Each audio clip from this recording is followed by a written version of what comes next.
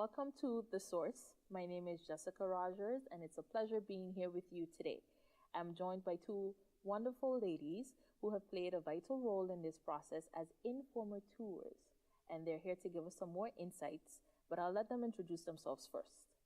Yes. Hi, Jessica. Privileged to be here. My name is Candia Joseph, and I had the privilege to fulfill the role as informateur for the last election that was held in January 2024. I have a background in auditing and also in consulting, primarily when it comes to organizational and operational matters of an organization, governments, and the like. Nice, welcome. Thank you. Hi, hello. I'm Nilda Ardan. Together with Kanya, I was co-informateur after the elections of 2024, but also in 2018. My background as an informateur, in fact, in general, I could say, since the 90s, I pre-edited the book Know Your Political History, written by my late husband, Edgar Lynch, and his brother.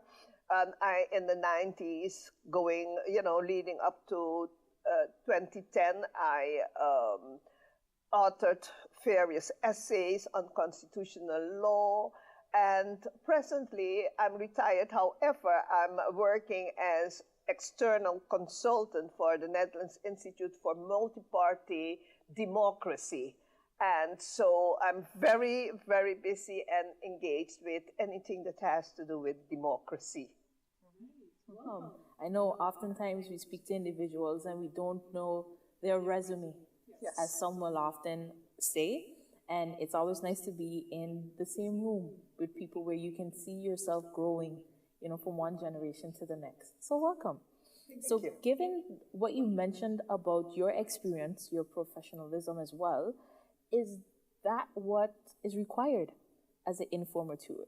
Do you need critical analytical skills? Do you need to know government? Do you need to understand the role of Parliament, as a matter of fact? Tell us a little bit more about what is required for this role. I think you touched on some very important things. So just based on the examples you gave, yes, yes, and yes. The role of the informateur is to give an independent, objective view of the results of the elections, and also giving information to the formation process, the coalition formation process. So it's a lot of gathering information, analyzing information, being able to research items, and then to report that after the fact so that persons can understand and do something with it. Because ultimately the goal is to do something with it with regards to the coalition forming, and also educating yourself as to what happened and how it can be viewed. So definitely critical thinking, analytical skills is needed, being able to interview, being able to analyze information, being able to gather information, but also being able to report information. And definitely knowledge of government is key, because this is something that happens within a government sphere, and having that knowledge is where you give it a place within the larger context.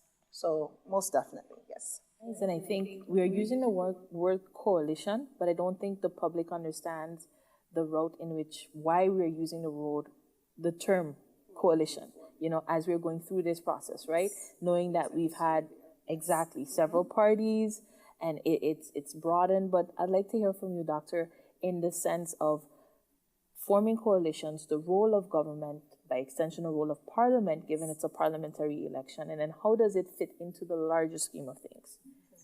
If you allow me, Jessica, I would really thanks for that question, because I believe that the public has to understand really what forming of government means. And to understand what forming of government means, you have to know what government in itself means, right? Because when the informateur come in, it is part of a, let's say, 4-step process after the elections. After the elections, you have coalition forming, program forming, then you have to divide the portfolios, and then you have to appoint ministers. However, having said all of that, let me, if you allow me, to explain with a very simple example. What is governing about? Governing about is all about organizing society. The smallest entity in society is the family unit.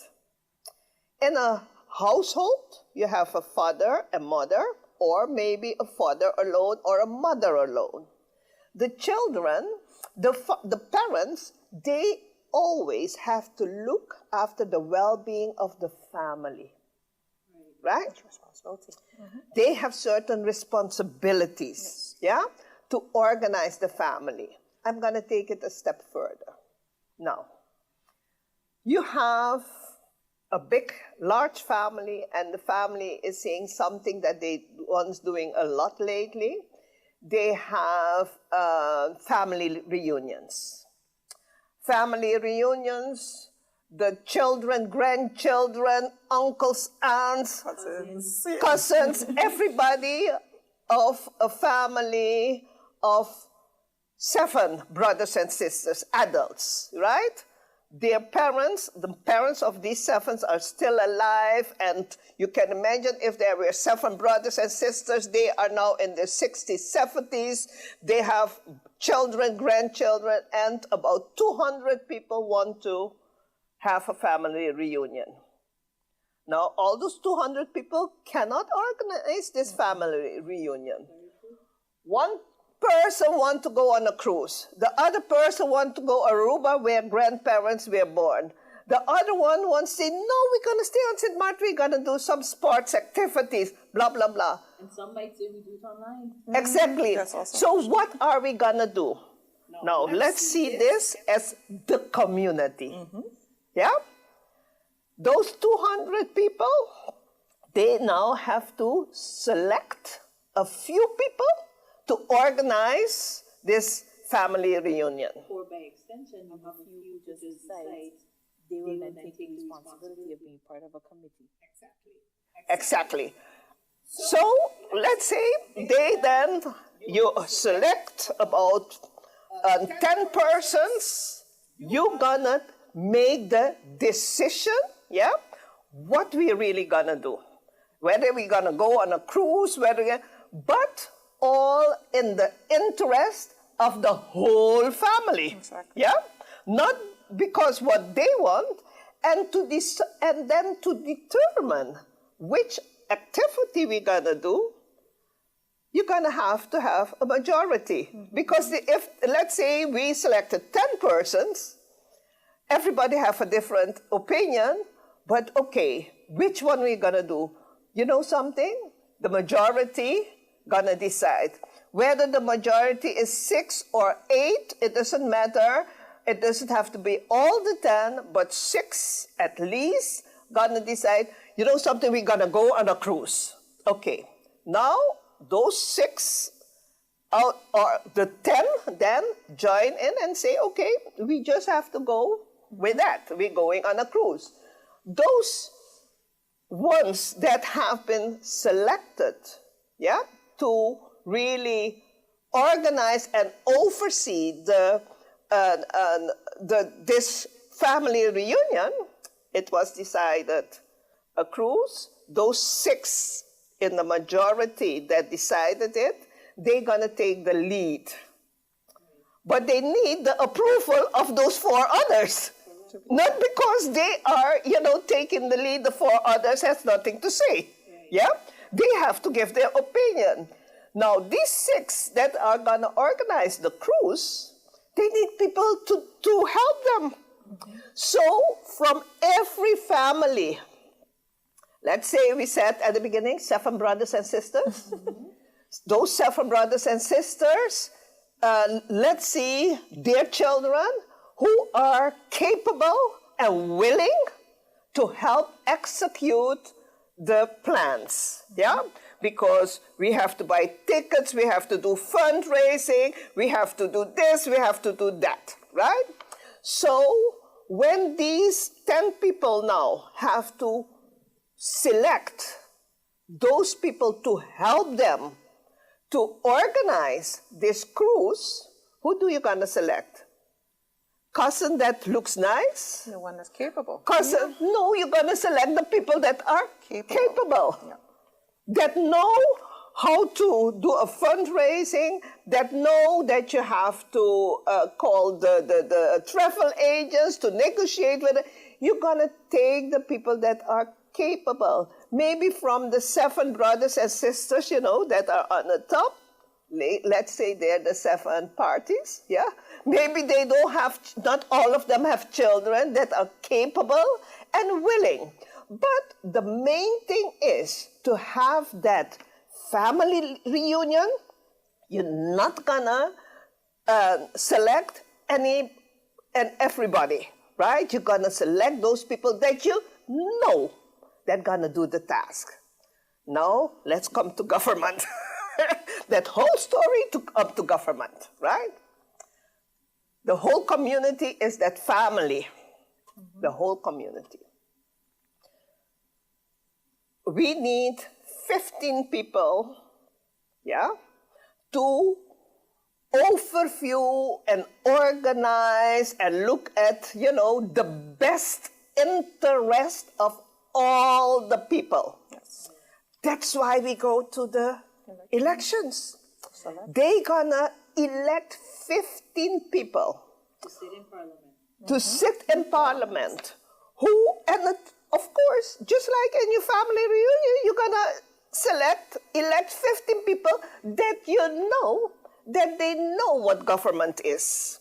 You're not gonna select 15 people, a person, because you like them, because they're your neighbor. And you know that your neighbor, in fact, is a nice person, but know nothing about government. Because the whole thing is the interest, the best interest of the people. If you know that those 15 people not gonna look at the general interest, but at what they want to do, we're gonna have a problem. Because those 15 people have to select the ones that gonna execute the plans.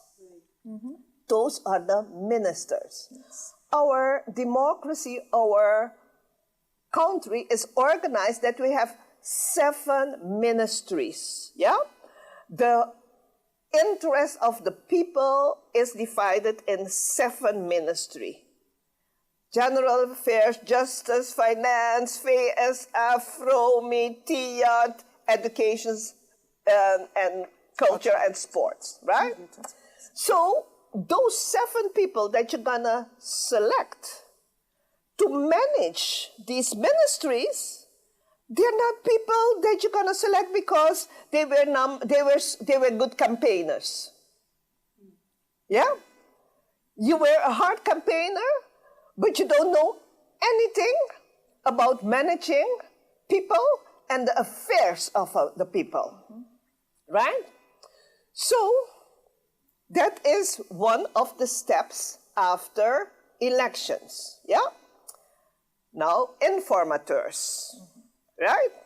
That whole story to come to informateurs. Right, because Yeah. I think that's the misconception of the populace in understanding the role of the informateur, the process that you go through, the purpose of why that person is there to execute on behalf of the governor, right? So even before you get into the informateur, at least even explaining just a little bit more, how do you even be appointed? I think it's just before we go into that, maybe just to close the explanation off as to the different stages of there's an election, there's the party persons taking their seats, the 15, and then coming to the 7 that represents. It would be good to outline where in those steps does the informateur fit. There is, yeah. I think that would be good Exactly. for us to do. So Yes, it's really, go there's an ahead. election that happens, we elect the 15. But the 15 has to come to a majority. We talked about a majority, and it doesn't have to be, a majority in this case is just the half plus 1. So that is 8 in this case. And that 8 or 9 or 10 plus 1 plus whatever has to select the government that does the execution. Now, to know what we've noticed in our history or development, it's more likely than not going to be a coalition. because of the number of parties that are taking place, the number of the choices that you have, the days of having one party that gets the outright win of 8, we have not seen that since 10-10-10. It's something that used to happen in the Netherlands and Tallies, but since we became a country within the kingdom, it has always been a formation of 2 or more parties, a coalition. Now, to make that choice as to how do I select who am I going to join up with to form this coalition, this majority, to take the next steps, that is a choice that there are different things that you have to consider. And how that's like how alignment, how do we work together? And the informateur role is to provide information for that process. So it happens after the 15 take place, before the majority is formed, the coalition is formed, to be able to appoint the executive branch. And that starts right after election day. There's still some things that happen in between because, again, it's a choice. Right. I don't know if everybody has noticed there have been more elections than there have been informateur processes. So it is a choice if an informateur process is needed, and it happens on consultation basis and questioning, is it needed to delve in a little further to provide the information to come to a coalition? And who consults? Okay. So very important procedure that Kanya explained, right? And I'm coming back from where I left off, right? In our system, there's the whole process of coalition forming, that what happens after election, is not written law. Yeah. It is custom, right? And remember, we come from 10-10-10. We have about 14 years custom. However, we are using the system of the Netherlands, right, as part of the kingdom. When we hear that, for example, one query, whether you need an informateur and whether the governor needs to appoint an informateur, the custom has been that the governor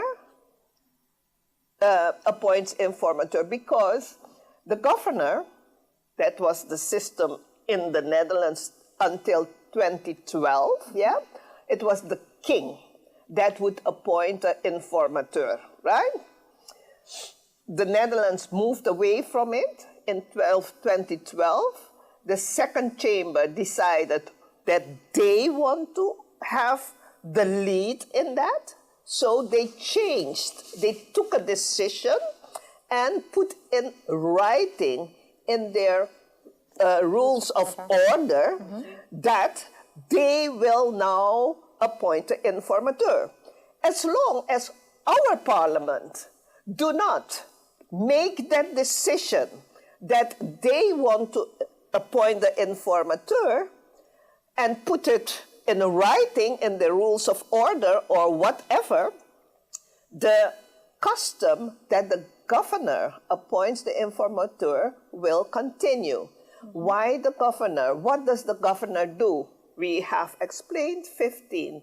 You have elections, 15 persons are selected.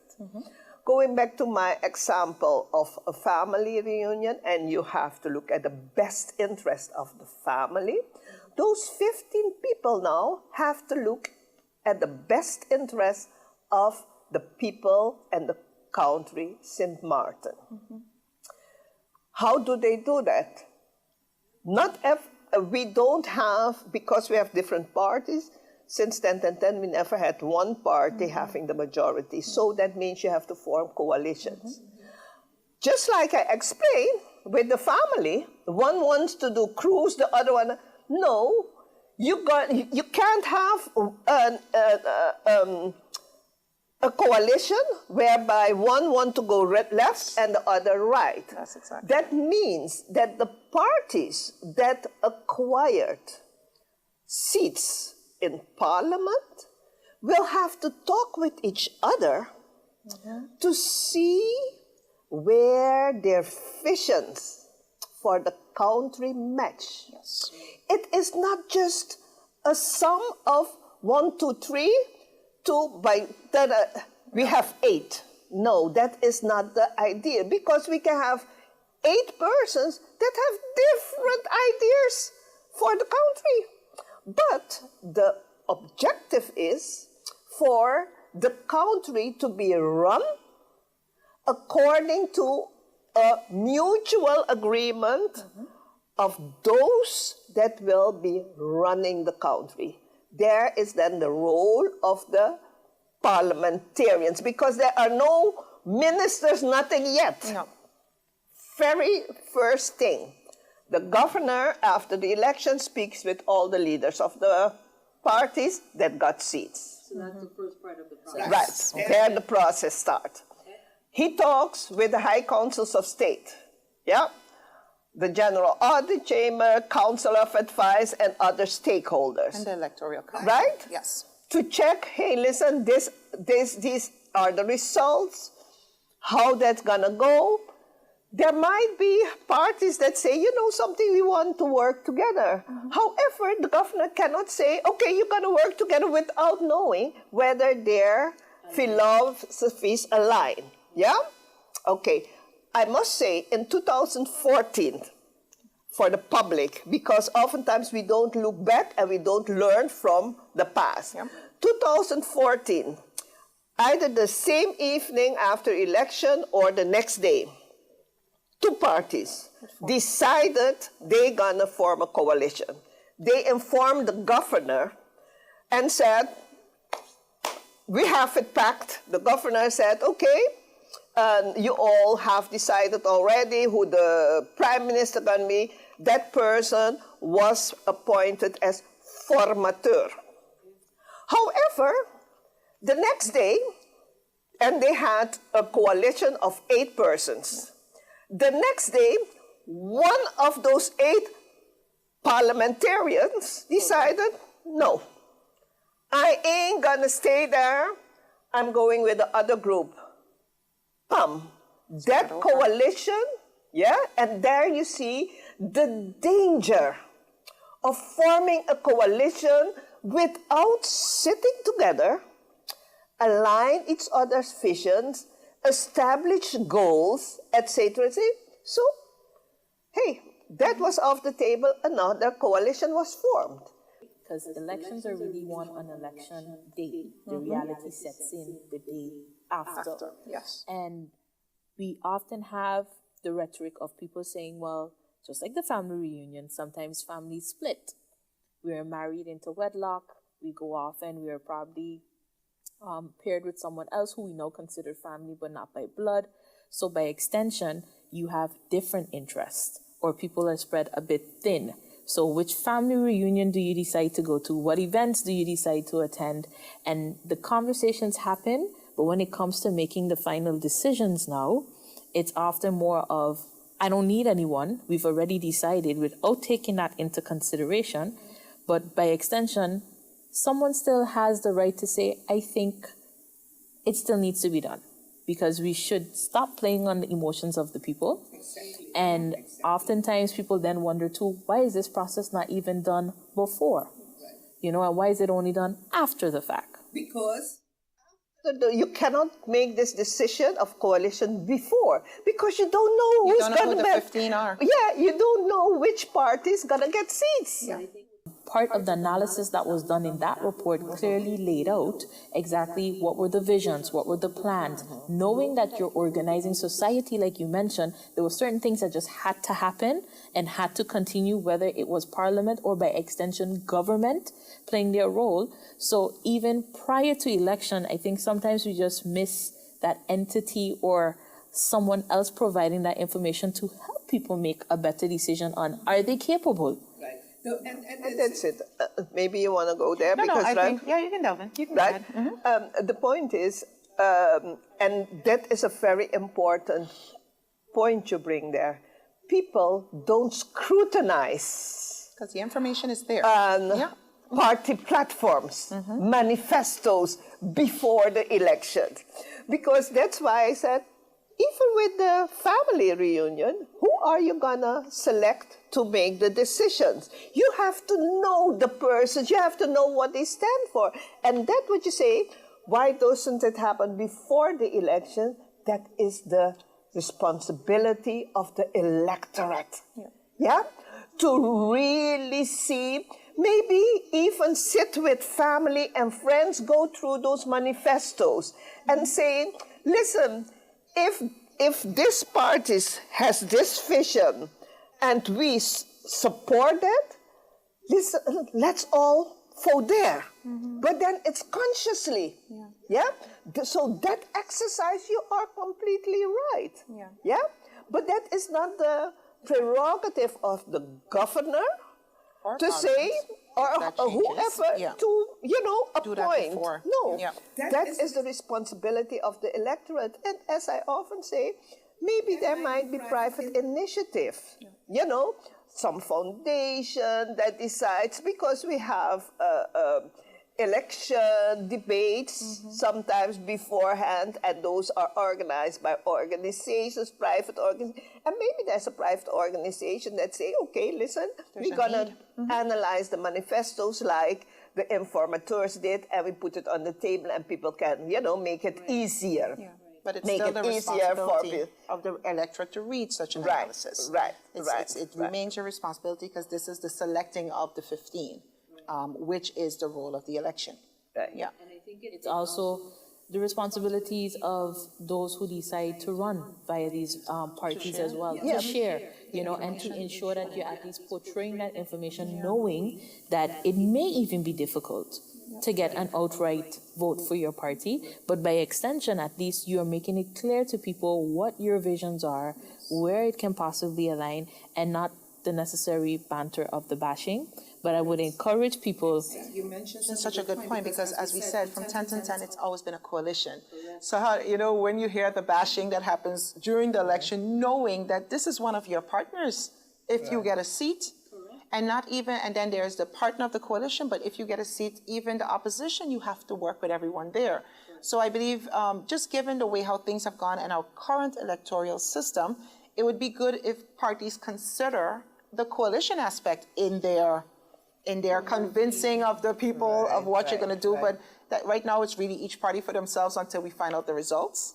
And then you go into the coalition. I think everyone is mindful that there will be some type of coalition. But knowing this, it would be helpful, I think, for the electorate are ready to have an idea of, if I go here, I know they will more likely work with A, B, and C. But then again, that is for the parties to give that information. And having said that, one thing that we have in our epilogue, in the report, as we did this informative procedure, and we will go into it to explain really what we do.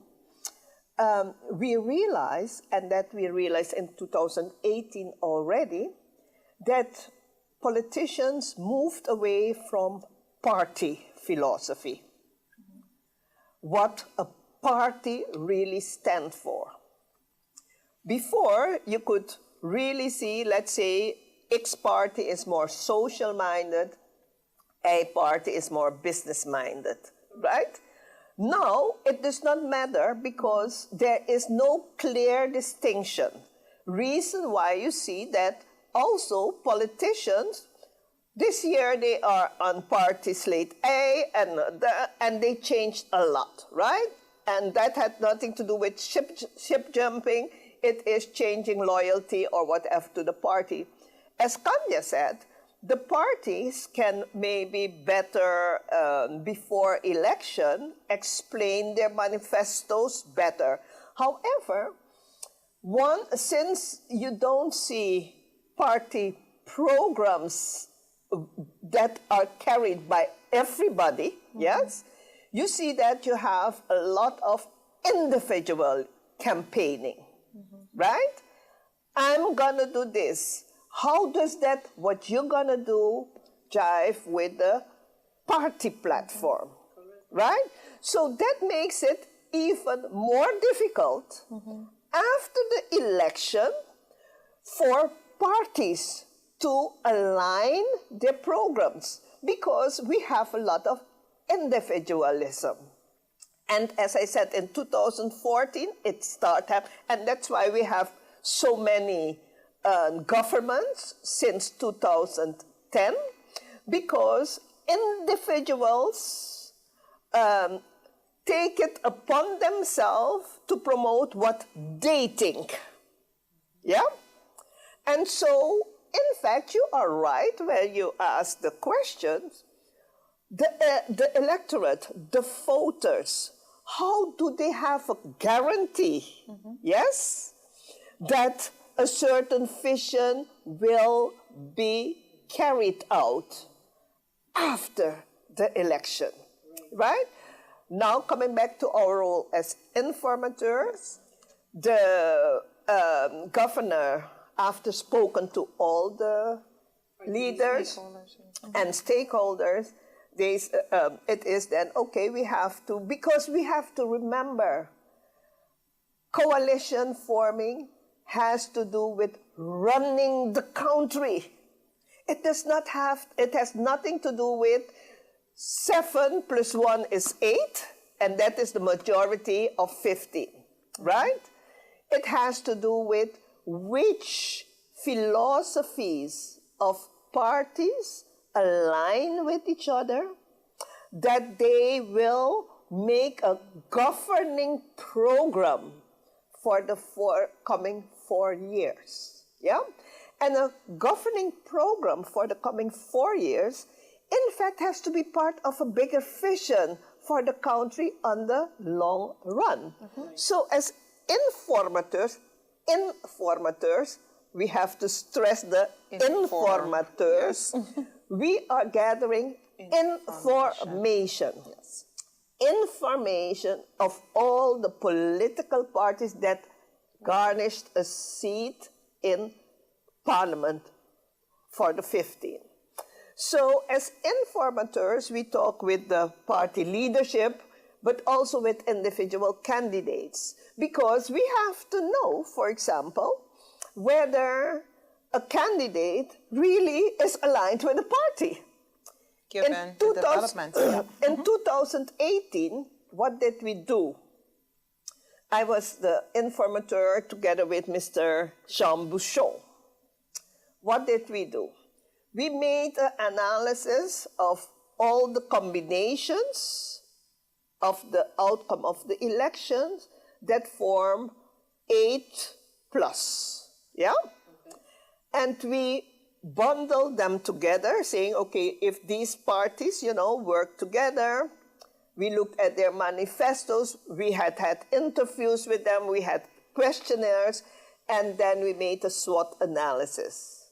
We looked at the strengths, the weaknesses, opportunities, and the threats of each combination.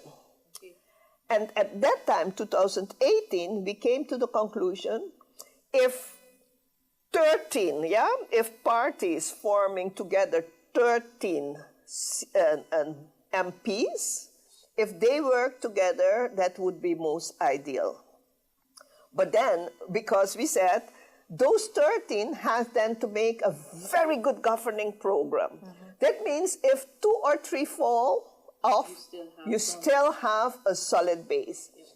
Even if you have 8, yes, the governing program, because the governing program is after the coalition forming, is the most important instrument, because that will be the guiding tool for the government to follow the coming 4 years. Yes.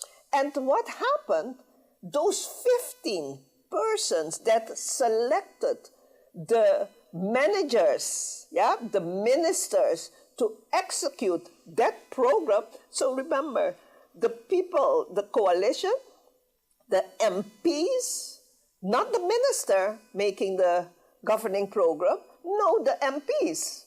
And they select the ministers to execute it, right?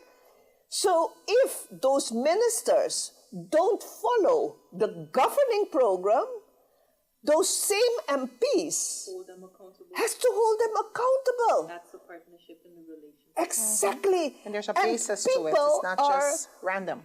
People are confusing that a coalition partner cannot call a minister to order. And sometimes that's where it's the first person that should call to order. Exactly. Because you're breaking their agreement. Correct. And This is what we agreed to. Right.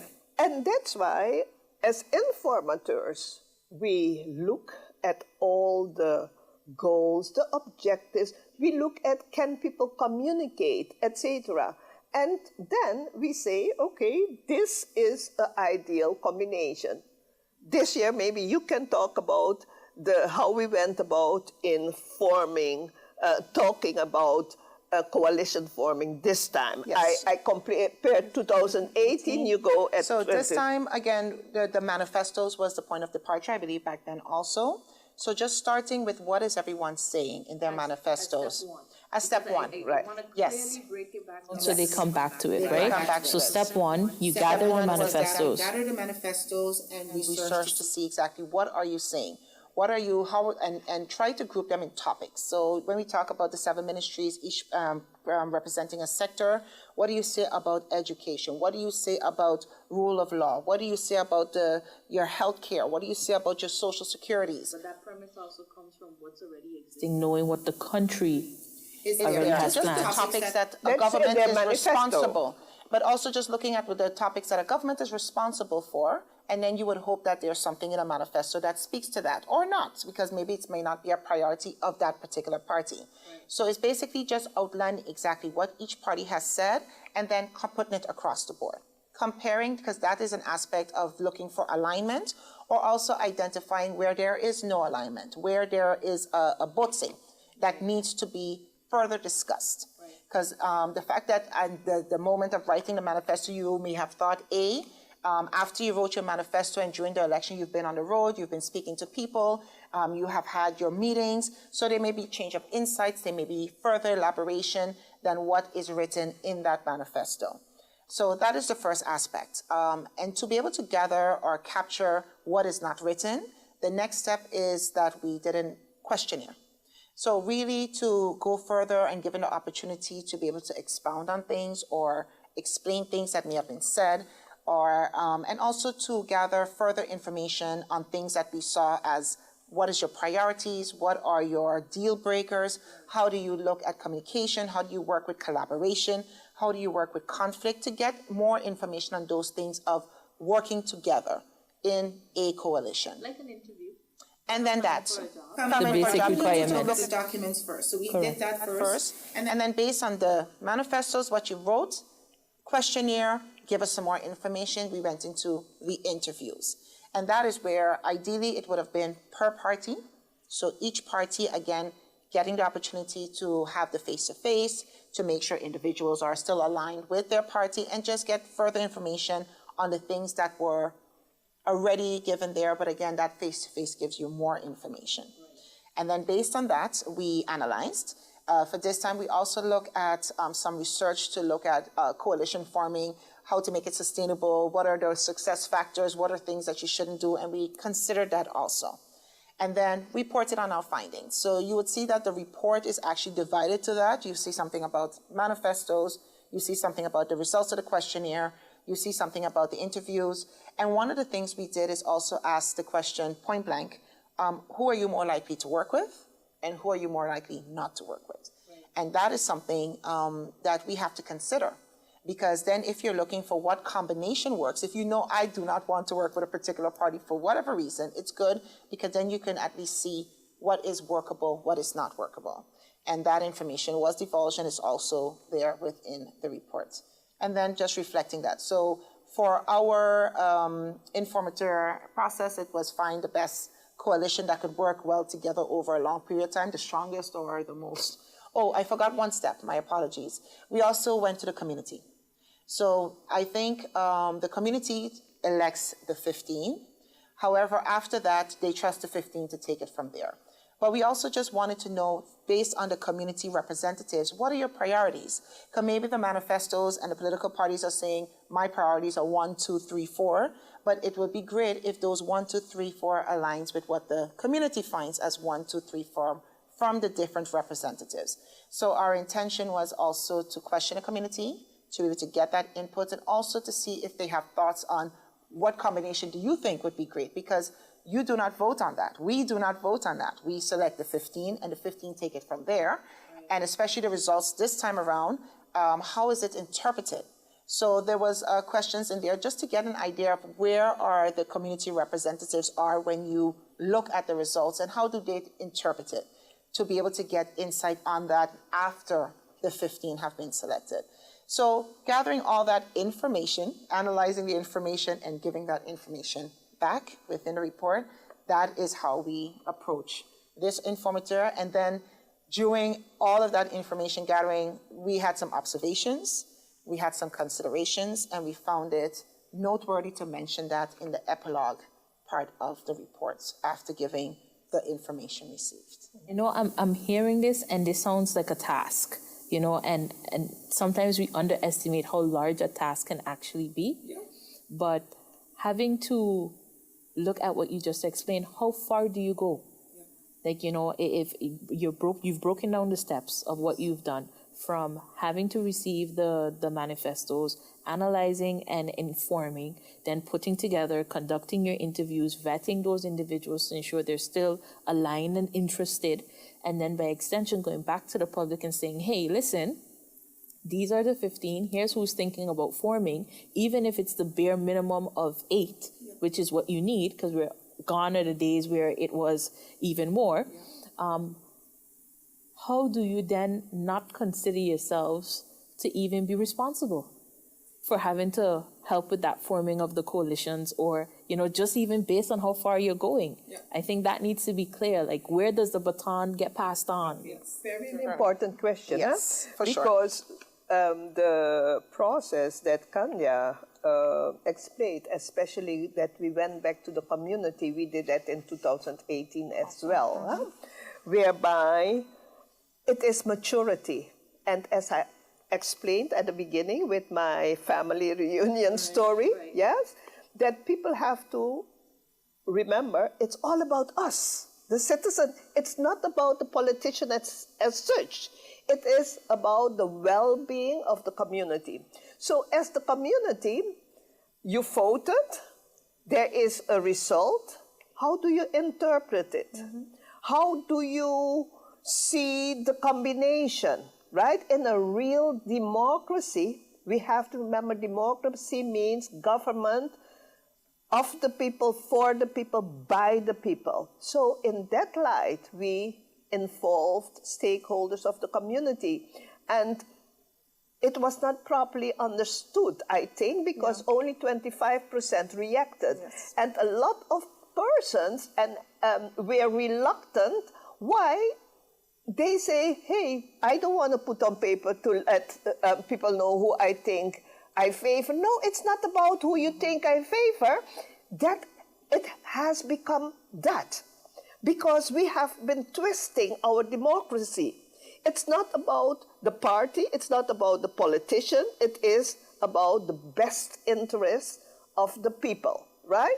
So then you ask, how far do we go? We have gathered all that information. That means as informateur, you have a bird's eye view, a helicopter view of what everybody is thinking, what everybody is doing behind the scenes, yeah?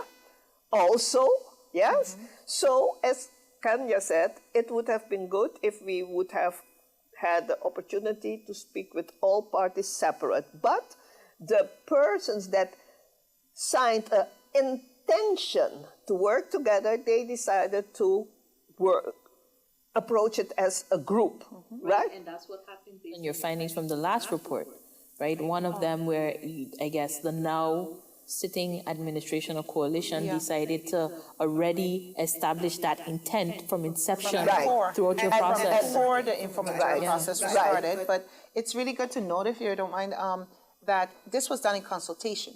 Because that is one thing that keeps coming back. Why was there an informateur process when there was already an intent?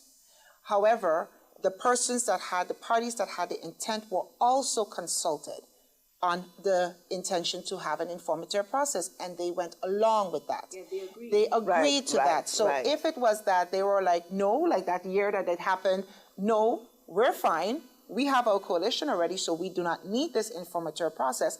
That could have been said also. So it is not a process that is pushed down the throat of. It's not that it was happened in an undemocratic way, or that persons were not involved. It happened, or it was mandatory, because it's not mandated anywhere.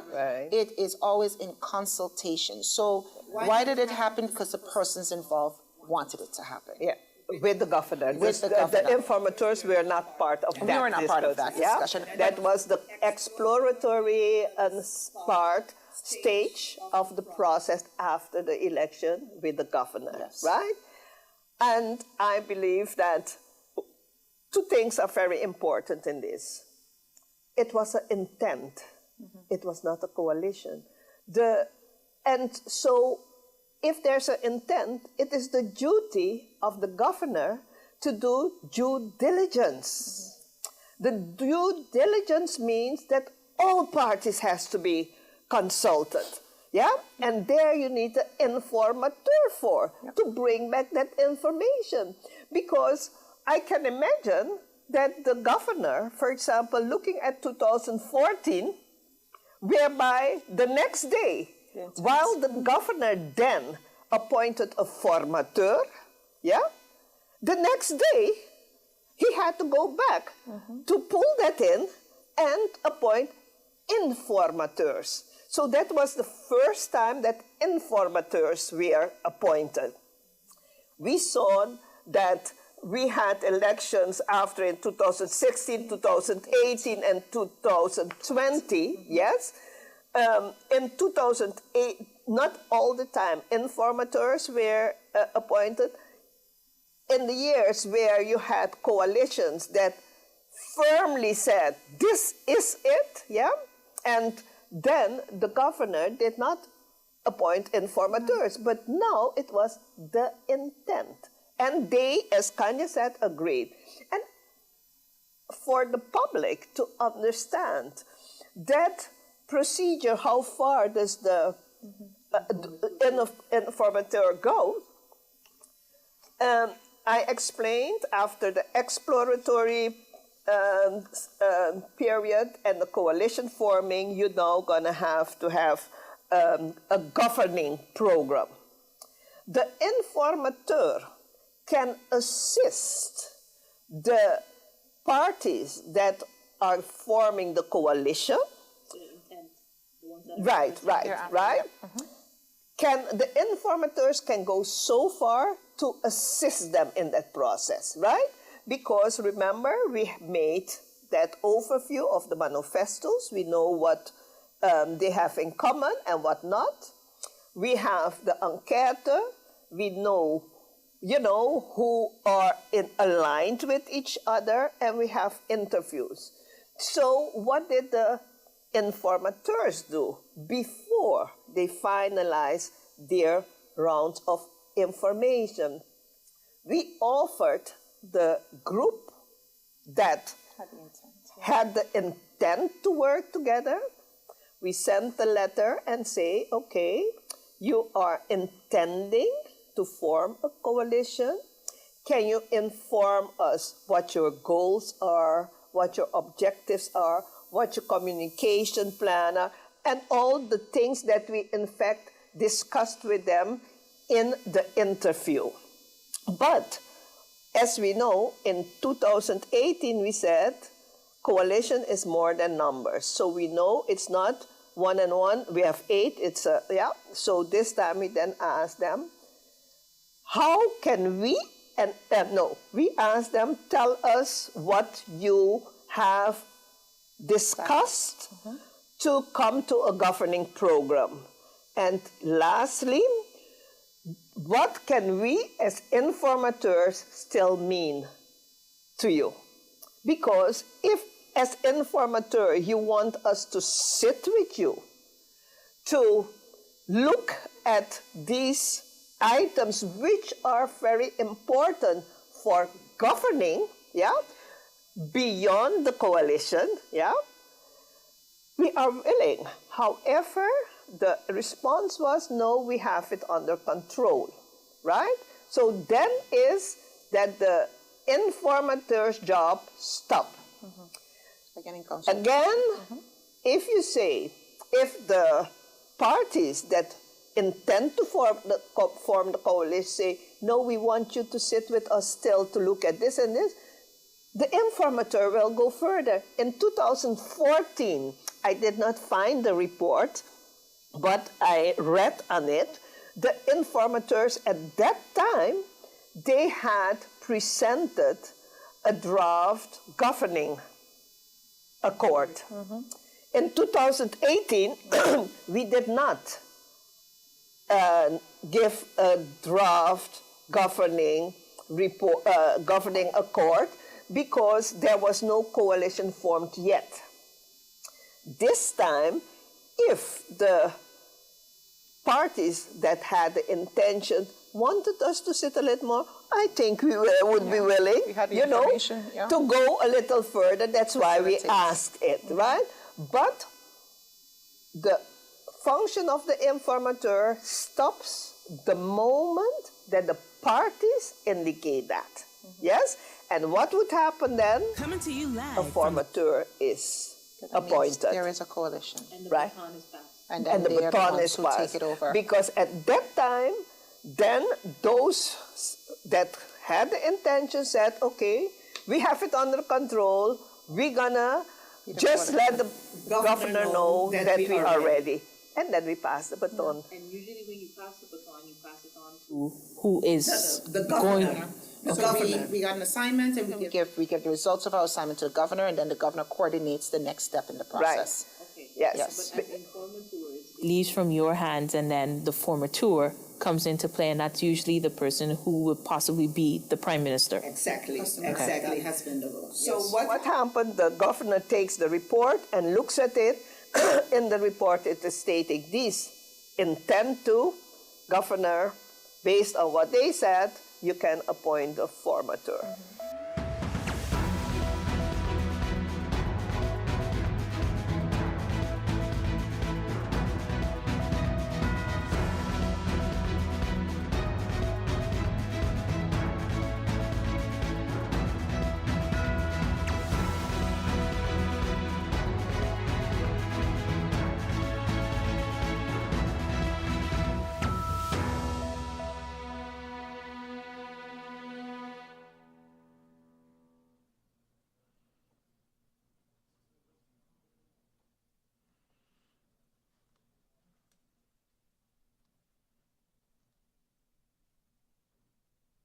Coming to you live from the Parliament building of St. Martin, you're watching the live coverage and results of the Parliamentary Election 2024. Coming to you live from the Parliament building. Good evening and welcome to the St. Martin Parliamentary Snap Elections, August 19th, 2024. This evening, I'm going to introduce you to the Central Voting Bureau Chairman, Ms. Nathalie Tackling.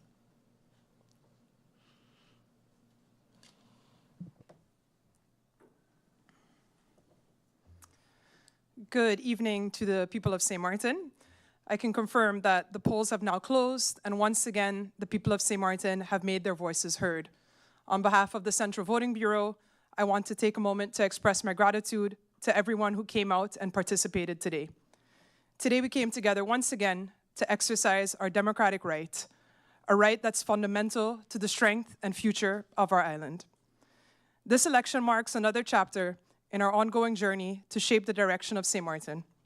Your willingness to engage in this process, despite the challenges and the road that may have brought us here, is a testament to your dedication to our collective future. Voting is not just an act. It's an expression of hope, responsibility, and commitment to the community that we all share. As we speak, our teams are hard at work, counting each vote with precision and care. This stage is critical, as it ensures that every voice is accurately reflected in the final outcome. We ask for your patience as we finalize the results and remain dedicated to upholding the highest standards of transparency and fairness. The preliminary numbers indicate that 13,828 voters participated in today's election, which represents 61% of the eligible voters. I reiterate that these are preliminary numbers. Again, we're piloting software, so we're comparing the numbers that were inputted into the software along with what's being called in and what's officially stated in the process verbal that we will get throughout the evening. So it may be that you see changes in the voter turnout, but what matters, of course, are the valid votes cast. To give you an idea, in January, there was a voter turnout of 14,000 719. I would also like to take this opportunity to extend my sincere thanks to everyone who played a part in making today's election possible. To the staff of the polling stations, the dedicated team at the Civil Registry, the callers that we have upstairs in the building compiling those numbers for you, our data analyst, the staff of GEBE for keeping the power on, and all others working hard behind the scenes. Your hard work and commitment have been invaluable. Your efforts ensure that our democratic process remains strong and that every vote is counted. In the meantime, I want to reiterate our commitment to delivering the election results as soon as they're available. I know that we're all anxious. I know that none of us want to be here until 6 o'clock in the morning. We're doing our best, but we also want to ensure that the data is accurate. I understand the anticipation and the significance of this moment, and we're here to ensure that every step of this process is conducted with integrity. Thank you again to the eligible voters of St. Martin for your active role in this election. Your participation today is a powerful reminder that our democracy is alive and well. Please stay tuned for further updates as we move forward, and I'll turn this back over to Amanda Bedminster, who will be giving you some preliminary numbers for the available polling stations so far, along with voter turnout. Thank you very much. Thank you, Natalie Thackling. We do have the 8 p.m. station count, and I'll begin. Station 1, John Larmony Center, registered voters 937. The turnout was 575, with a turnout rate of 61.37%. Station number 2, Sundial School, registered voters 1,391, with a turnout of 803, turnout rate 57.73%. Polling station number 3, St. Martin Senior Citizen Recreational Center, registered voters 1,444. The turnout 954. Turnout rate 66.07. Station number 4, Sister Marie Laurent School, with a registered amount of 1,440. The turnout 900, with a turnout rate of 62.50%. Station number 5, Dutch Quarter Community Center, registered voters 1,434, turnout 854, with a turnout rate of 59.55%. Station number 6, Milton Peters College, registered voters 1,435, with a turnout of 969. Turnout rate 67.53%. Polling station number 7, Rupert I. Maynard Center, registered voters 1,422. Turnout 917. Turnout rate 64.49%. Polling station number 8, St. Martin Academy, registered voters 1,408. Turnout 889. Turnout rate 63.14%. Polling station number 9, Butte Hotel, registered voters 1,460. The turnout 841. Turnout rate 57.60%. Polling station number 10, NIPA, National Institute for Professional Advancement. Registered voters 1,427. Turnout rate 880. Percentage 61.67%. Polling station number 11, Charles Leopold Bell School. Registered voters 1,288. Turnout 759, and the turnout rate is 58.93%. Polling station number 12, Leonard Connor School, registered voters 816, 456 votes casted, 55.88% turnout rate. Polling station number 13, Simpson Bay Sports Community Center, registered voters 1,119, turnout 567, turnout rate 50.67%. Polling station number 14, Belvedere Community Center, registered voters 1,475, turnout 943, with a turnout rate of 63.93%. Polling station number 15, Melford Hazel Sports and Recreational Center, registered voters 1,438, turnout 802, with a rate of 55.77%. Polling station number 16, Methodist Agoghic Center, registered voters 1,247, turnout 812, with a turnout rate of 65.12%. Polling station number 17, Dutch Quarter Community Help Desk, with a registered voter amount of 506, turnout 309, percentage 61.07. Polling station number 18, Seventh-day Adventist School, registered voters 918, turnout 504, with a turnout rate of 54.90%. Polling station number 19, House of Detention, registered voters 79, turnout 58, with a percentage of 73.42%. Polling station number 20, St. Martin Home, with a total registrants of 66, turnout 36, with a percentage of 54.55%. Registered voters are 22,750, with a voter turnout of 13,828. The turnout rate is 60.78%. In comparison to January 2024, there is a 6.05% minus turnout rate.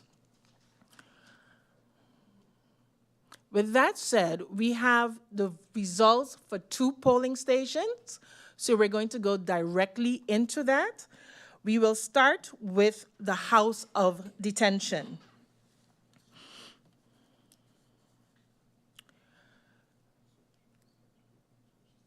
Total eligible voters was 79, total casted votes 58. Swaliga Action Movement, Sam Party. Franklin A. Mayers, 0. Cecil R.D. Nicholas, 0. Tamara E. Leonard, 0. Claude A. H. Peterson, 1. Rhoda R. Arundel, 0. Paulina N. Lake, 0. Pamela R. Gordon Geboren Carty, 0. Lucien O. Benschop, 0. Ruben A. B. Pantaflet, 0. Delano D. Samuel, 0.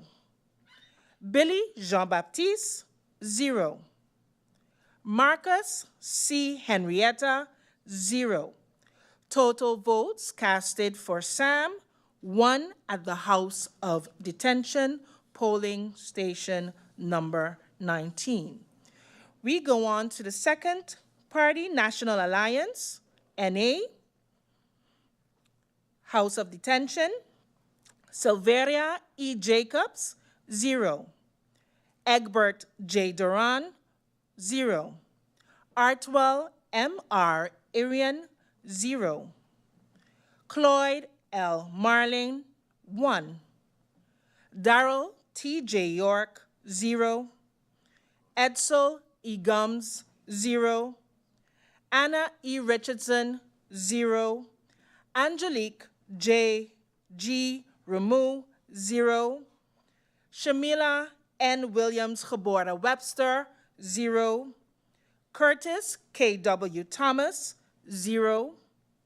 Hyacinth L. Richardson, 0. Alan K. Connor, 0. Shamira P. M. Hernandez, 0. A. Terrence Ray, 0. Ishmael Faustin, 0. Louis G. Hurtau, 0. Carlita L. A. Guy, 0. Total votes at the House of Detention for the National Alliance, 1. We now go to Empire Cultural Empowerment, ECE Party. House of Detention numbers: Nigel E. Wigley, 2 votes. Armando F. Gums, 0. Arnold E. Dorr, 0. Total votes casted for Empire Cultural Empowerment, 2 votes. We now go on to the Democratic Party, DP. Votes casted at the House of Detention. Candidate number 1, Sarah A. Westcott Geboren Williams, 0. Grisha S. Heiliger Geboren Martin, 25 votes. Dimar C. Labega, 0.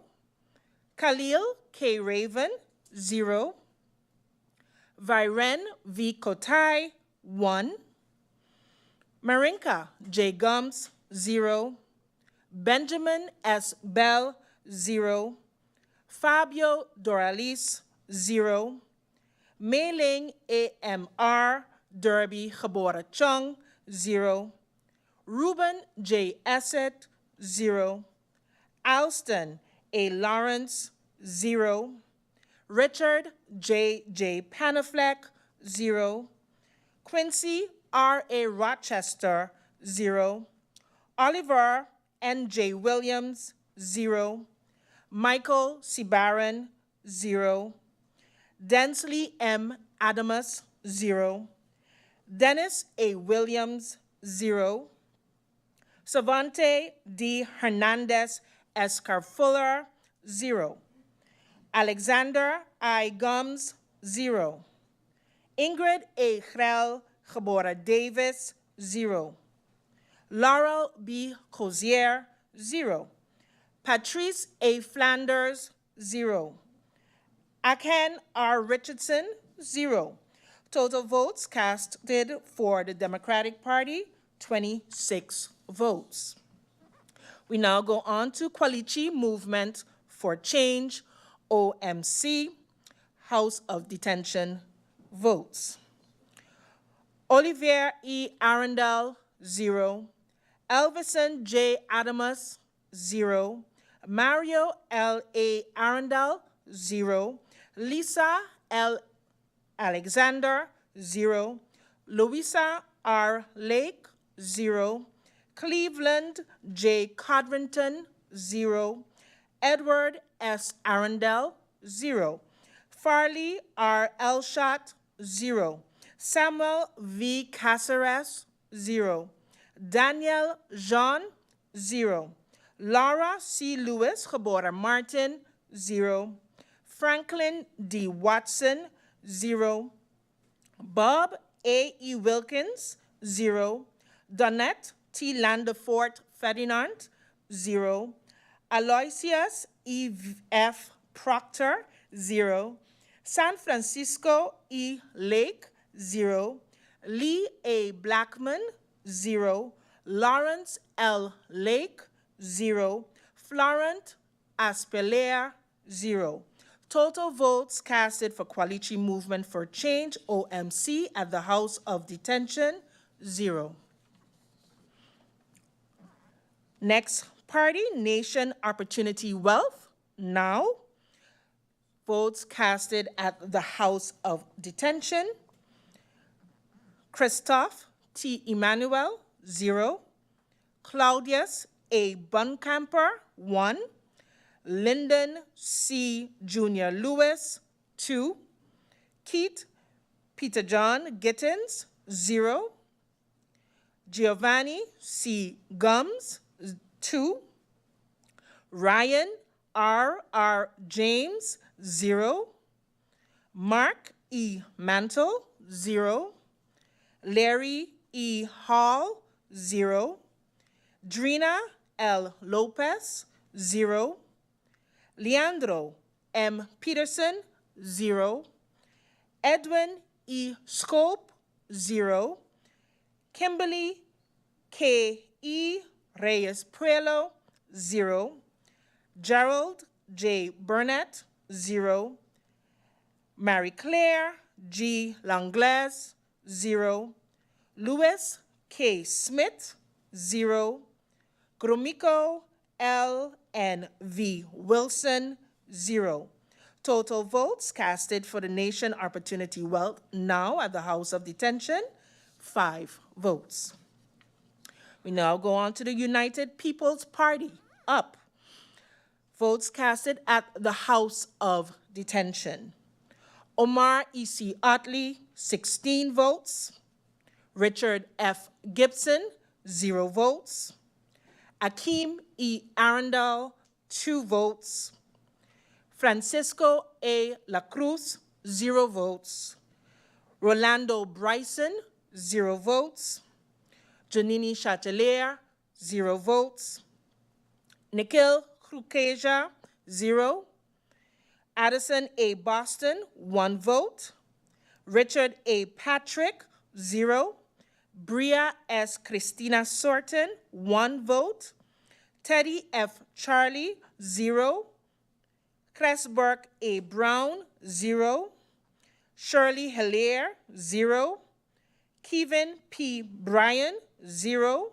Martin O. Wilson, 0. S. Natasha Manuela Gebora Gums, 0. Wendell A. Today, 0. Chanel E. Brownbill, 0. Total votes casted for the United People's Party at the House of Detention, 20 votes. We now go on to Party for Progress, PFP. Votes casted at the House of Detention. Melissa D. Gums, 0. Rayon A. Peterson, 0. Ludmila N. L. DeReaver, 0. Patrice T. Gums, 0. Luciano L. Nichols, 0. Marvio A. Cooks, 0. Jean O. Blaze, 0. Rosalinda F. Martina, 0. Marlon M. Hodge, 0. David J. Solomon, 0. Solange L. Duncan, 0. Miklos M. C. Gietersen, 0.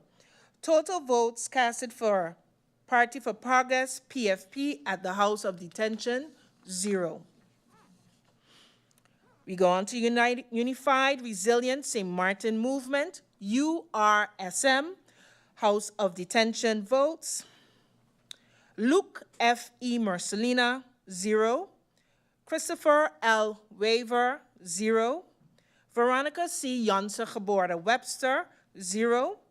Herbert M. J. Martina, 0. Shamira D. M. Roseberg, 2 votes. Gracita R. Arundel, 0. Richenil S. J. Brug, 0. Jason O. Matthew, 0. Joseph G. Peterson, 1 vote. Michael O. Summersall, 0. Delano L. Hutchinson, 0. Felicia C. M. Brooks, 0. Saul Y. Steyman Geboren Yao, 0. Paco J. Isinia, 0. Glenn C. Amer, 0.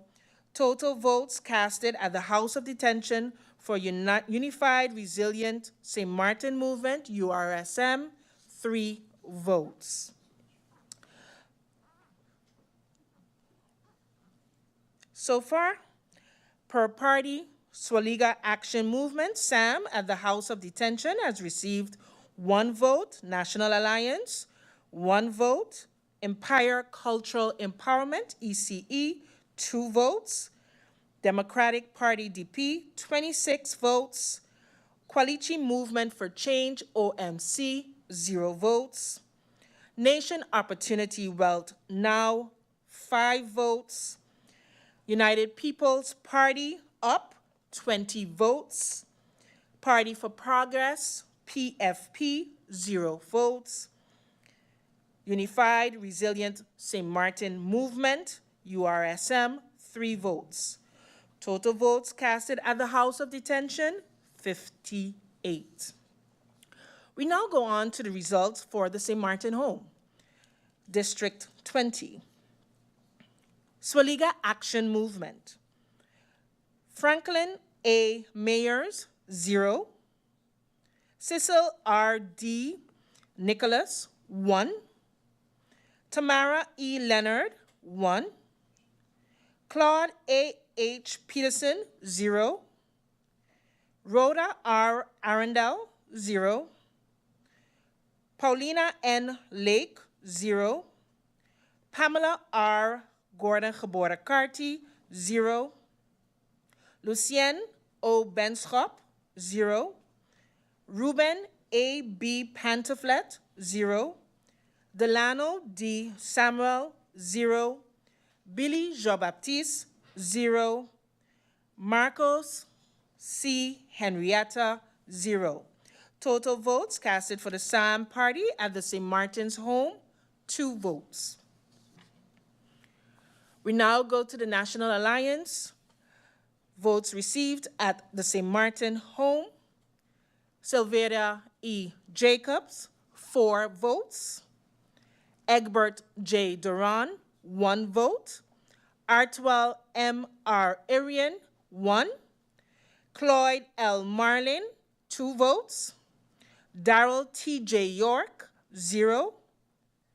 Edsel E. Gums, 1.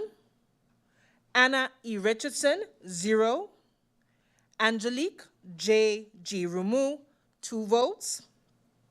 Shamila N. Williams Geboren Webster, 0. Curtis K. W. Thomas, 0. Hyacinth L. Richardson, 0.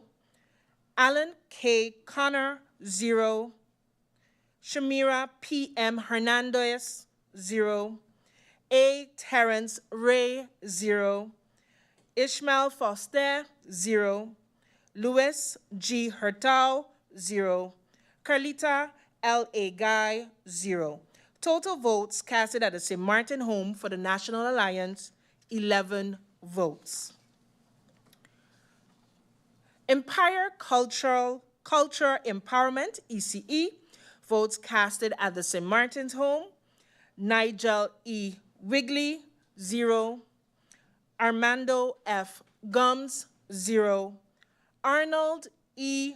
Dorr, 0. Total votes casted at the St. Martin Home for ECE, 0. We now go on to the Democratic Party, DP, St. Martin Home. Sarah A. Westcott Geboren Williams, 7 votes. Grisha S. Heilige Geboren Martin, 2 votes. Dimar C. Lebega, 0. Khalil K. Raven, 0. Viren V. Kotai, 0.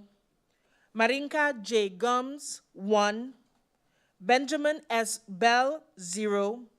Fabio Doralis, 0. Meiling A.M.R. Derby Geboren Chung, 0. Ruben J. Esset, 0. Alston A. Lawrence, 0. Richard J. Panafleck, 0. Quincy R.A. Rochester, 0. Oliver N.J. Williams, 0. Michael C. Barron, 0. Densley M. Adamus, 0. Dennis A. Williams, 0. Savante D. Hernandez Escarfuller, 0. Alexander I. Gums, 0. Ingrid A. Grell Gabora Davis, 0. Laurel B. Hosier, 0. Patricia A. Flanders, 0. Aken R. Richardson, 0. Total votes at the St. Martin home for the Democratic Party, 10 votes. We now go on to Quality Movement for Change, OMC, results at the St. Martin's home. Olivier E. Arundel, 0. Elvinson J. Adamus, 0. Mario L. A. Arundel, 0.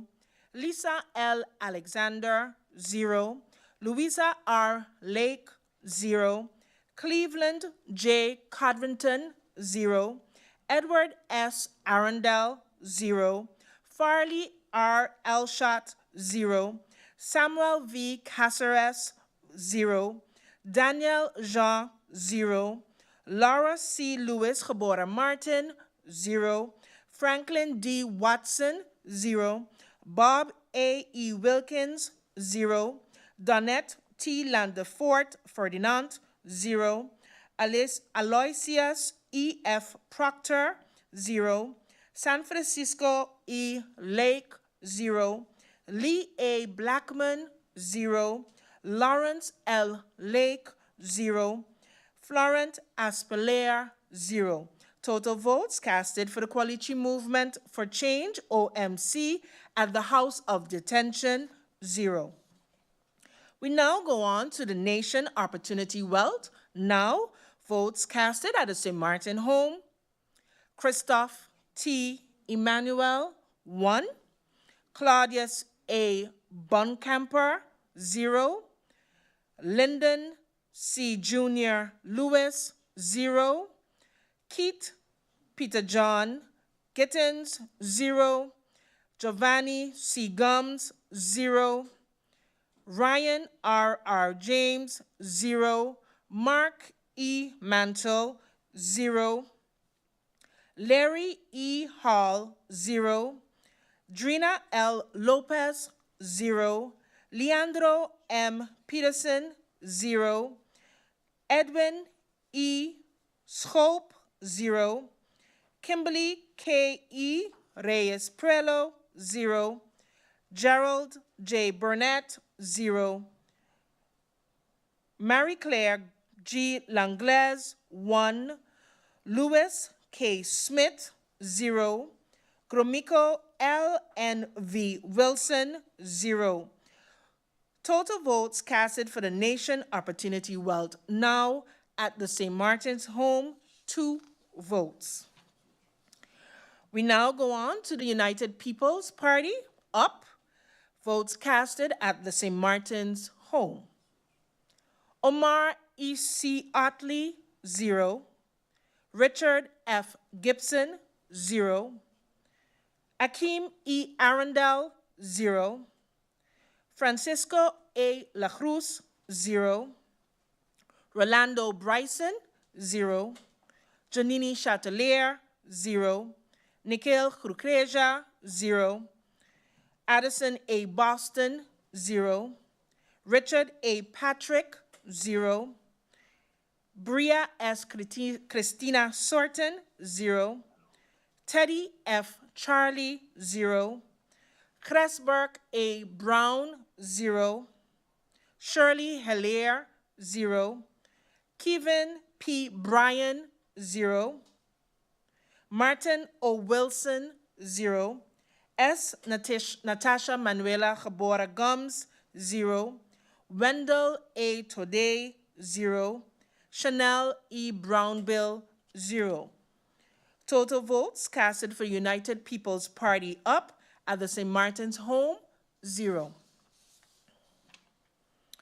We now go on to Party for Progress, PFP, votes casted at the St. Martin home. Melissa D. Gums, 1.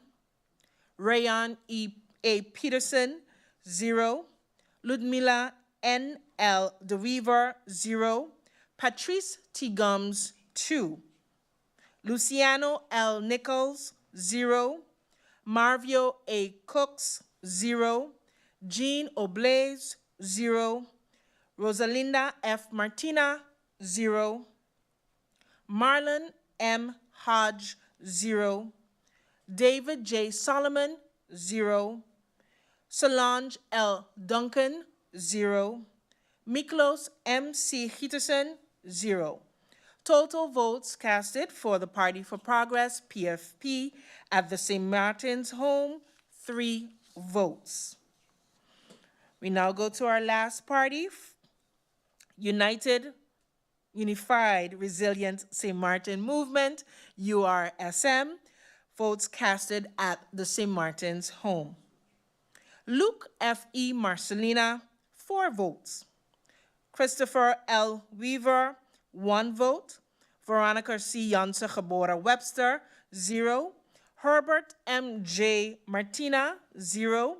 Shamira D. M. Roseberg, 1.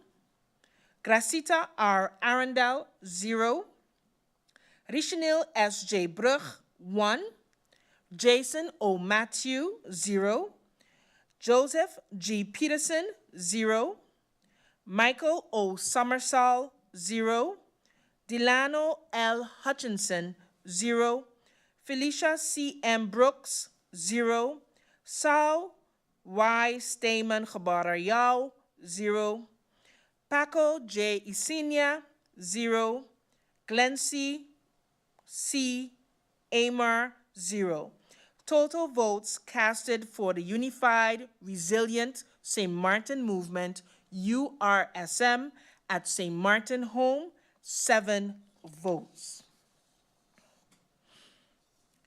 I'm now going to share the total votes based on the House of Detention and the St. Martin Home.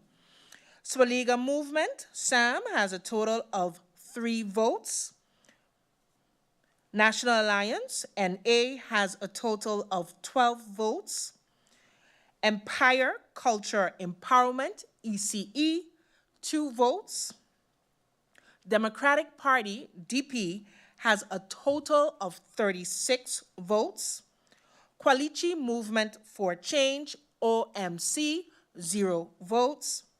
Nation Opportunity Wealth, NOW, has a total of 7 votes. United People's Party, UP, has a total of 20 votes. Party for Progress, PFP, has a total of 3 votes. Unified Resilient St. Martin Movement has a total of 10 votes. These are the 2 results thus far, the House of Detention and St. Martin's Home. We will be coming to you in a few as soon as we get more results. Thank you.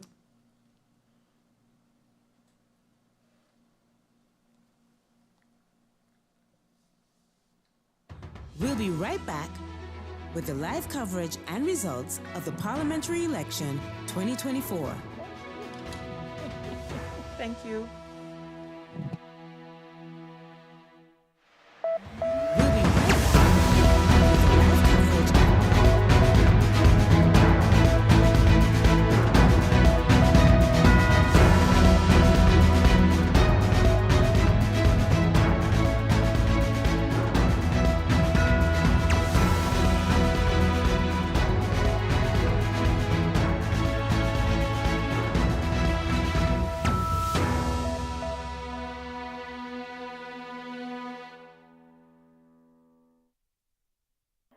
Welcome back. And again, my name is Jessica Rogers, and you're here with The Source.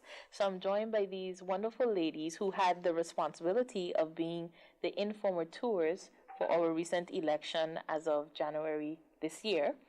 And I just want to pick back up on the conversation that we had before. You know, we went through the process. we understood the purpose, and we've touched on the role. And coming back to the role component, you guys have access to information, you have knowledge, you're gathering thoughts and opinions. How do you remain apolitical? Like, how are you instilling and ensuring that your integrity is in check, that you're pursuing ethical practices or approaches with what you're doing? You know, just allude to that a little bit more. It's about what is considered when choosing persons to fulfill this role. I think there must be a level of confidence in the persons that's fulfilling the role, and that's also done in consultation. So though the governor comes with candidates, these are also discussed and also brought forward to the leaders of the political parties that won seats, that they feel comfortable. And then when you talk about those competencies, I think being able to be objective and be independent, be apolitical, and to be confidential with information, I think that is definitely something that needs to be considered. For our role, for both of us, we both work in professions where these things come into play. As a lawyer, you have that confidentiality and things are based on facts, on laws, very straightforward. And when you are doing your cases, I can imagine you do it from a very neutral matter. And as an auditor, that's also something that it's about handling confidential information and being very factual about what do you see and reporting that and being able to gather that information. So that is very key.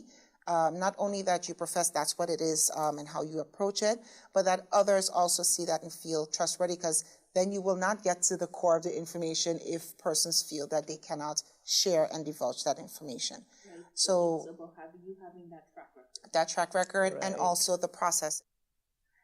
We use information received and agreed upon and not information that no one knows about. It's definitely information that is made public, the manifestos, and again, questionnaires, what you've told us, interviews, what you've told us.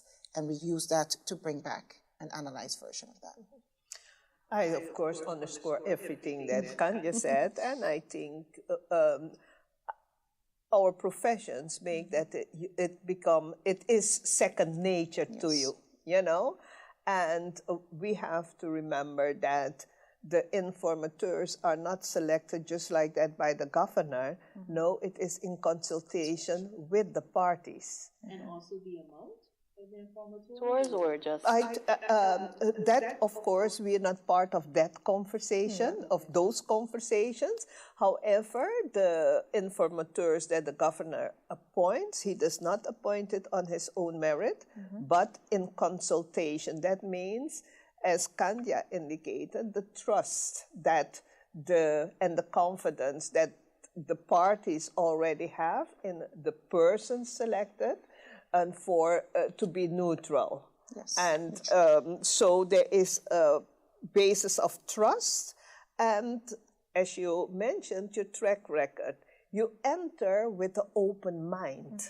That is very important, and maintain that open mind, being unbiased, yes, because the persons will feel it, and I think I was privileged and honored that I could sit a second term as informateur, and that tells me that, in fact, my track record also, as my last profession being the ombudsman, yes, where I had to supervise and check how government deals with the public, it is known that in that function, you cannot have a bias. You are very neutral. And so it's second nature, I think. It's how you approach it? Yes, that's what it is. Yeah. Yes. Okay. And then you asked the number. Again, customarily, it has always been combinations of two. And I think also that helps in a smaller community. I think having two persons that are able to consult, able to discuss, able to check each other as necessary, I believe that is helpful, given that it is a smaller community.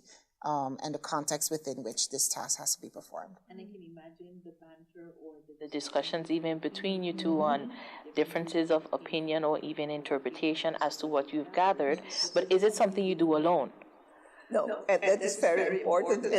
Glad that you asked that, because yes, as informateurs, we can discuss with each other, but each one of us brought in support. Tanya brought in support of of a very young lady that she worked with. Yeah. And I brought in the SG that I worked with when I was the ombudsman. And that team was fantastic. As I tell everybody now, well, I'm a retiree. I'm always telling, from my experience in January with this team, having a young millennium on the team, I said, nobody ain't gonna put me on no committee without a millennium in the team. Yes, We need someone in the 30s. You have to be in your 30s. Yeah, the point is, I believe in experience, the blend of experience and freshness. The millennium, she was quick in IT, but her questions in challenging us in the things we said were very refreshing. And there already, internally, you have to have that open mind. Exactly. Not because I am more than twice her age. Yes, it is know your place. No. The team in age was very diverse, yeah, and so the input of them was very important. Apart from the fact that the work itself is too much for two persons. Yes, you know, in other countries, you might hear that there's one informateur, but the barrage of support, administrative support that they have is huge, which you don't see, you know? Yeah, behind the scenes. And I often tell people this even for myself. I'm a product of my environment. So wherever I put myself is where exactly I learn, I engage, I question, I analyze, right? And if you're not able to be in that room and allow knowledge to be transferred, when you are no longer available, as much as they may be literature, so books, so papers, whatever it may be, exactly, and hearing it first, that story is always different. So I do appreciate the fact that the team was diverse, and I think that's notable. I think the biggest question is, too, is your stipend? Were you paid? What were your budgetary resources? Correct. No, we were not paid for this role. This is a fully voluntary role. So for both of us being professionals in what we do, this is our contribution to the community. This is our contribution to St. Martin. And also our support was also not paid. And what it means, being that we had to do so much work in a short period of time, that means we had to take off from work. So their bosses also had to give them time to work on this. But this process is so important. And the added value, I think everybody was on board. Once the permissions were given, everybody was on board to get the tasks and the assignment that we were given to get it done. So definitely, yes, voluntary, everything, the resources we use also came from what we had and what we worked with. And especially the resources, because what one should not underestimate is that you have to, there is paper that has to be used, there is printing, phone calls, right, internet. Right.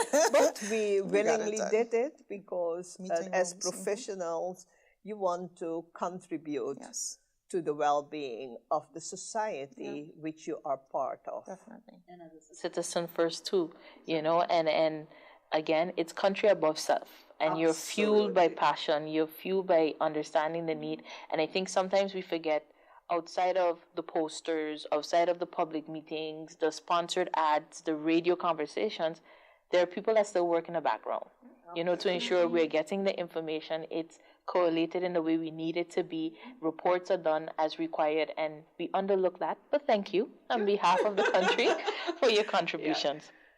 Yeah. Now, it's our pleasure. Yes, we'll do it if needed. What's also good to kind of look back on is, as much as the report was in place and you had the epilogue, how could you express a little bit more of the challenges or the bottlenecks, or what is something that you wish you had a little bit more of, given the dynamics of the type of parties that we have in play, the rate or the numbers of people that came out to vote, even, the feedback from stakeholders and the public themselves, like, allude on that a little bit more. Can start, yeah. So one aspect is we mentioned a 2-week time period where a lot had to happen, and it was a very fast process. If you compare it to what happens in the Netherlands, that informateur process was months long, and we had about approximately 2 weeks to get it done, and there was a bit of a time crunch where you wish you could have those conversations with the stakeholders and you could gather more information and delve further in. But given some of the timelines that were already communicated, it was important for us to remain within that timeline to not delay any other processes that were already agreed to.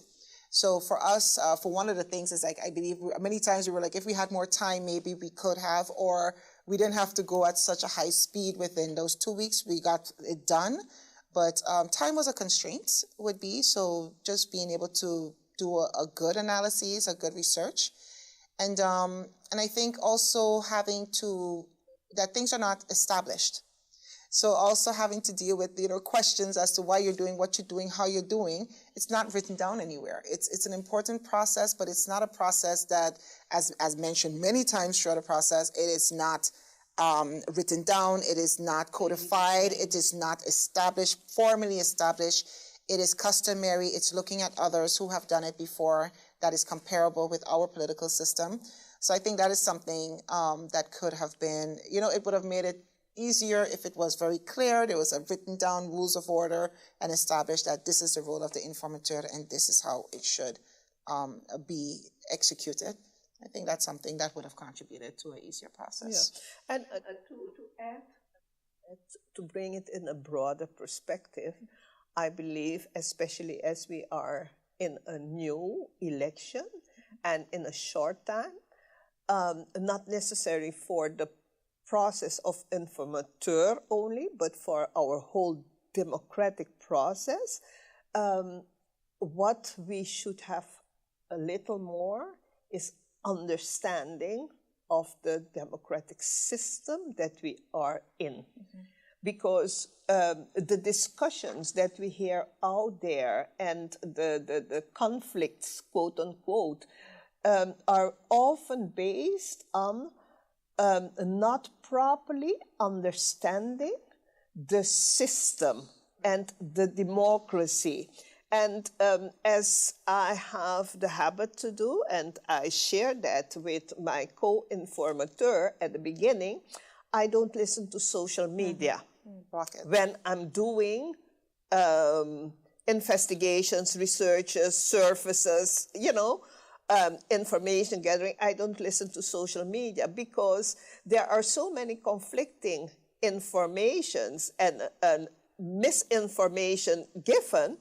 As a human being, you have to distance yourself from all of that if you want to stay neutral and have an open mind. So what would I like to see more in the whole process is more maturity and information about our democratic system, because human factor plays a huge role in our system. As at the beginning, I elaborated about moving away from party philosophy and party loyalties, that you have a more individualistic, personal ideology. Yes. That means I saw it in 2018, and this time again, the human factor, that the personal loyalty to parties, the personal ambition to get in office, the personal ambition for power, whereby you obscure almost the principles of a democracy. With democracy, you end up with leaders. You end up with officials, because a leader can be anyone within a room, but that leader is now appointed to be an official, to speak to the people, for the people, by the people, and by extension, appoint who they may feel will also do the same as extension, you know? And I think that goes back to your family dynamic. You know, we're often in a household, whether it's a single parent, guardians, or even, how would you say, grandparents, you know, and you're raising a child to be the better version of you, you know, to contribute to society. And sometimes I think we forget that when we are considering who we're electing. You know, how can they work together? You know, and knowing that there will be collaboration, there will be a coalition that has to work together to achieve something to represent the community, to work for. So I think our populace needs to understand that too, the choice is still theirs, but they have to exercise that choice, which is a right that they have, you know? And always have in mind the government is for sustainability. It's not a quick fix. No. It is not something for overnight. It is something that has to continue on behalf of the people. So, and talking about looking back, what is very important also, in addition to all that we said, I want to stress the alignment, yes? The willingness to serve, yeah? Not only the private agenda, yeah? That is the part of the human factor, and the ability to represent. About it even more, the fact that we have politicians who are gunning for the position of a minister even before considering that they have to take that seat in Parliament. You know, so when your focus is elsewhere, but it's a parliamentary election, you know, and Doctor, I know you may probably be able to speak to that a little bit more. How does that even skew with that democratic process? And that is so, as I said, in summary now, not only the willingness to serve, the ability to represent, because if your focus is minister and not informing the public that we are going to the polls to elect members of parliament, and ministers can only come into play if the majority in parliament is formed and select ministers. So a person cannot make themselves ministers. The public cannot vote for ministers. The public votes for members of parliament, and we have to remember it is only a majority in parliament that says this is our governing program. This, again, I want to go back to what we started with, because the process is not finished with the coalition. That is something very important. The coalition is just the beginning of the process after election. And the intent, as you mentioned, the intent of the coalition, so anything can happen. Exactly. So that is only the first step. Only after alignment, willingness, trust, and ability, yes, then you have a coalition to form and write a governing program. At that point, we're not even at ministers yet. Not yet. So before the elections, you cannot talk about, I want to be a minister. Yes? Because you don't know what the program is gonna be. Is the program, would you fit in that program? And there is where I also brought in maturity about our democratic system, because only after the coalition, the parliamentarians, because there is no minister there, when writing that coalition agreement and writing a governing program, right? There are no ministers yet selected. Maybe the parties have them in mind, yeah? And then, based on that governing program, this is what we're gonna do, and I'm talking about the proper way of doing things, right? If things are going different, that's a different story. After the governing program is put together, then you're going to look in your pool. Do I have a person based on this governing Welcome program back that to the is live able... coverage and results of the Parliamentary Election 2024.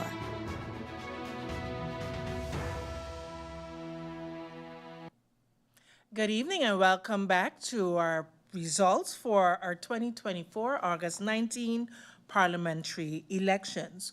We now have the results for District 13, Simpson Bay Sports Community Center.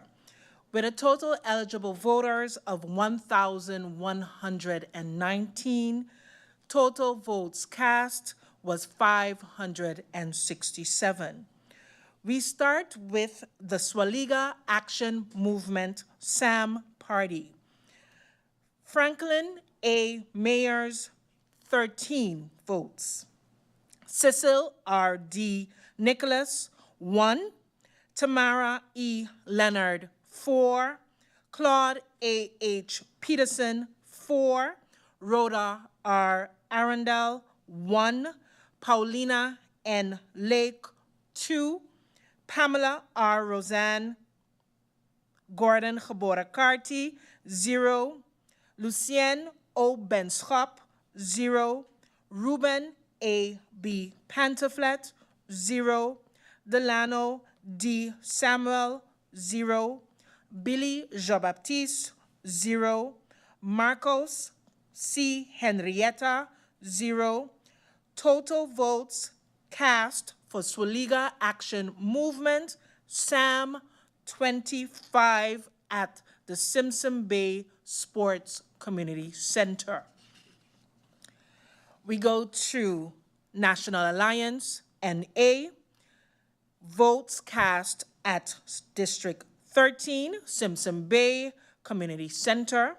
Silveria E. Jacob, 3. Egbert J. Duran, 11 votes.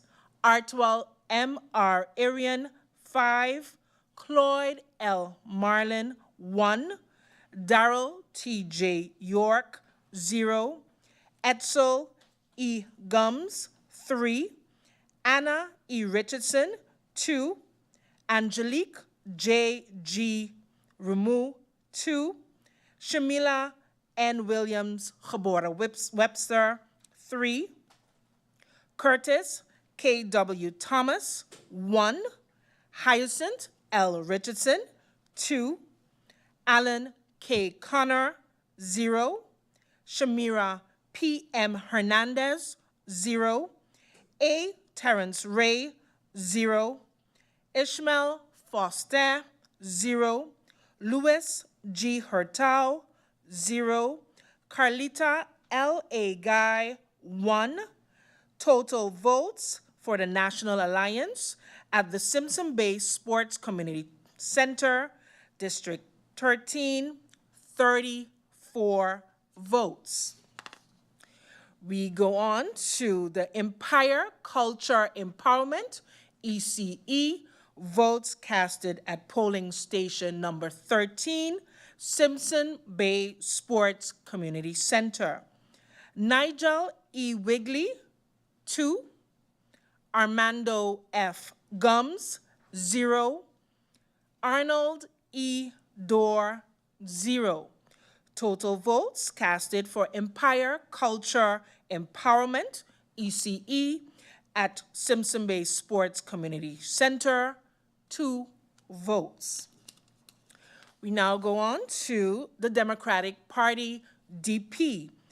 Votes cast at Simpson Bay Sports Community Center, Sarah A. Westcott Gebora Williams, 28. Grisha S. Heilige Gebora Martin, 23. Dimar C. Labega, 1. Khalil K. Raven, 4. Viren V. Kotai, 13. Marinka J. Gums, 9. Benjamin S. Bell, 1. Fabio Doralis, 0. Mei Ling AMR Derby, Gabora Chung, 5. Ruben J. Essett, 0. Alston A. Lawrence, 0. Richard J. Panafleck, 0. Quincy R. A. Rochester, 0. Oliver N. J. Williams, 1. Michael C. Barron, 0. Densley M. Adamus, 0. Dennis A. Williams, 0. Savante D. Hernandez Escar Fuller, 0. Alexander I. Gums, 1. Ingrid A. Grell Gabora Davis, 0. Laurel B. Cozier, 0. Patricia A. Flanders, 0. Aken R. Richardson, 0. Total votes cast for the Democratic Party, DP, at polling station number 13, Simpson Bay Sports Community Center, 86 votes. We now go on to the Kwalichi Movement for Change, OMC, votes cast at District 13, Simpson Bay Sports Community Center. Olivier E. Arundel, 9. Elvison J. Adamus, 0. Mario L. A. Arundel, 0. Lisa L. Alexander, 1. Louisa R. Lake, 0. Cleveland J. Codrington, 0. Edward S. Arundel, 0. Farley R. Elshot, 2. Samuel V. Caceres, 0. Daniel Jean, 0. Laura C. Lewis, Gabora Martin, 0. Franklin D. Watson, 0. Bob A. E. Wilkins, 0. Donette T. Landefort Ferdinand, 0. Aloysius E. F. Proctor, 0. San Francisco E. Lake, 0. Lee A. Blackman, 0. Lawrence L. Lake, 0. Florent Aspelaire, 0. Total votes cast for Kwalichi Movement for Change, OMC at District 13, Simpson Bay Sports Community Center, 12 votes. We now go to Nation Opportunity Wealth. Now, vote cast at District 13, Simpson Bay Sports Community Center. Christoph T. Emmanuel, 3. Claudius A. Boncamper, 0. Lyndon C. Junior Lewis, 9. Keith Peter John Gittins, 2. Giovanni C. Gums, 6. Ryan R. James, 1. Mark E. Mantle, 0. Larry E. Hall, 0. Drina I. Lopez, 0. Leandro M. Peterson, 1. Edwin E. Schoop, 0. Kimberly K. E. Reyes Prelo, 0. Gerald J. Burnett, 0. Marie Claire G. Langlaise, 0. Louis K. Smith, 0. Gromiko L. N. V. Wilson, 0. Total votes cast for the Nation Opportunity Wealth. Now at District Polling Station 13, Simpson Bay Sports Community Center, 22. We now go on to the United People's Party, up. Votes cast at District Polling Station 13, Simpson Bay Sports Community Center. Omar E.C. Otley, 27.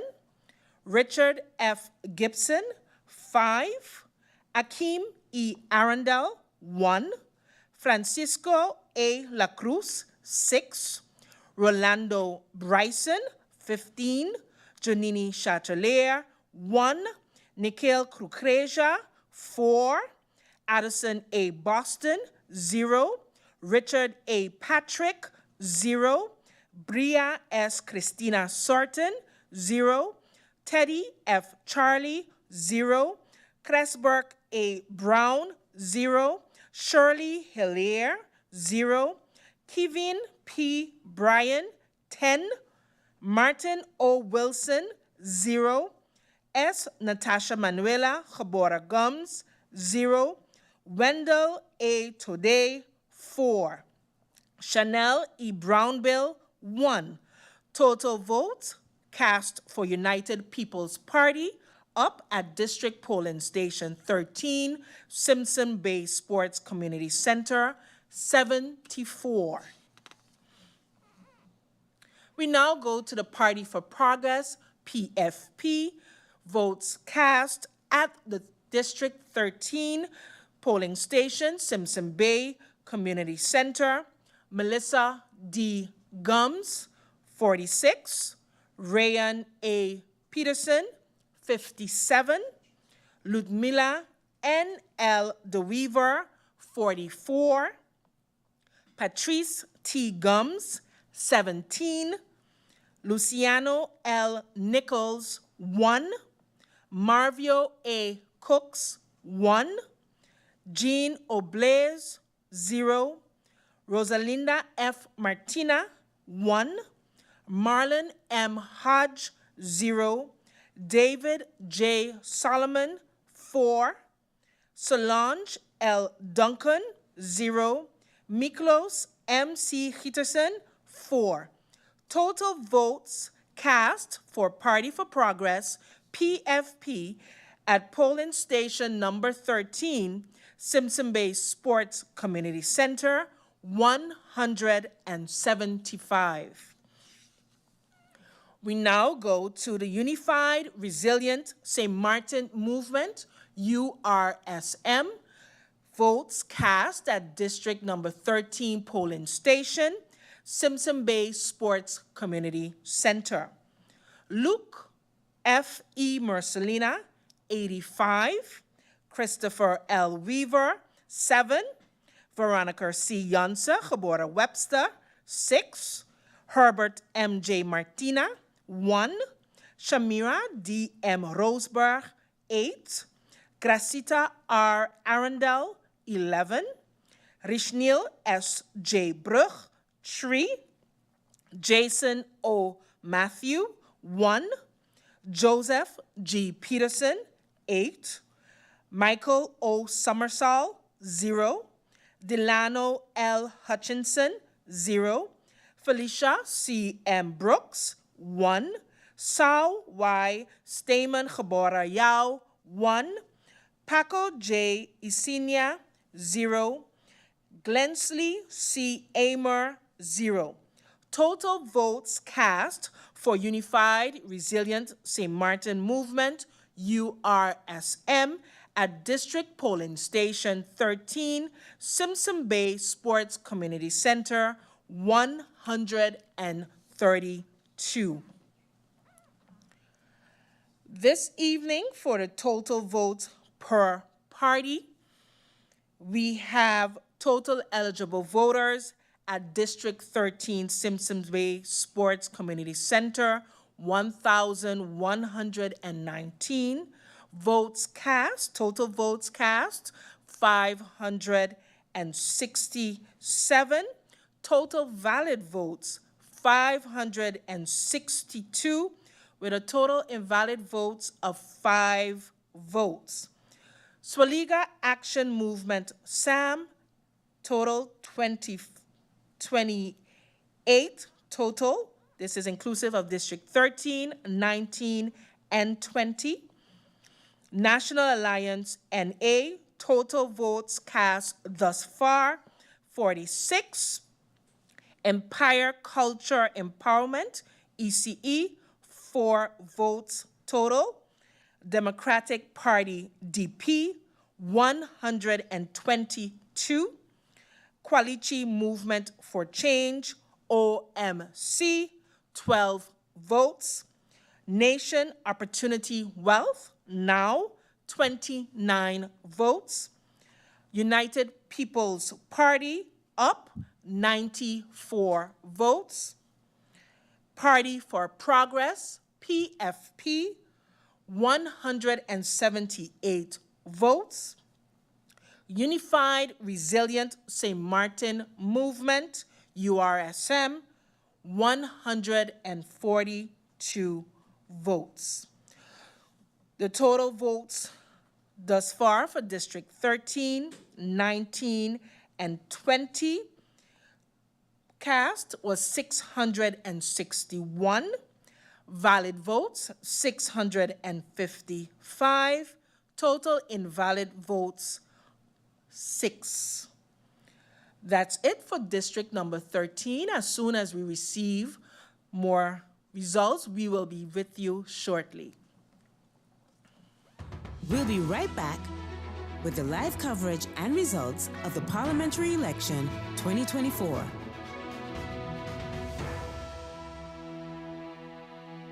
To be the Minister of Justice. Can he execute that? And is aligned with what the governing program is Exactly. talking about. Your minister selected has the ability, and also there's alignment and clarity as to this is what we would like to see happening. And what I'm understanding is that we underestimate how important that role or how much leverage that member of parliament has. Absolutely. We undermine it tremendously. We are electing the person that makes the decisions on execution, direction, and how the country will be governed and how the community will be affected in the short, medium, and long term.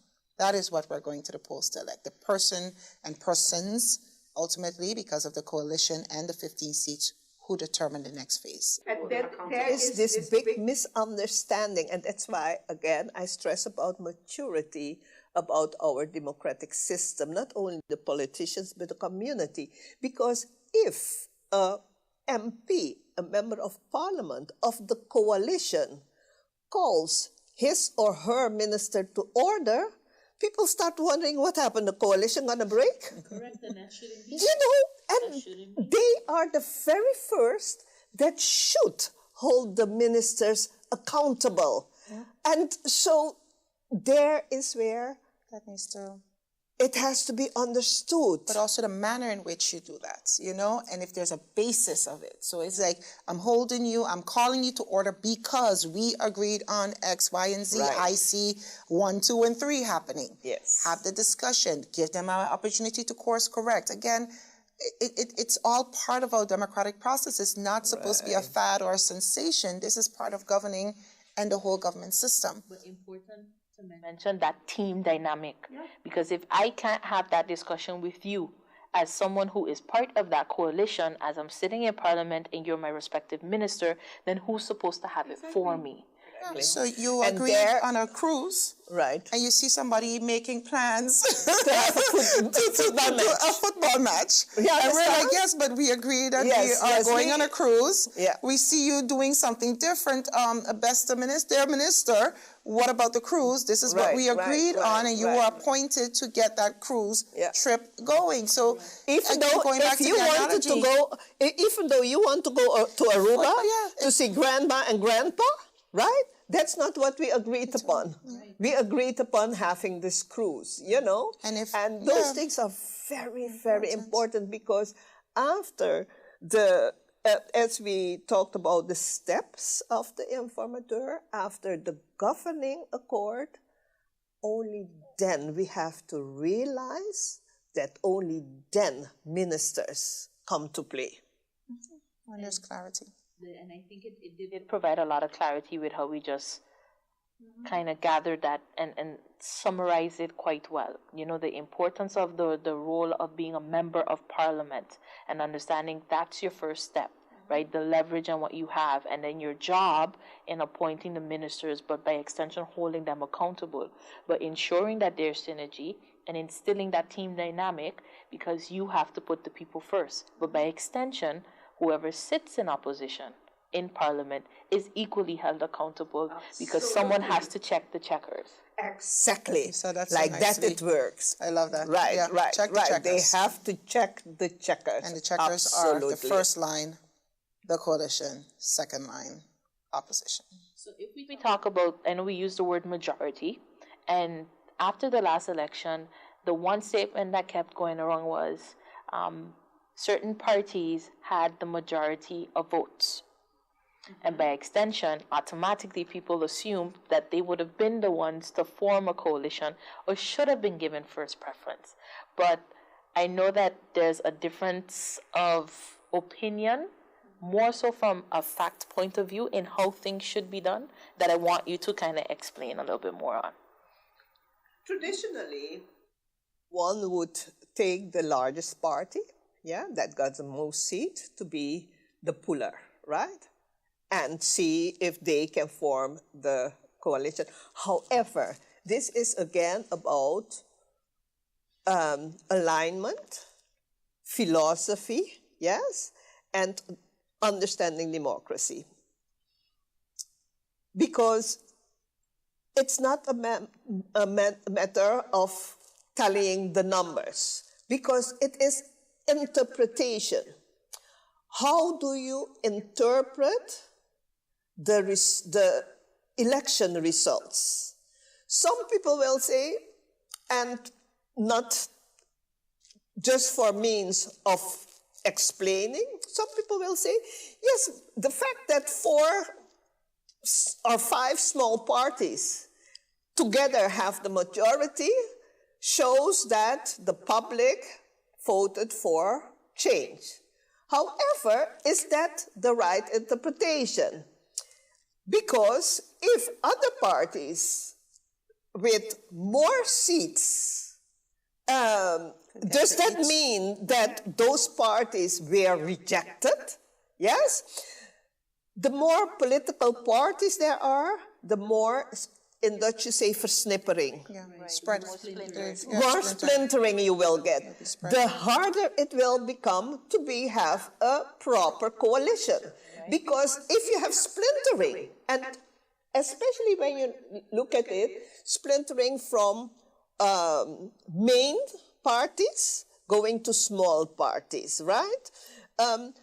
You even get then, and this is a conversation which I think has to be had after elections as well, as we are developing our democracy as a young country.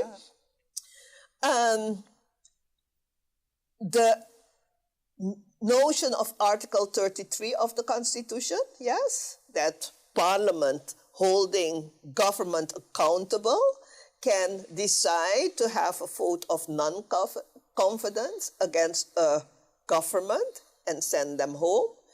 And at the other side, that the government can use Article 59, that's why we're going to the polls again, to send Parliament home. There, I think, and I just put it on the table, a discussion. Do we understand what governing is? Is it tit for tat? Or is it, we have a government and we have to deal with differences? That's why a coalition accord, having a policy about communication is so important. You know, again, we are a young country in development. However, we have to put these issues on the table to better understand our system and make it work sustainably. Yeah. Needing more time to analyze the results that you're saying, right? Is it that a larger party is still a larger party because that is the true intentions of the people? Or is it that we've seen that smaller parties had garnered support because of not wanting to just rely on the larger parties to be in the mix, or because of splintering? You know, so right. And ultimately, you mentioned the dynamic of the team, and part of the team again is that communication. How do we deal with conflict? Because once you have decided to become a team, become a coalition, it's okay. It will happen. People will have disagreements. However, you have to discuss how do we plan to make sure that we remain a team. How do we deal with the conflicts? How do we deal with communication? How do we deal with accountability? Okay. Yeah. All right. Now, I guess one of my last two questions for you today is, what was the most rewarding factor about being the informateur for both of you? Yeah.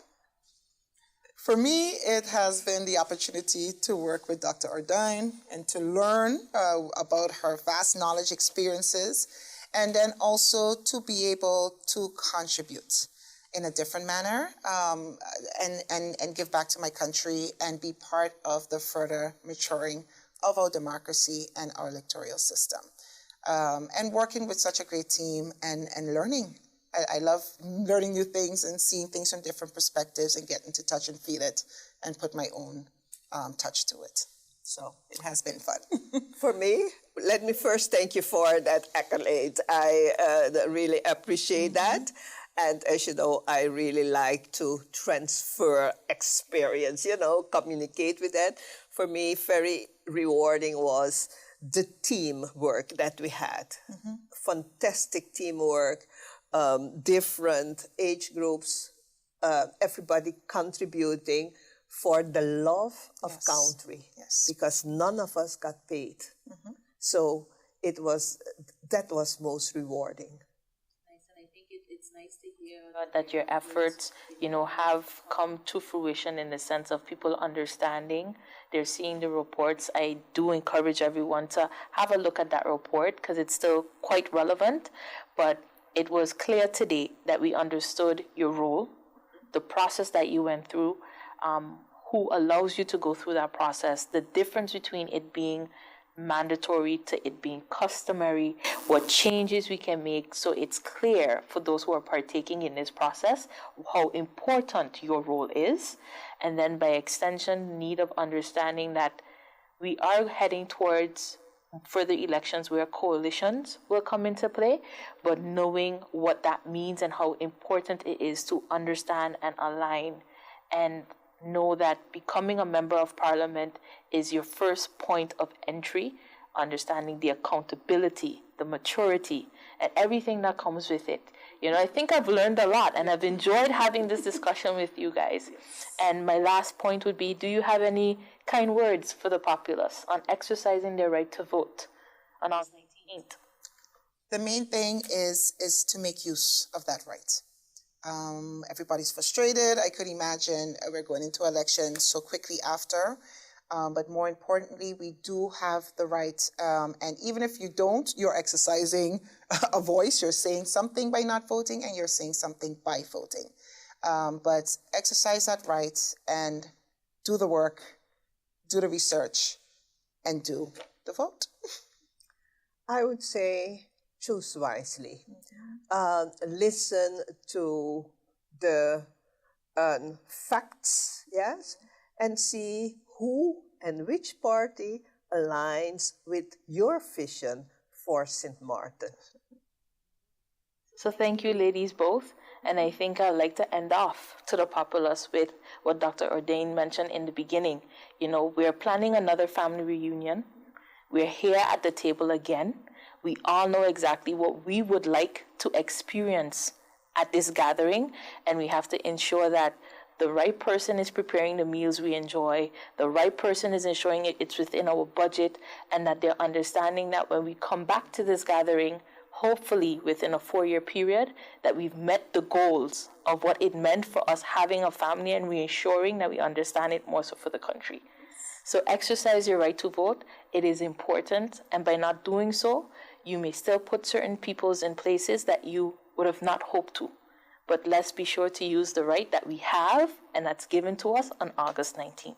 Thank you both, and thank you for tuning into The Source.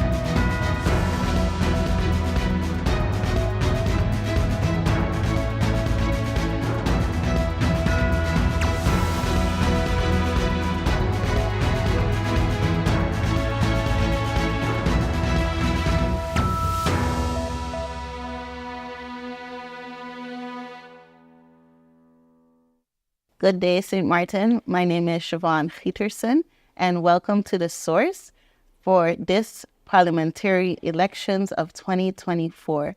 Today we have with us Dr. Antonio Carmona Baez, who is the president of the University of St. Martin, as well as a professor in international relations. Welcome, Dr. Carmona. Thank you, Siobhan. Thank you. Great. So let's start and get straight into some questions that we will have for you today.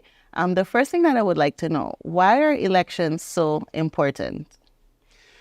Yes, elections, it'd be interesting to talk about why these elections are so important. Yes. But elections are important generally because that is one of the few opportunities that citizens have to express their will and their desire for the development of a country. And so it is important because we look at those candidates and political parties that best represent us in that those issues. And perhaps here in St. Martin, there are those who just simply vote because they know the person, or because their family, or because their family traditionally voted for that particular political party. That could be, controversial for many reasons. For many reasons we could talk about in a bit.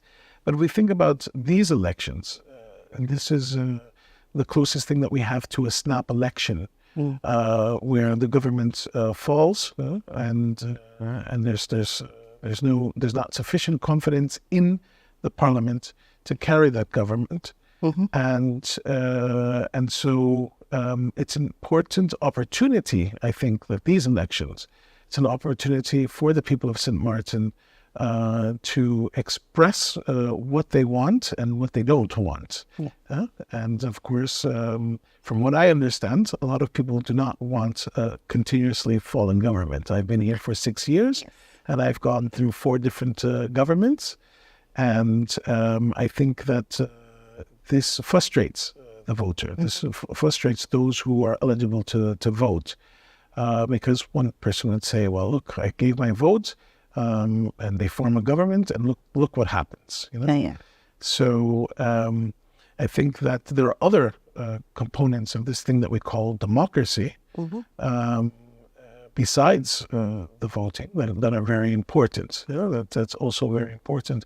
But right now, within the political structure we have, this is our one opportunity to enunciate our will for the next 4 years. Yes.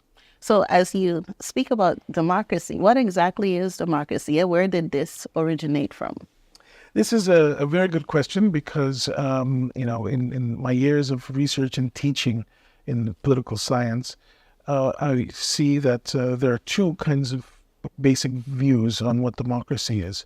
One is hooked on the institutional relations and arrangements and the electoral process, looking at multi-party democracies, making sure that you have that separation of powers to govern a country or a region. And that particular view of democracy looks at a certain state, and it's very static. And then you have a more nuanced or more innovative view on democracy, and it doesn't look at democracy as a state or a set of institutional arrangements. Rather, it looks at the possibilities for change and for inclusion of a greater part of the population in the decision-making processes that a country goes through. And so where does this come from?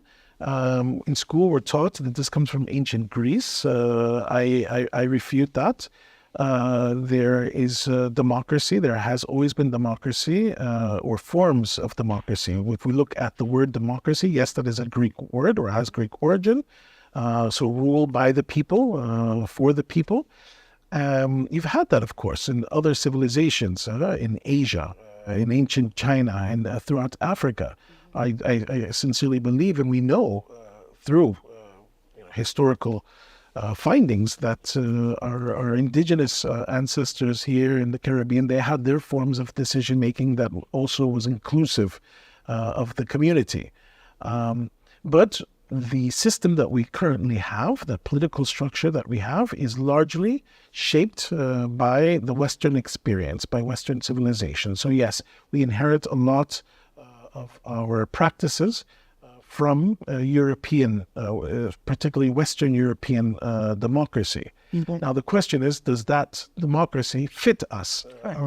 Is it functioning well for us? Does it make sense to have a parliament of 15, composed of 15 members, to determine the fate, the social, political, economic, cultural fate of a country? And so some people, they see democracy as, this is it, we cannot change from it, this is the way it has to happen. No, even in the Constitution of the United States, it does say that the arrangements can also always be changed. Of course, we have to use the Parliament in order to make those changes. But what we have right now doesn't have to be. We could always change that. And so I think it's very important to take into consideration that second definition of democracy, that is a process. And it's a process of inclusion. It's a process of making sure that everyone feels represented. So do you think that a representative system could truly genuinely be democratic? I think so, but it cannot just be simply the multi-party electoral process, right? So, you have the different types of Western democracies. One is more presidential, winner takes all, and the other one is more inclusive because the governments, when they do not have a majority, the political parties, when they do not have a majority, they have to form a government with another. That means that there's compromise. That means that there's negotiation going on what the process is and what the priorities are. Problem is, here in St. Martin, we do not have political parties. We have lists. We have lists and conglomerates of different interests, different ideologies. We do not have parties in the traditional sense that carry an ideology, that carry a mission, that looks towards transforming society according to the needs and desires of the population. And of course, we're a very young democracy, only 14 years, right? That we have this status as country St. Martin within the kingdom. We're not an independent country. We are a territory within the kingdom, an autonomous territory, but a territory nonetheless. That means that a lot of our reality, our political reality, is determined outside of our hands, right? Outside of the still need to go. So that's why that second kind of process-oriented, a process of inclusion-oriented definition of democracy is so important. Because I can't say that people are happy with the way politics runs in this country. On the island. On the island, yes. You've heard the feedback. I've heard the feedback. I've been here for 6 years. Again, I've been in 6 years I've seen 4 governments, and we see them rise, fall. We finally saw a government that carried out its full term, and which was, I think that's very important for the confidence in our leaders and the confidence in our political leaders. And it was during a very tumultuous time. It was after Hurricane Irma and during COVID. And in those moments, you need strong government, right? In order to take care of the things that you need to take care of. But then we saw the elections in January. It took about 3 months, 4 months, I think, in order to form a government. And I call that the government the 2 weeks of hope, because the discourse that was coming out of that government was very promising. But they were not allowed to prove themselves, through it all. And, it's no secret the person who was responsible for pulling out he publicly admitted. Came out. Right, it's, Yeah. and you know, I think this also has a very big effect on the voter, and you know, and you know, especially young people. They're saying, you know, what kind of leaders are we voting for? And does it make sense to vote for an individual for my individual interests, or do we need more collective aspirations? Yeah. And that's what I mean by building real parties that have a clear vision of what their view of development is. You know, some people think about development in terms of, you know, economic development, purely economic development, more buildings, more hotels. And, you know, I'm sure there are enough people on the island that look at developments from a different point of view, that look at, you know, the state of our schools, for instance. The state of healthcare on the island, you know, how are elderly being treated, you know, how is our nature being treated, you know, these are all questions that fall within the realm of politics, which is power, and I think that as we progress, or as we move forward as an autonomous territory within the Kingdom of the Netherlands, that the citizens are going to have to answer these questions. You know? Yeah. And, Yeah. Which brings me to the question of, so when we look at a civil right, political right, and democracy, right. how does that relation tie in? So, right. So, again, democracy should not only be about that electoral process. It should be continuous. We should have spaces where people can express their opinion, but also their needs and their interests, you know? So not just Facebook. Not just Facebook, right, exactly. Not just Facebook, not just LinkedIn. Yeah. But actual face-to-face meetings with different sectors of society. There, I think that the civil rights, the cultural rights, civil rights, cultural rights, political rights of peoples, you know, really need to express in that organization. You know, in the organizations, or the host of organizations that represent their sector. You know. And so, you know, one of the documents in international law that is very important is the International Covenant for Social, Economic, and Cultural Rights. And this was passed by the United Nations General Assembly in 1966. I would encourage everyone to read those rights, because I think that we'll be surprised, you know? Yeah. And those people running for office, or those who are running for parliament, should also familiarize themselves with these rights, because it's rights for people, including us who live in dependent territories, right? Okay. Because in the international realm, we're not an entity. St. Martin is not an entity. It's the Kingdom of the Netherlands that's an entity, right? But even though we are not a state, we're not represented in the United Nations. I mean, it's fun to see some of our politicians accompany, you know, the Dutch politicians to the different conferences in New York and the United Nations, but in reality, we don't have any power internationally in terms of the state. We are always at the will of the Hague, right? But even in that case, we do have certain rights, and the Dutch state must comply with those rights. So if we read the International Covenant of Social, Economic, and Cultural Rights, we will see that we are entitled to much more than what we actually have. Problem is, a lot of our politicians are interested in economic development purely and thinking that the rest will come along, and not realizing that you need the social, economic, and cultural rights all together, right? We have to see that as a whole. The International Covenant on Social, Economic, and Cultural Rights was complemented 20 years later by a document that was also adopted by the General Assembly of the United Nations, and that is the rights development. So it's the International Declaration on the rights and development, that every country and every people, whether independent or they're dependent, like we are, we have the right to development. And what we need right now, and what we can see from our parliament, what we can see is a strong voice from the people of St. Martin saying, this is what we need.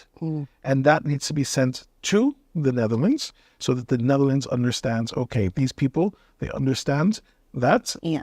They this know is what they're talking about. They know what they're talking about. Exactly. Okay.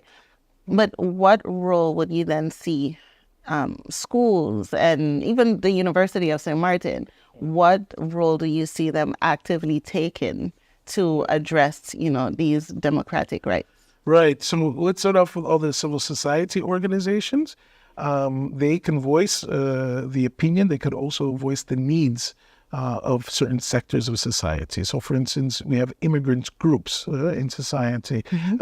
Here, immigrant groups and associations are very important in St. Martin.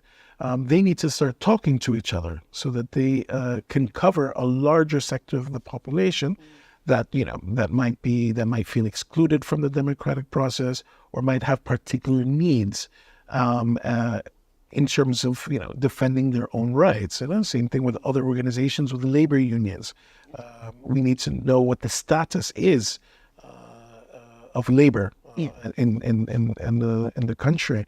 And if you look at educational institutions or the University of St. Martin, the role that the university can play, the higher education and scientific research.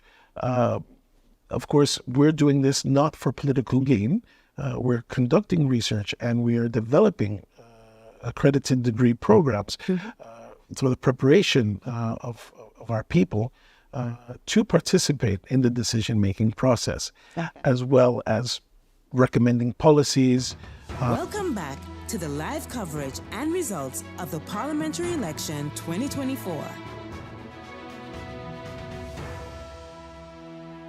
Good evening and welcome back to the live coverage of the August 19, 2024 parliamentary elections.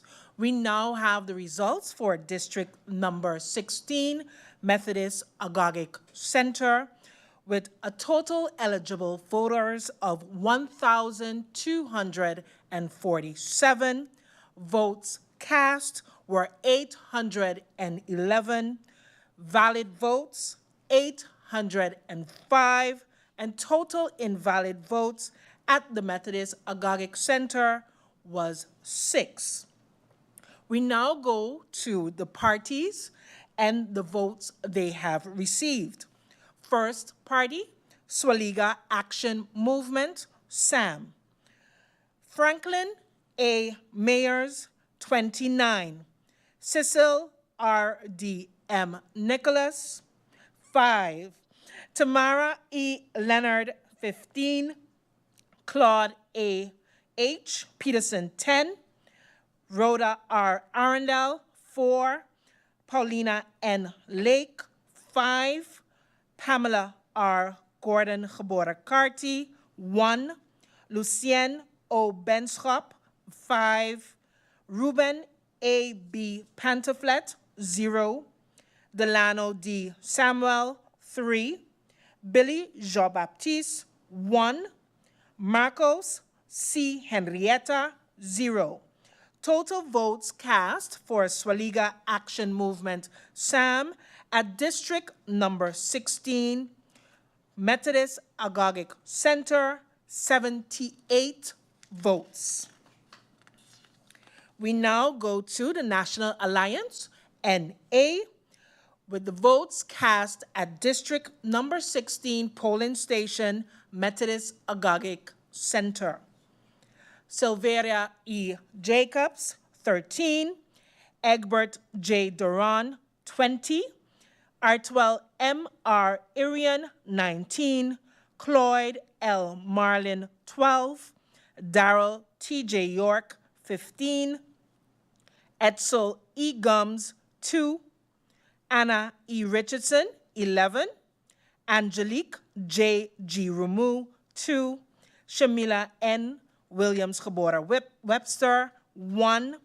Curtis K.W. Thomas, 0. Hyacinth L. Richardson, 2. Alan K. Connor, 1.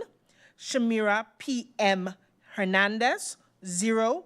A. Terrence Ray, 0. Ishmael Foster, 0. Louis G. Hurtau, 0. Carlita L. A. Guy, 3.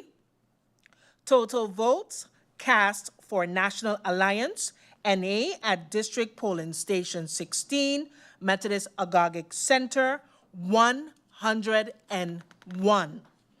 We now go to Empire Culture Empowerment, ECE, votes cast at District number 16 Polling Station, Methodist Agoghic Center. Nigel E. Wigley, 3. Armando F. Gums, 0. Arnold E. Dorr, 0.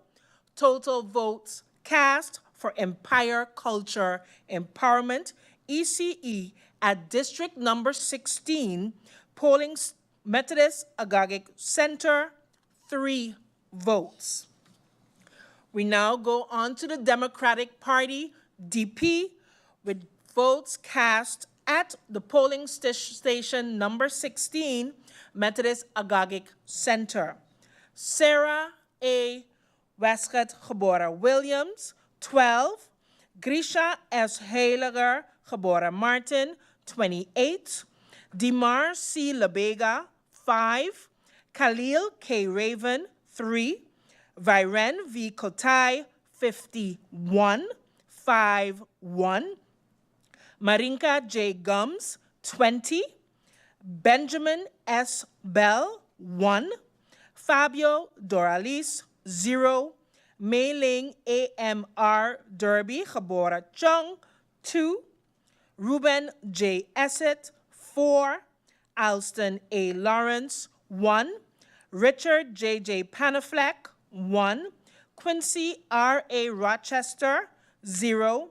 Oliver N.J. Williams, 0. Michael C. Barron, 6. Densley M. Adamus, 0.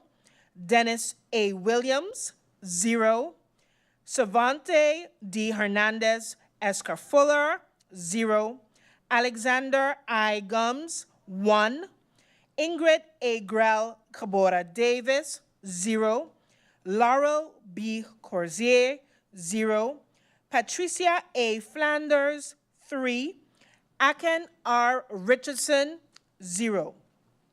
Total votes cast for the Democratic Party, DP, at District 16 Polling Station, Methodist Agoghic Center, 138. 138. We now go to the Kwalichi Movement for Change, OMC, with votes cast at the District 16 Polling Station, Methodist Agoghic Center.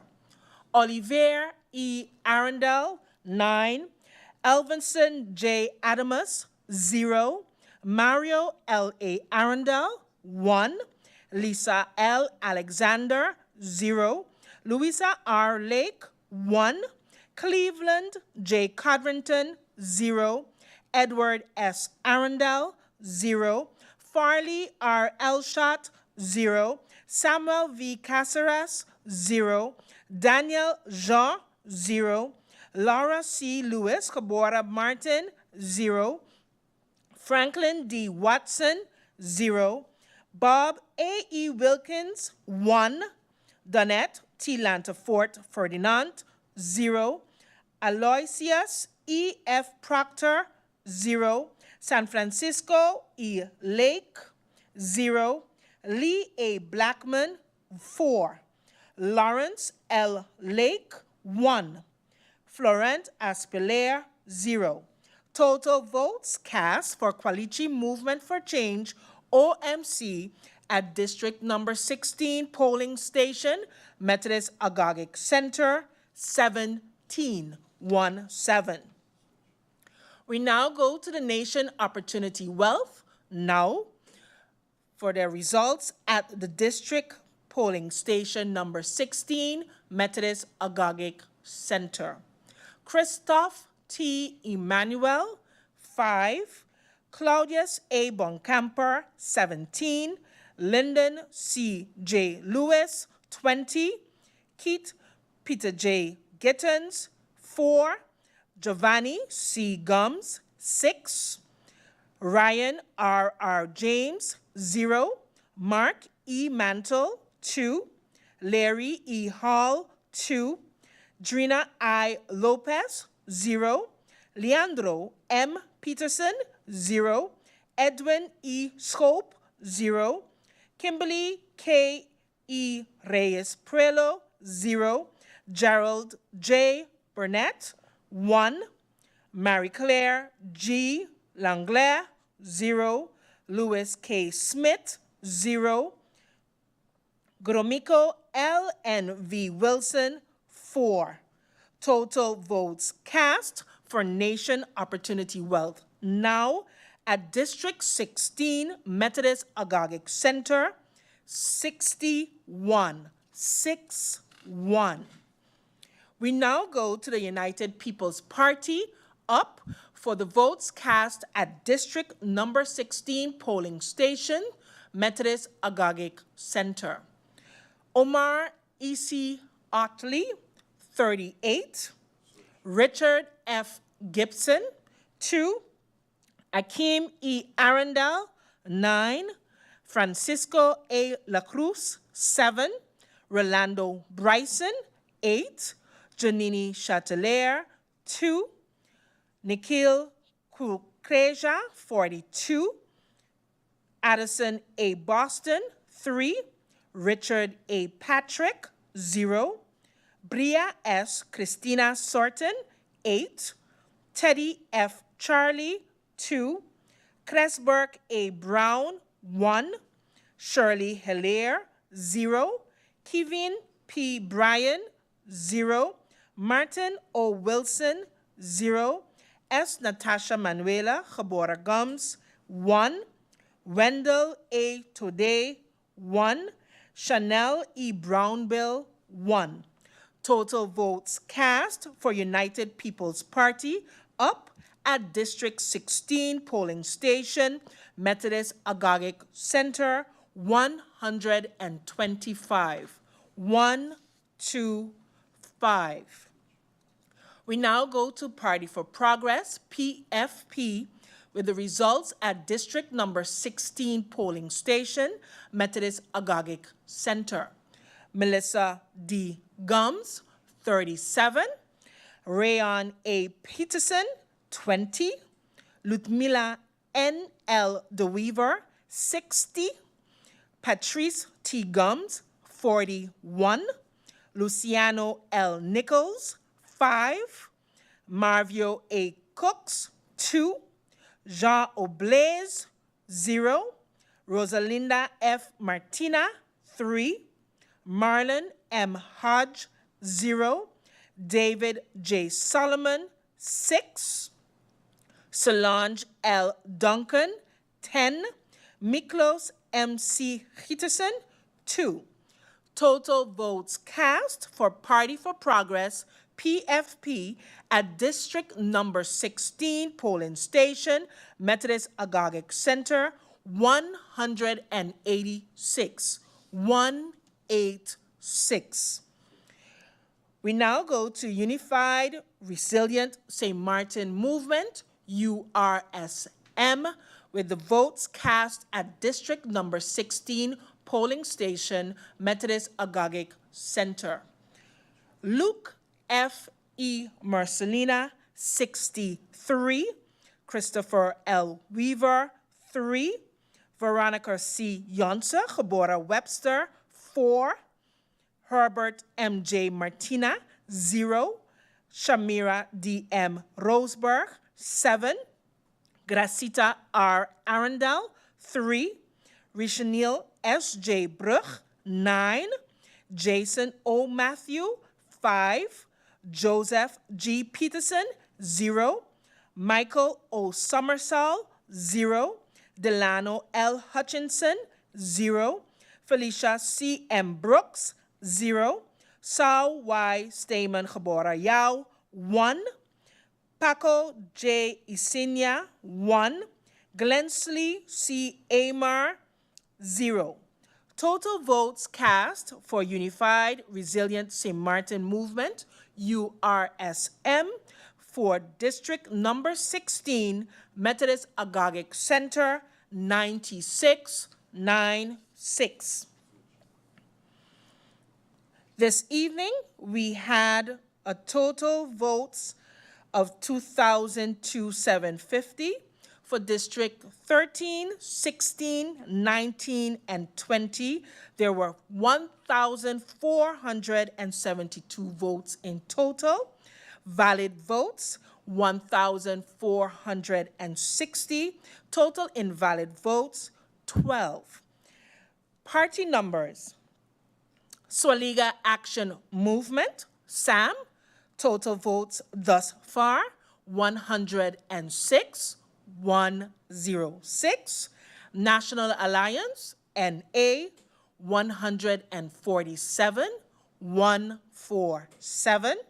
Empire Culture Empowerment, ECE, 7.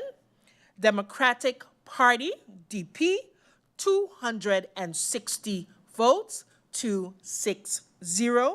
Qualichi Movement for Change, OMC, 29. Nation Opportunity Wealth, NOW, 90. United People's Party, UP, 219, 219. Party for Progress, PFP, 364 votes, 364. Unified Resilient St. Martin Movement, 238 votes, 238.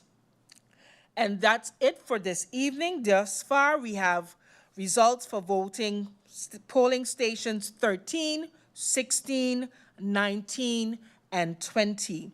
The voting turnout at the Methodist Agogic Center was 53.97%.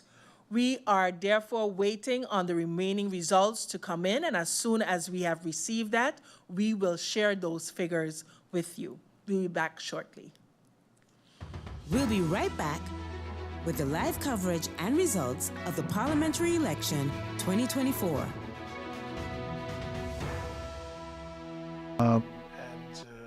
Informing the public. Before, traditionally, in this capitalist democracy, if you will, whoever might is right, all right? So who has most money, who has the most power, they will be the ones that are heard, But if we look at all the other civil society organizations and we look at the role that the university can play, we'd say, okay, well, these are people who have taken the time to study certain issues. They are not linked to any political party, but what they want to do is they want to contribute to the development of the country. So at the University of St. Martin, we have a basic course in political science. It's been running for a couple of years. Here we look at political science. We look at politics political science as a study of power relations at all levels. So not just at the electoral process, but also internationally, environmentally. We look at to who has power, who are those without power, and how can we democratize our society so that more people are included in the decision-making process. We also just started a course on policy writing. We have a lot of legislators, those in Parliament that do not know how to write policy, those in the government who do not know how to write policy. So we're offering that. It's successful. We have a good group of civil servants and policy advisors that are taking this course. I think that the university can make great contributions, but it's not favoring one ideology or the other. It's not favoring one political party of the other. It's simply informing the politicians, informing society in general, the community at large, of how we can strategize to deal with certain issues. Yeah. Yeah, definitely. And how do you see other political parties or political parties just on a whole, the role that they would play when it comes to democracy? Again, you have those parties that are simply lists, groups of people, a business leader here, community leader there, a leader in education there. You put them together, but they have different political ideas. They have different, they're not coherent. Right? Okay. So I think that as we grow as a democracy, as we enter the 15th year of our existence, what we can hope for is political parties that have their program, they have their manifesto, but they're also true to a certain ideology or a certain strategy for the development of the country. Right. And when I say development, I mean the social, cultural, as well as the economic development of the country. And earlier you spoke about the marginalized groups, but how could they really voice their opinion? So again, marginalized does not necessarily mean minority, because we know that St. Martin is a country of recent immigrants, a lot of newcomers. And so some of those newcomers come from other Dutch territories, so that they enjoy the same rights that we do. But there are a majority of those who do not come from the Dutch territories. Yeah. And so, we have our brothers and sisters from St. Kitts, from the Dominican Republic, from all the other islands, Haiti, and they've been here for years, and it takes them a while to actually get their citizenship and be able to practice and that. So while they're waiting for their rights, while they're waiting for their citizenship, because these are hardworking people. These are people come to St. Martin to work. They don't come here to be. There's not much of a welfare system here. I mean, and it's like people come here to work, and they work hard, and they contribute, and they pay taxes. And they contribute culturally to the beautiful tapestry, which is the multicultural island of St. Martin that we have. Those immigrant communities need to talk to each other, and they also need to come out with public statements, articulating what their needs are, and what their experiences are. And you do have some of these parliamentary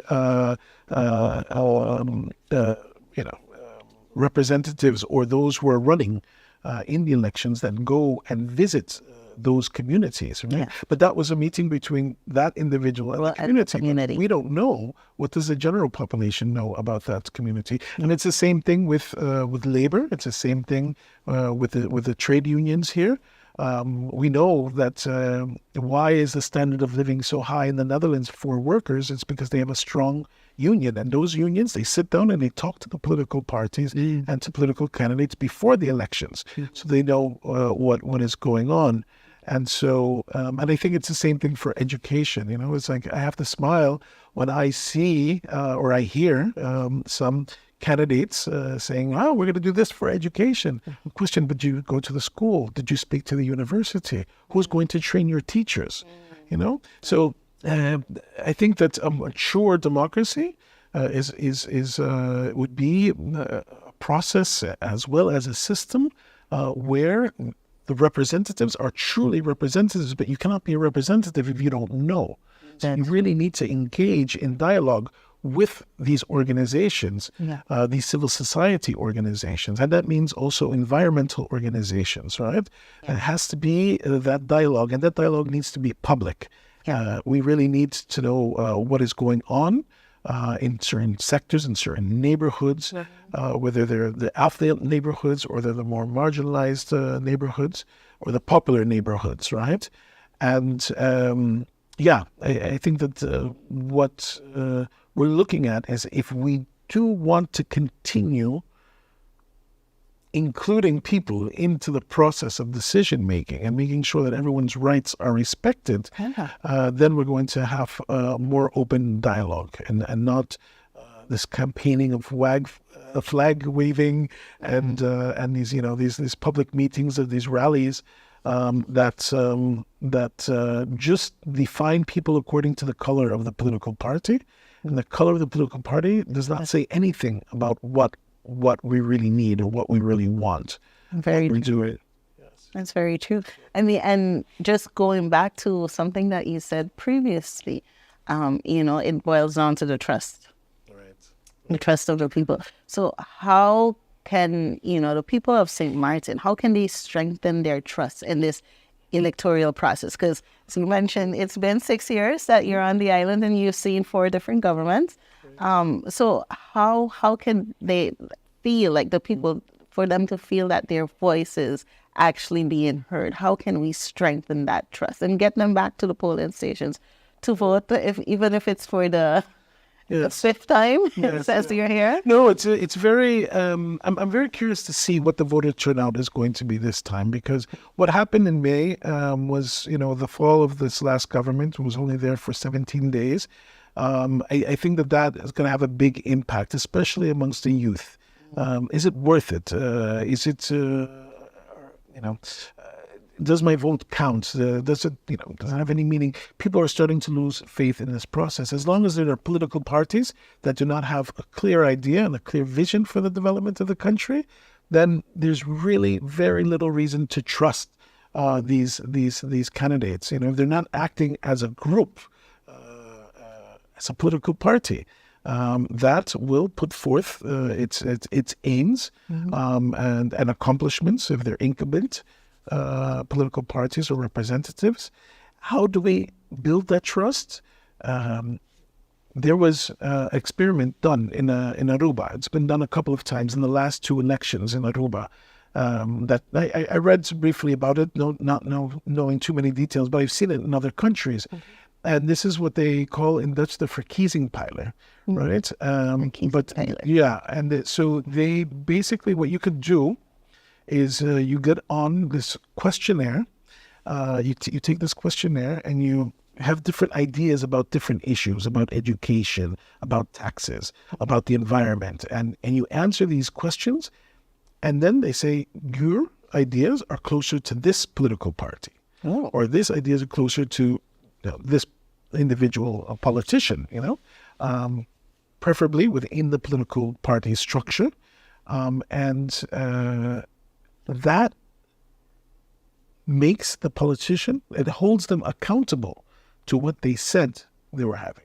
So an exercise like that would be very interesting. Yeah. You ask all of them, you ask NA, you ask UP, you ask PFP, you ask all the 9 political parties, or those 9 lists that we have for only 15 seats. We ask them, what is it? What is their vision, and how do they plan to implement their strategy for the development of the country? And then see, do they keep up to their standards, to the standards, to what they said that they were going to do? And there are many ways to democratize this system that we have. It's quite interesting. I see it as a political assessment. Yes. Yes.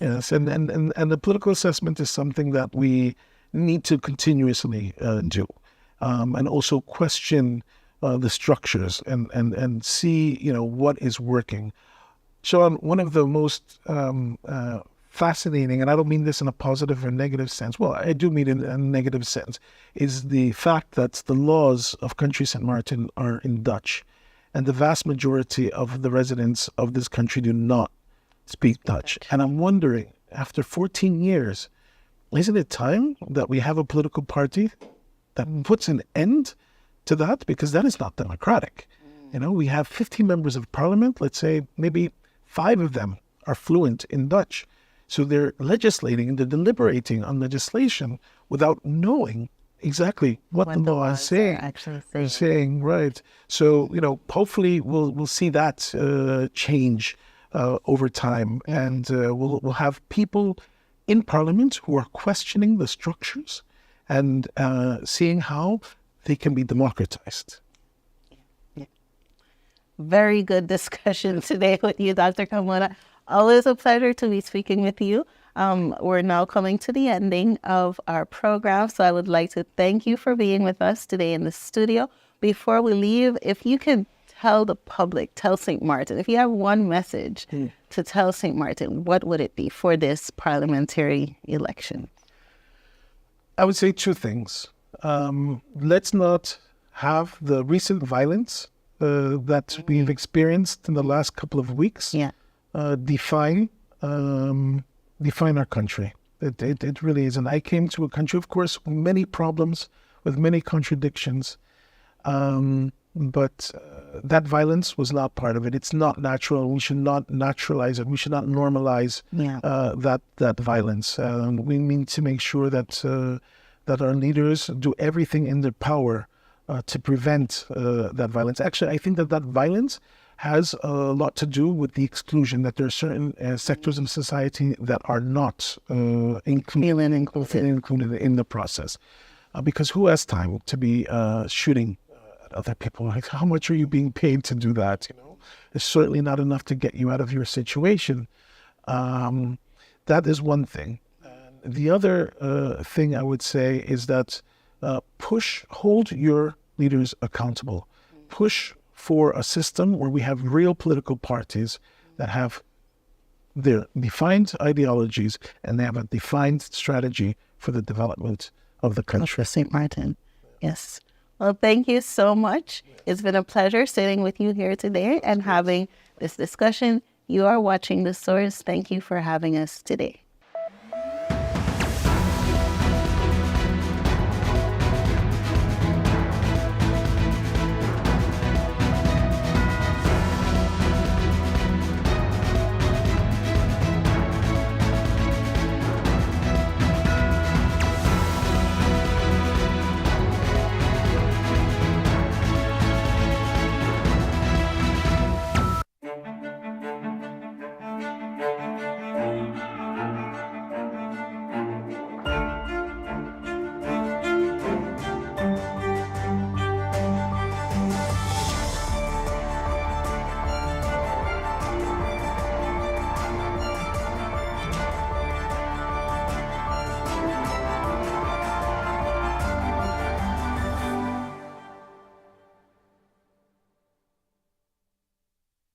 What is a community council?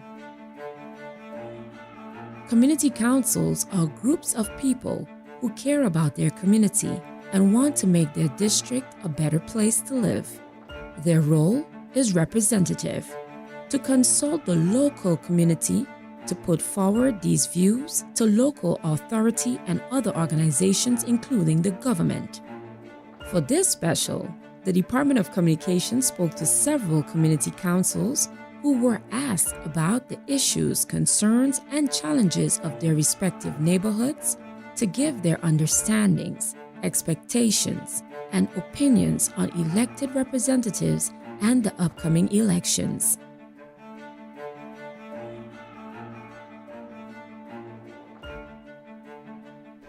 Yes, so I think what is most important to know in the elections, in the upcoming election, is that as a young voter, I believe that it's important to know the political party's manifesto and to see and comprehend if the manifesto is aligned with your vision for St. Martin, and then you can look at the candidates and see which candidate is best to execute that vision for the country St. Martin.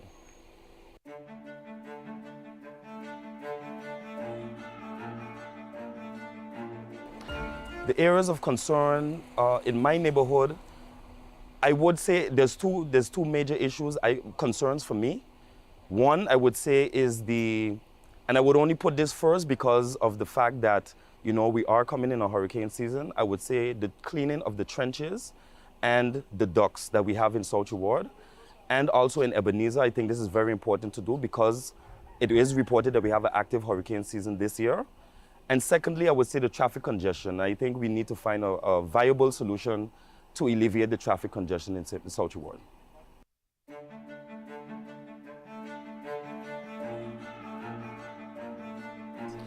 What should be expected from the elected representatives is that the electorate, the people that have voted these representatives to represent the country, St. Martin, should be held accountable. It shouldn't be that we come around, that the candidates come around making promises and do not fulfill or upkeep their promises. And I think in a short answer, we should hold them accountable. The Department of Communication would like to thank the community councils for their participation in this special.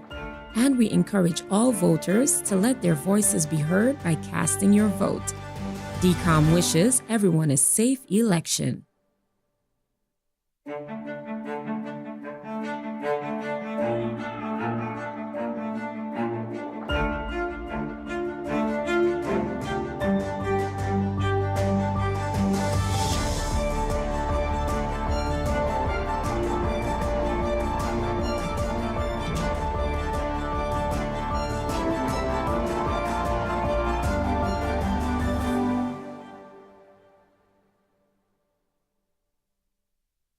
What is a community council? Community councils are groups of people who care about their community and want to make their district a better place to live. Their role is representative, to consult the local community to put forward these views to local authority and other organizations, including the government. For this special, the Department of Communications spoke to several community councils who were asked about the issues, concerns, and challenges of their respective neighborhoods to give their understandings, expectations, and opinions on elected representatives and the upcoming elections.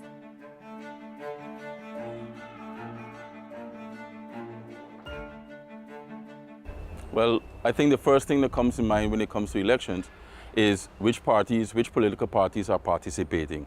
And of course, who's on the list. It's important to know also from out of your community as to what standards and what do you desire to see in your community as a voter, and in which parties you could relate to, and hopefully then cast your vote to those individual parties.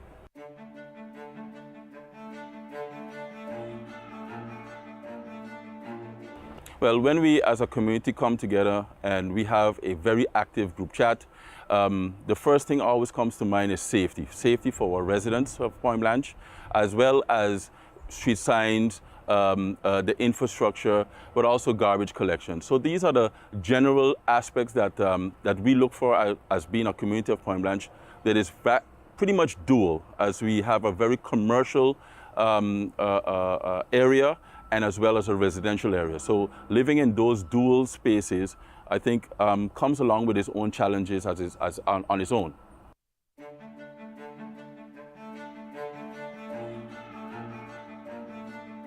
Well, the famous thing is to just do your job. Do exactly what you're being hired to do, hired by the people of St. Martin, hired by your community, hired by the residents. I think that is important to know first and foremost. That's why when choosing a right party or person to represent you, you know what they represent and what they are standing for.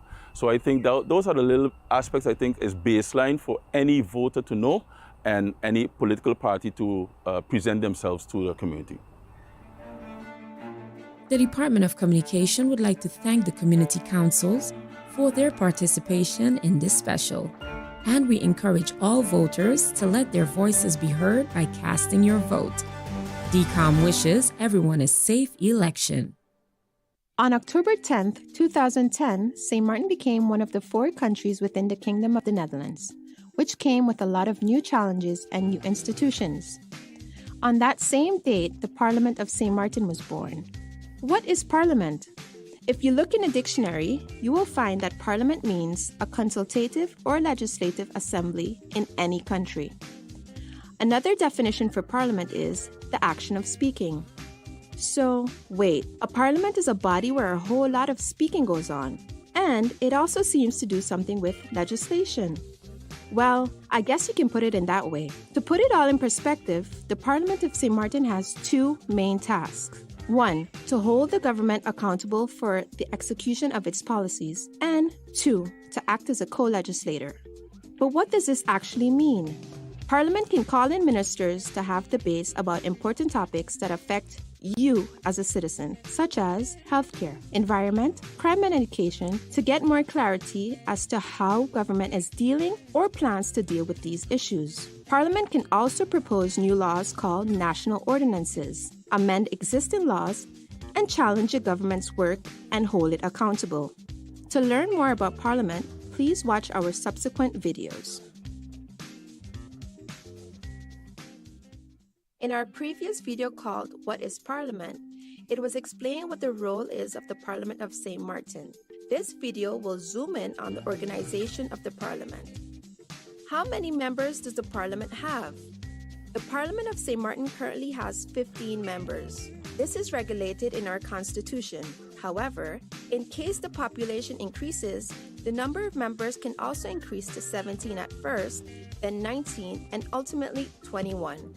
What is the role of the President and Vice Presidents? The Parliament elects its President and Vice Presidents from among its members. The President and Vice President form the Presidium. The Presidium meets regularly to supervise the work of the Secretariat. It is the job of the President of Parliament to keep order in the House of Parliament during meetings. One of the President's tasks is to represent the Parliament on the island and internationally. The Vice Presidents replace the President when he or she is unavailable. How do members of Parliament get the job done? Members of Parliament are supported by the Secretariat of Parliament. The Secretariat is under the leadership of the Secretary General, who is appointed by Parliament. The tasks of the Secretariat include the registration and distribution of documents, live streaming and recording of meetings, public relations and protocol activities, events planning, facility management, legal advice, and budget management. The staff of the Secretariat is impartial and independent.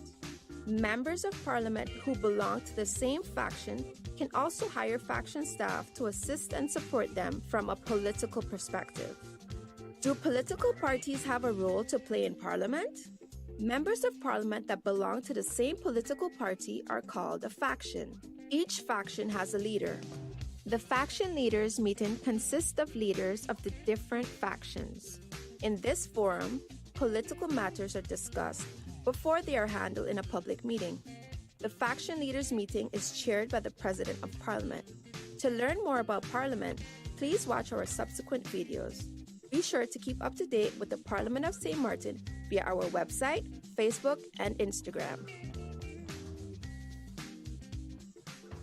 Welcome back to the live coverage and results of the Parliamentary Election 2024.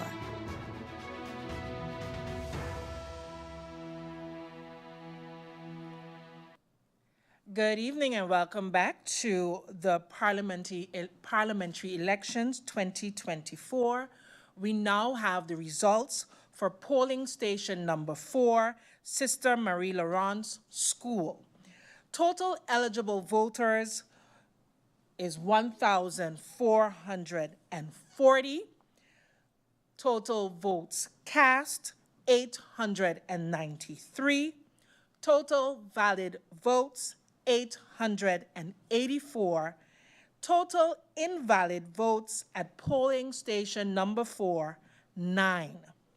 We now go to our first party, Swaliga Action Movement, SAM. Franklin A. Mayers, 34. Cecil R. D. Nicholas, 6. Tamara E. Leonard, 16. Claude A. H. Peterson, 6. Rhoda R. Arundel, 10. Paulina N. Lake, 8. Pamela R. Gordon Geboren-Carty, 1. Lucien O. Benschop, 3. Ruben A. B. Pantaflet, 1. Delano D. Samuel, 6. Billy Jean-Baptiste, 3. Marcos C. Henrietta, 2. Total votes cast for Swaliga Action Movement, SAM, at polling station number 4, Sister Marie Laurence School, 96. 96. We now go to National Alliance, NA, with the votes cast at polling station number 4, Sister Marie Laurence School. Silveria E. Jacobs, 11. Egbert J. Duran, 31. Artwell M. R. Arian, 11. Cloyd L. Marlin, 29. Darrell T. J. York, 40. Edsel E. Gums, 3. Anna E. Richardson, 4. Angelique J.G. Ramu, 6. Shamila N. Williams Khabora Webster, 5. Curtis K.W. Thomas, 1. Hyacinth L. Richardson, 6. Alan K. Connor, 0. Shamira P. M. Hernandez, 0. A. Terrence Ray, 2. Ishmael Foster, 0. Louis G. Hurtau, 0. Carlita L. A. Guy, 1. Total votes cast for National Alliance NA at District Polling Station number 4, Sister Marie Laurent School, 150 votes. 150.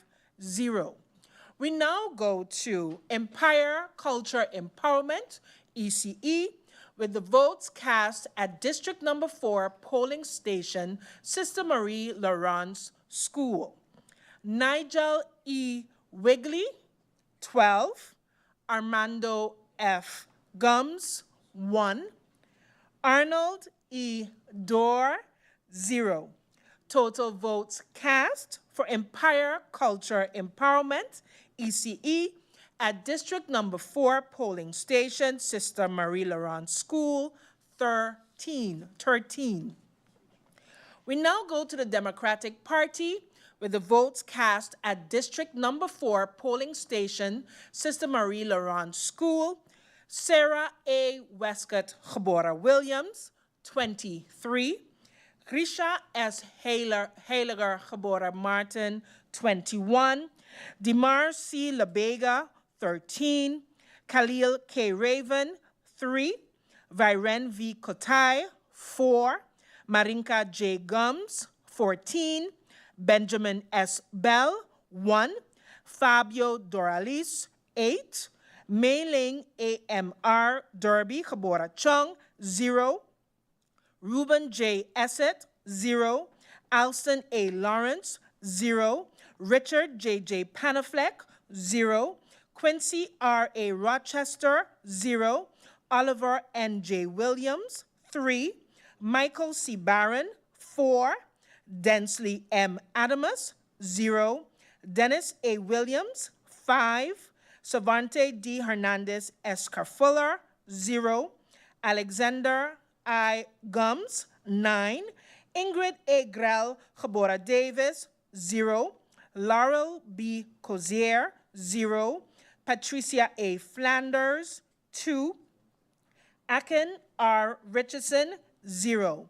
Total votes cast for Democratic Party, DP, at polling station number 4, Sister Marie Laurent School, 110.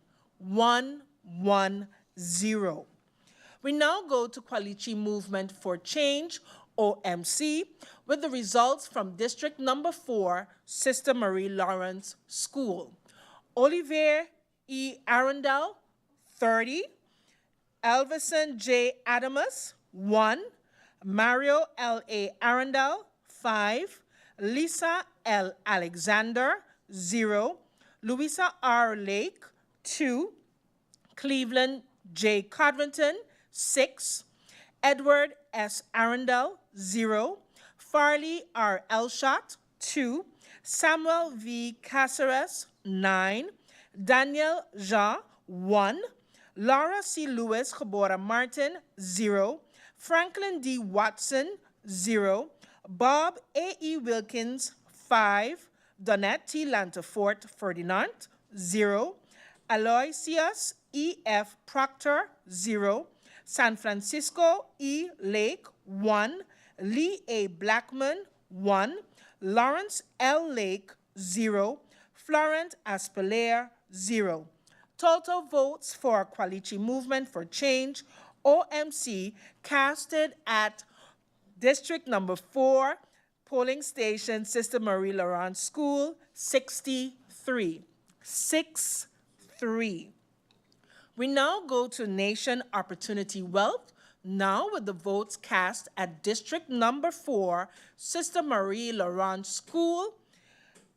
Christophe T. Emmanuel, 10. Claudius A. Boncamper, 4. Lyndon C.J. Lewis, 39. Peter J. Gittins, 5. Giovanni C. Gums, 1. Ryan R.R. James, 1. Mark E. Mantle, 5. Larry E. Hall, 1. Drina I. Lopez, 0. Leandro M. Peterson, 0. Edwin E. Scope, 5. Kimberly K. E. Reyes Prelo, 0. Gerald J. Burnett, 0. Marie Claire G. Langlaise, 0. Louis K. Smith, 0. Gromiko L. N. V. Wilson, 2.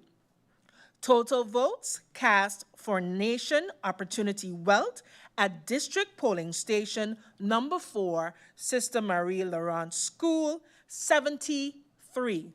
7-3. We now go to the United People's Party, up, with the votes cast at District number 4, Sister Marie Laurent School. Omar E.C. Utley, 49. Richard F. Gibson, 0. Akeem E. Arundel, 2. Francisco A. La Cruz, 11. Rolando Bryson, 26. Janini Chatelier, 6. Nikhil Kukreja, 0. Addison A. Boston, 15. Richard A. Patrick, 1. Bria S. Christina Sorton, 0. Teddy F. Charlie, 0. Cresburg A. Brown, 4. Shirley Hilaire, 0. Kevin P. Bryan, 9. Martin O. Wilson, 5. S. Natasha Manuela Jabora Gums, 1. Wendell A. Tode, 0. Chanel E. Brownbill, 2. Total votes cast for United People's Party, up, at District number 4 polling station, Sister Marie Laurent School, 131. 131. We now go to Party for Progress, PFP, with the votes cast at District number 4, Sister Marie Laurent School. Melissa D. Gums, 13. Rayan A. Peterson, 27. Ludmila N. L. DeWeaver, 40. Patrice T. Gums, 4. Luciana L. Nichols, 3. Marvio A. Cooks, 2. Jean Zero Blaze, 0. Rosalinda F. Martina, 1. Marlon M. Hodge, 0. David J. Solomon, 0. Solange L. Duncan, 3. Miklos M. C. Hitterson, 3. Total votes cast for Party for Progress, PFP, District number 4, Sister Marie Laurent School, 96. 96. We now go to the Unified Resilient St. Martin Movement, URSM, with the votes cast at District number 4, Sister Marie Laurent School. Luke F. E. Mercelina, 83. Christopher L. Waver, 1. Veronica C. Yonsa Gebora Webster, 15. Herbert M. J. Martina, 4. Shamira D. M. Roseberg, 10. Gracita R. Arundel, 3. Rishnil S. J. Brug, 18. Jason O. Matthew, 1. Joseph G. Peterson, 0. Michael O. Summersall, 2. Delano L. Hutchinson, 0. Felicia C. M. Brooks, 8. Sao Y. Steyman Gebora Yao, 0. Paco J. Isinia, 7. Glency C. Amer, 0. Total votes cast for Unified Resilient St. Martin Movement, URSM, at District Number 4, Sister Marie Laurent School, 152. 152. We now have a total of 3,248 votes based on District Number 4, 13, 16, 17, 19, and 20. Total valid votes, 3,215. Total invalid votes, 33. The total votes per party is as follows. Swaliga Action Movement, SAM, 278 votes, 278. National Alliance, NA, 472 votes, 472. Empire Culture Empowerment, ECE, 27 votes. Democratic Party, DP, 514 votes, 514. Qualichi Movement for Change, OMC, 118 votes, 118. Nation Opportunity Wealth, now, 247 votes, 247. United People's Party, UP, 496 votes, 496. Party for Progress, PFP, 560 votes, 560. Unified Resilient St. Martin Movement, URSM, 503 votes, for a total of 3,048. We do have some other numbers that have reached to us, so I'm hoping that I could go ahead, and if not, you can also view on www.stmartingov.org/elections for the results, where you can follow us online, and we will be taking a short break before we bring in the other votes. So please stay tuned for more. We'll be right back with the live coverage and results of the Parliamentary Election 2024. In our previous videos, the role of the Parliament of St. Martin and the organization of Parliament were highlighted. In this video, we will focus on the admission of elected persons as members of Parliament. How long is the term of Parliament? Based on our Constitution, the term of Parliament is 4 years. This means that every 4 years, elections are held to determine who will become a member of Parliament. Elections are free and are held by secret ballot. Members of Parliament are elected on the basis of proportional representation. What is proportional representation? Proportional representation is an electoral system in which virtually all votes cast count towards the distribution of seats. The total number of votes cast is divided by the number of seats. The result is called the quota. The number of seats that a party obtains is calculated by dividing the number of votes obtained by that party by the quota. A party that receives fewer votes than the quota does not receive a seat. After that, the residual seats are distributed. The persons with the highest amounts of votes on a list of a political party that has acquired one or more seats can become a member of Parliament. But how can someone become a member of Parliament? First of all, the person needs to postulate him or herself on the list of a political party. In order to do so, the person needs to be a resident of St. Martin, a Dutch national, 18 years or older, and not be excluded from the right to vote. So who can vote in an election? Residents of St. Martin who are 18 years or older that have the Dutch nationality and are not excluded from the right to vote. How do you, as a citizen, fit in all of this? Article 44 of our Constitution states that the Parliament represents the entire population of St. Martin, even those that did not vote at all. So basically, members of parliament work for you, the people of St. Martin. You decide who becomes a member of parliament when you cast your vote on election day.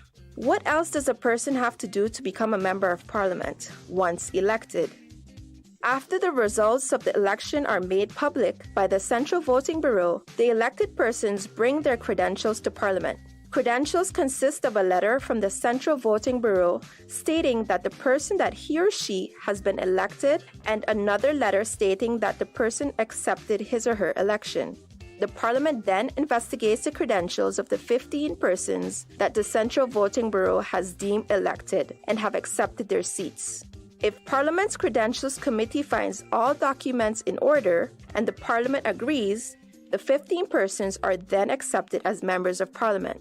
The newly elected members of Parliament then go to the governor for the ceremonial part, the oath taking. To learn more about Parliament, please watch our subsequent videos.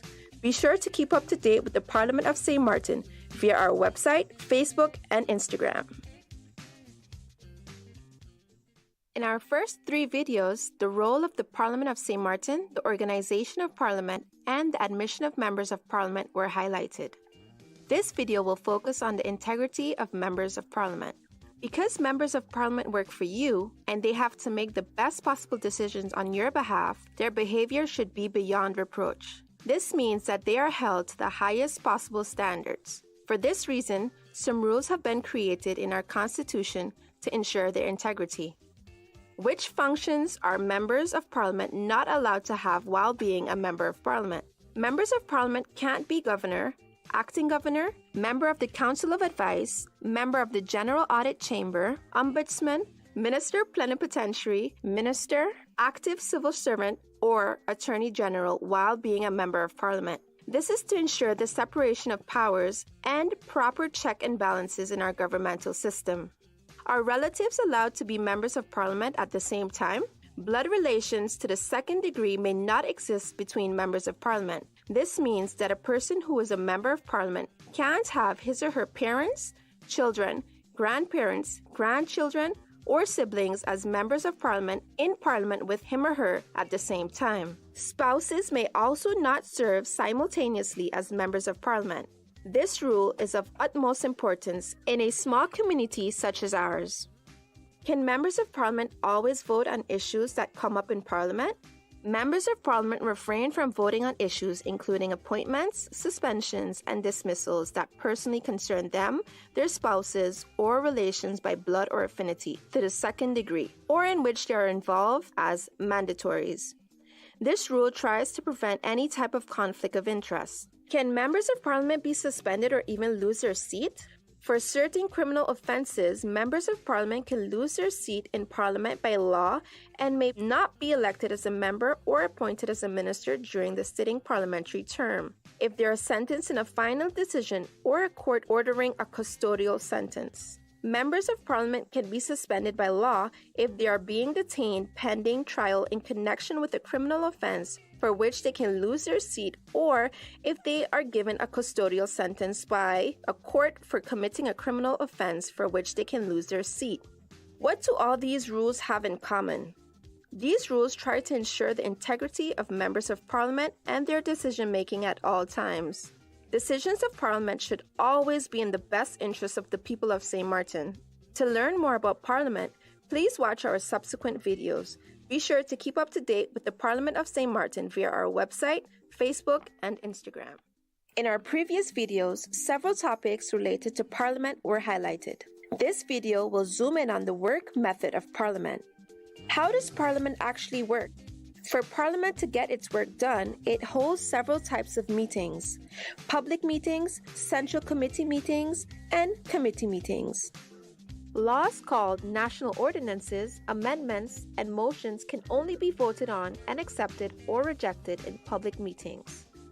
The same goes for advices concerning the composition of permanent and ad hoc committees, appointment of members of the High Councils of States, such as the Ombudsman and General Audit Chamber, and the appointment of members of other bodies, such as the Monument Council, etc. Central committee meetings and committee meetings are intended to investigate, discuss, and debate topics in depth and at length before they are brought to the public meeting for final decision making.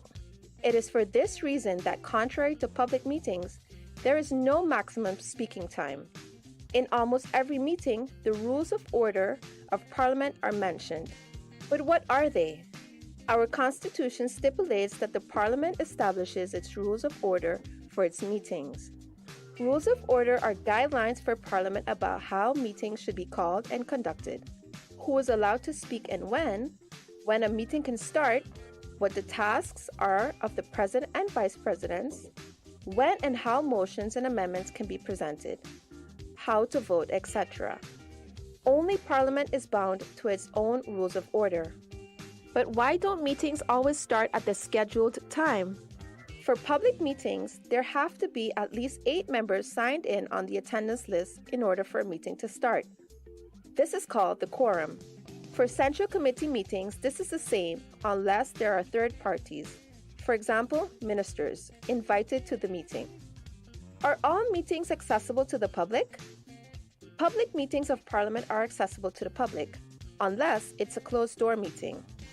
A closed-door meeting can only be held if the President deems it necessary, or at the request of at least 4 members if it's a public meeting. In case of a committee or central committee meeting, the request can come from a member of the committee or a minister. What does immunity entail? All members of Parliament, ministers, and other persons that participate in meetings of Parliament cannot be persecuted or held liable for that which they have said in these meetings, or what they have provided in writing in these meetings. To learn more about Parliament, please watch our subsequent videos. Be sure to keep up to date with the Parliament of St. Martin via our website, Facebook, and Instagram. Welcome back to the live coverage and results of the Parliamentary Election 2024.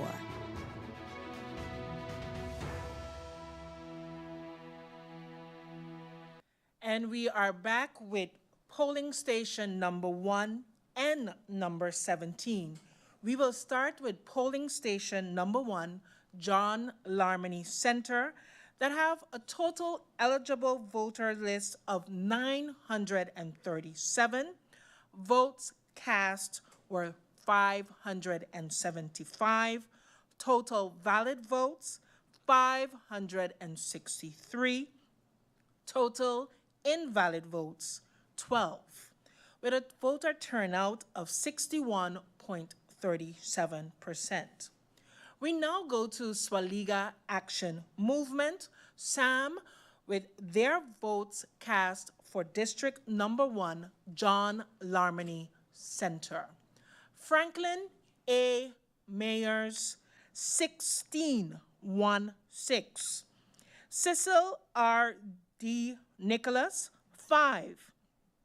Tamara E. Leonard, 5. Claude A.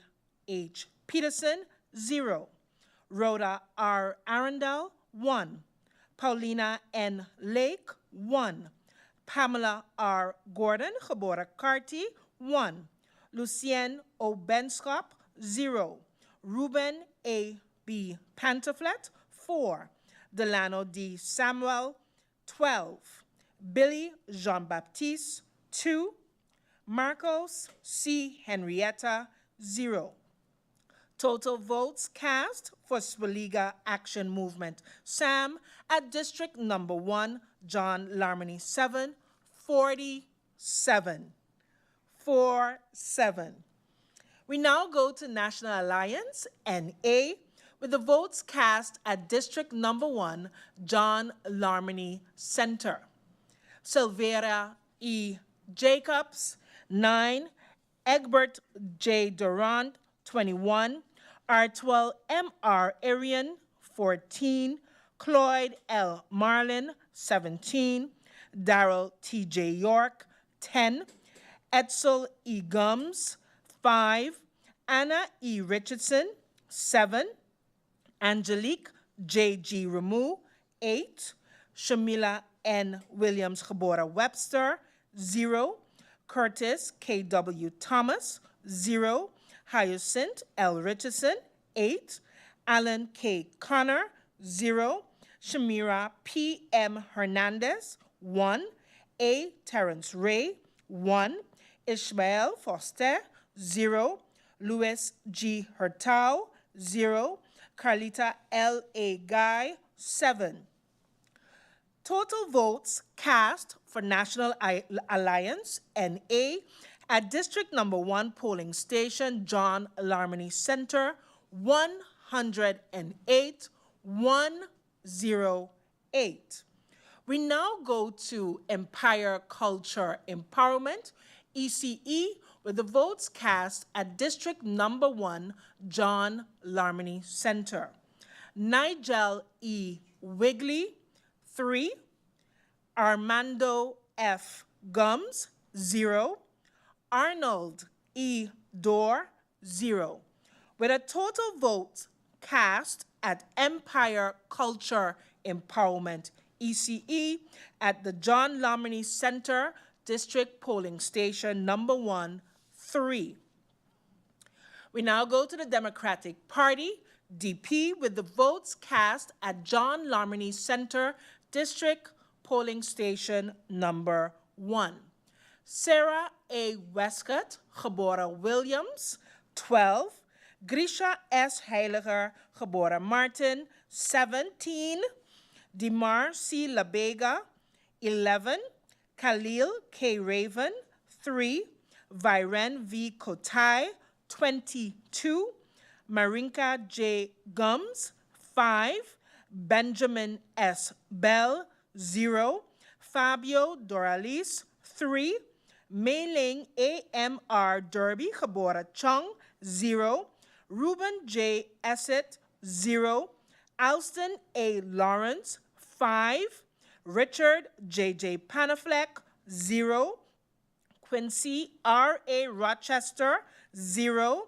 Oliver N.J. Williams, 0. Michael C. Barron, 4.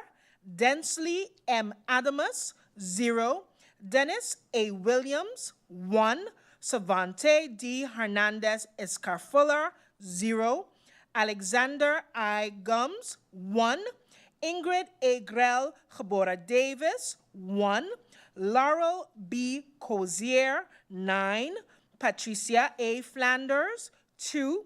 Aken R. Richardson, 0. Total votes cast for Democratic Party DP at District Number 1 polling station, John Larmony Center, 96. 96. We now go to Qualichi Movement for Change, OMC, with the votes cast at District Number 1, John Larmony Center. Oliver E. Arundel, 13. Elvison J. Adamus, 2. Mario L. A. Arundel, 0. Lisa L. Alexander, 0. Louisa R. Lake, 0. Cleveland J. Codrington, 1. Edward S. Arundel, 0. Farley R. Elshot, 0. Samuel V. Caceres, 0. Daniel Jean, 0. Laura C. Lewis, geboren Martin, 0. Franklin D. Watson, 0. Bob A. E. Wilkins, 1. Donette T. Lantafort Ferdinand, 1. Aloysius E. F. Proctor, 0. San Francisco E. Lake, 0. Lee A. Blackman, 0. Lawrence L. Lake, 0. Florent Aspilier, 0. Total votes cast for Qualichi Movement for Change, OMC, at District Number 1, John Larmony Center, 18. We now go to Nation Opportunity Wealth, NOW, with votes cast at District Number 1, John Larmony Center. Christoph T. Emmanuel, 13. Claudius A. Boncamper, 7. Lyndon C. J. Lewis, 22. Keith Peter J. Gittins, 1. Giovanni Christopher Gums, 2. Ryan R. R. James, 0.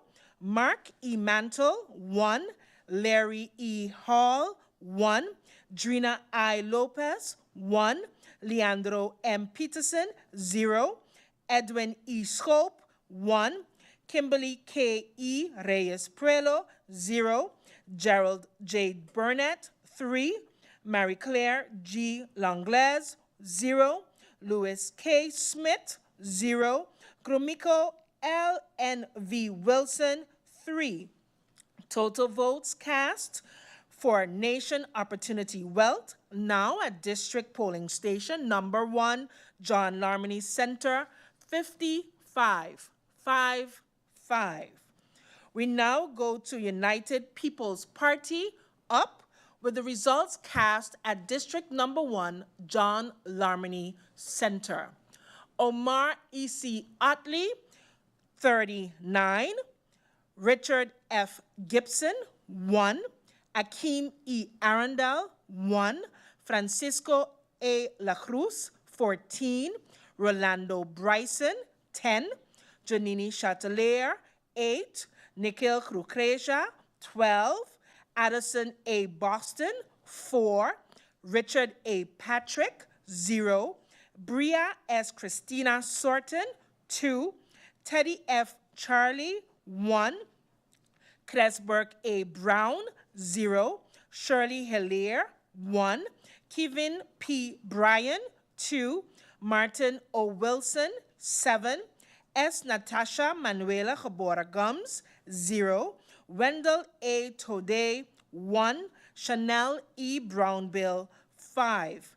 Total votes cast for United People's Party up at District number 1, John Larmony Center, 108. 108.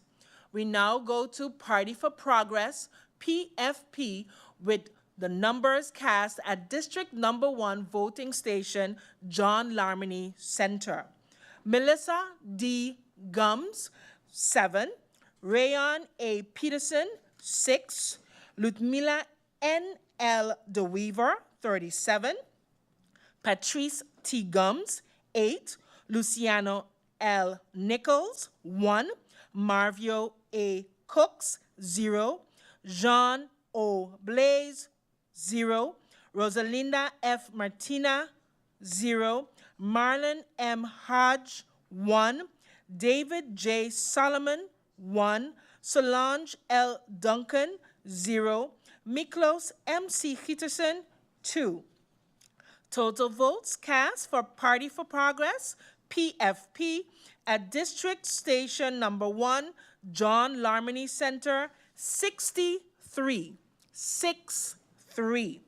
We now go to the Unified Resilient St. Martin Movement, URSM, with the votes cast at District number 1, John Larmony Center. Luke F. E. Mercelina, 37. Christopher L. Waver, 0. Veronica C. Janssen Gebora Webster, 6. Herbert M. J. Martina, 2. Shamira D. M. Roseberg, 5. Gracita R. Arundel, 4. Rishnil S. J. Brook, 5. Jason O. Matthew, 0. Joseph G. Peterson, 0. Michael O. Summersall, 3. Delano L. Hutchinson, 0. Felicia C. M. Brooks, 3. Sao Y. Stamen Gebora Yao, 0. Paco J. Isinia, 0. Glency C. Amer, 0. Total votes cast for Unified Resilient St. Martin Movement, URSM, at the John Larmony Center, 65. 65. We now go to the votes cast at District number 17, Dutch Quarter Help Desk. With the total votes cast with total eligible voters of 506. Votes cast were 309. Total valid votes, 308. Total invalid votes, 1, with a voter turnout of 61.07%. We now go to Swaliga Action Movement, SAM, and the votes that were cast at District Number 17, Dutch Quarter Help Desk. Franklin A. Mayers, 11. Cecil R. D. Nicholas, 2. Tamara E. Leonard, 6. Claude A. H. Peterson, 0. Rhoda R. Arundel, 6. Paulina N. Lake, 0. Pamela R. Gordon Gebora Carty, 1. Lucien O. Benskop, 0. Ruben A. B. Pantoflet, 0. Delano D. Samuel, 1. Billy Jean-Baptiste, 2. Marcos C. Henrietta, 0.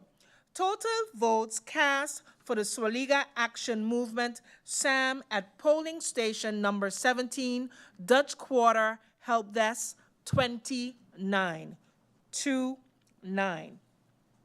We now go to the National Alliance, NA, with the votes cast at District Number 17, Dutch Quarter Help Desk.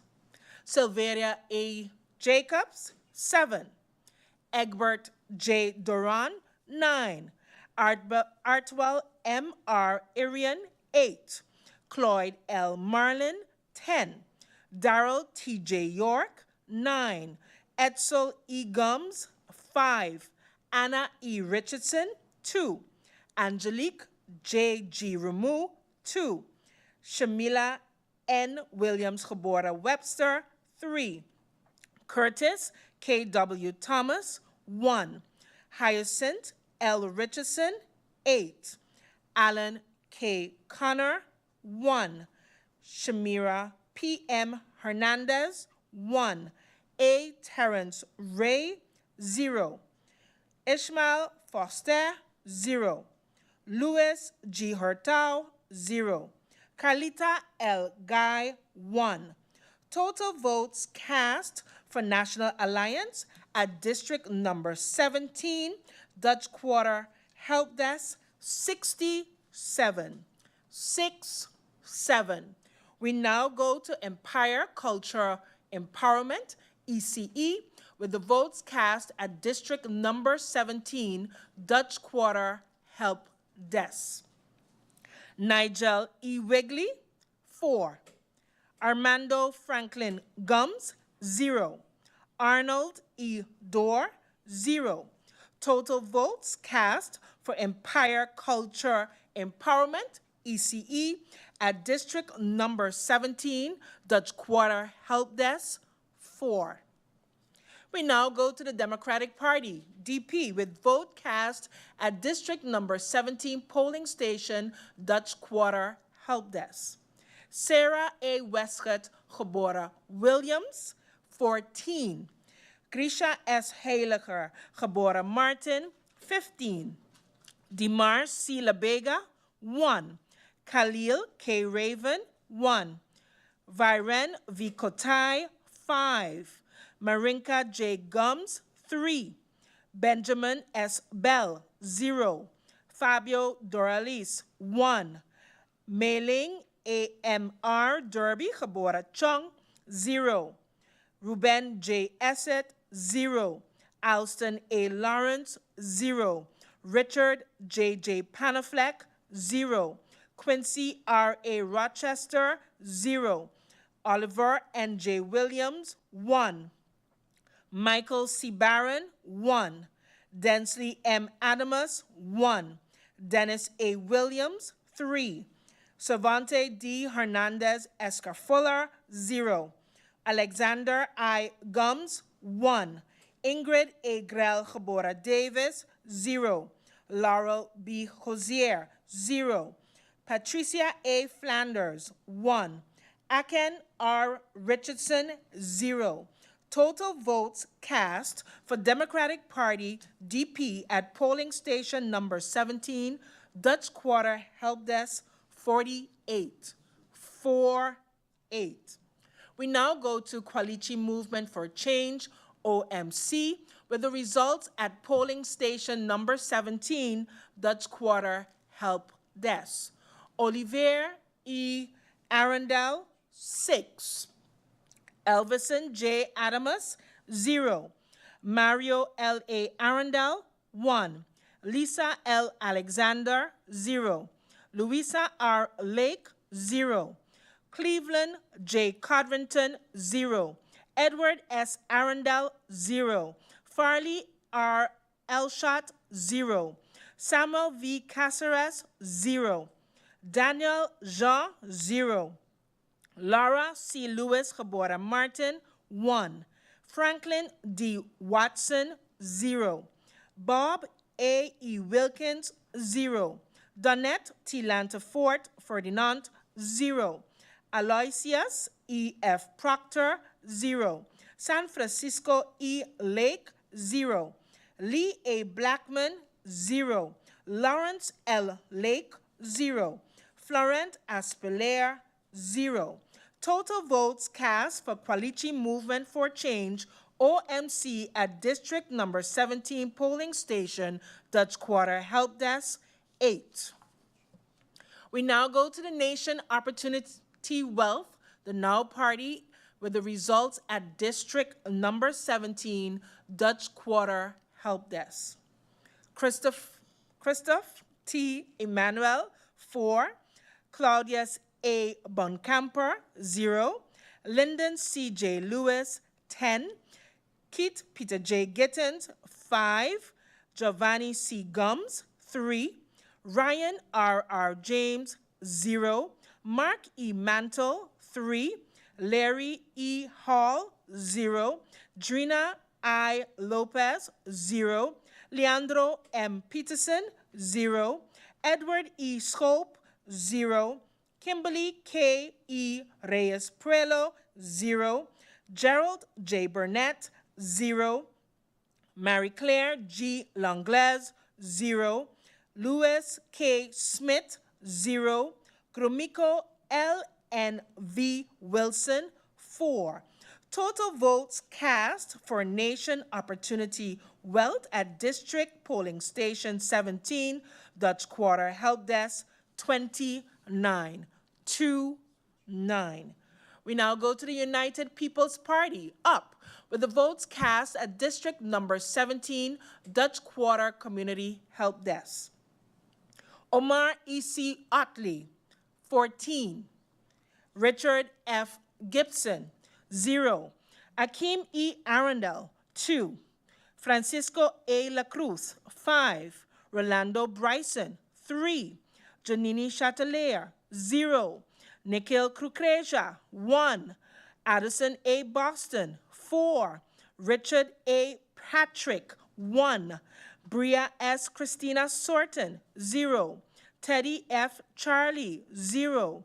Cresberg A. Brown, 0. Shirley Hilaire, 0. Kevin P. Bryan, 4. Martin O. Wilson, 0.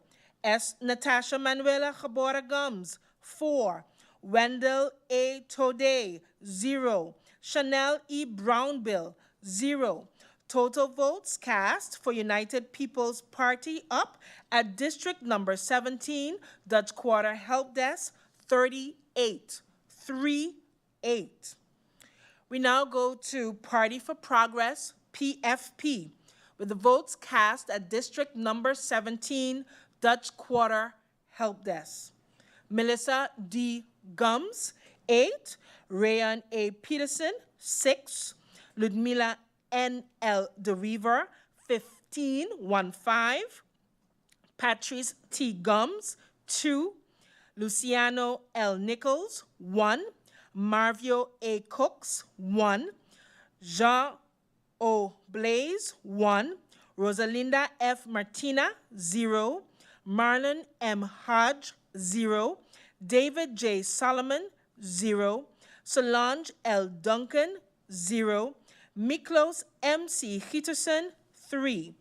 Total votes cast for Party for Progress, PFP, at polling station number 17, Dutch Quarter, Help Desk, 37. 37. We now go to Unified Resilient St. Martin Movement, URSM, with the votes cast at District number 17, Dutch Quarter, Help Desk. Luke F. E. Mercelina, 28. Christopher L. Waver, 0. Veronica C. Jonse, geboren Webster, 1. Herbert M. J. Martina, 2. Shamira D. M. Roseberg, 6. Gracita R. Arundel, 1. Rishnil S. J. Brug, 6. Jason O. Matthew, 1. Joseph G. Peterson, 0. Michael O. Somersall, 0. Delano L. Hutchinson, 0. Felicia C. M. Brooks, 2. Saul Y. Stamen, geboren Yao, 0. Paco J. Isinia, 1. Glency C. Amer, 0. Total votes cast for Unified Resilient St. Martin Movement, URSM, at District number 17, Dutch Quarter Help Desk, 48. 48. Based on the results from District 1, 4, 13, 16, 17, 19, and 20, we have a total vote of 3,249. Total valid votes, 3,215. Total invalid votes, 34. Based on the parties, the totals are as follows. Swaliga Action Movement, SAM, 278, 278. National Alliance, NA, 472, 472. Empire Culture Empowerment, ECE, 27, 27. Democratic Party, DP, 514, 514. Quality Movement for Change, OMC, 118, 118. Nation Opportunity Wealth, NOW, 247, 247. United People's Party, UP, 496, 496. Party for Progress, PFP, 560, 560. Unified Resilient St. Martin Movement, 503 votes, 503. Those are the totals thus far, and we will have another one in a few minutes as we take a few minutes break. Stay tuned. We'll be right back with the live coverage and results of the Parliamentary Election 2024. St. Martin, as heavy rain falls across our region, we urge all residents and visitors to exercise caution and stay alert. Here are the areas prone to street flooding, flash floods, and/or rock slides. Avoid these locations until water levels subside. Atillage Road Roundabout, Cul-de-Sac. Arch Road, Sucker Garden. Beacon Hill Road, Simpson Bay. Atillage Road, Border Monument, Belvedere, Lower Princess Quarter. Billy Folly Road, Cole Bay. Emma Plain, Phillipsburg. L.B. Scott Road, Cul-de-Sac. Rhine Road, Lowlands. Welhelican Road, Low K Roundabout, Cahill, Little Bay. Well Road, Wellington Road, and Orange Grove Road, Cole Bay. Yancho Rousquin Boulevard, Point Blanche, and Sakers Gut Road, Cul-de-Sac. Remember, safety comes first. Let's work together to keep our community safe. This public service announcement is brought to you by the Department of Communication.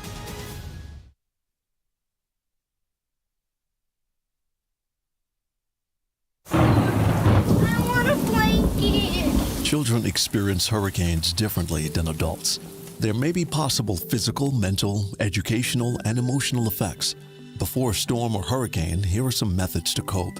Prepare your child to deal with the many issues. Explain to them what a hurricane is and its effects, and do so using simple age-appropriate words. In addition, as you prepare to hurricane-proof your home, let your child or children contribute in helping out. During a storm or hurricane, keep them safe, keep them busy, keep them calm. Play games, read. A tropical storm or hurricane presents a great deal of stress and some shock, but being prepared will ease your children's mind, especially after a storm or hurricane. To learn more on how you can keep yourself and your family safe this hurricane season, visit the official government website at stmartingov.org/hurricane. This public service announcement has been brought to you by the Department of Communication. Welcome back to the live coverage and results of the Parliamentary Election 2024.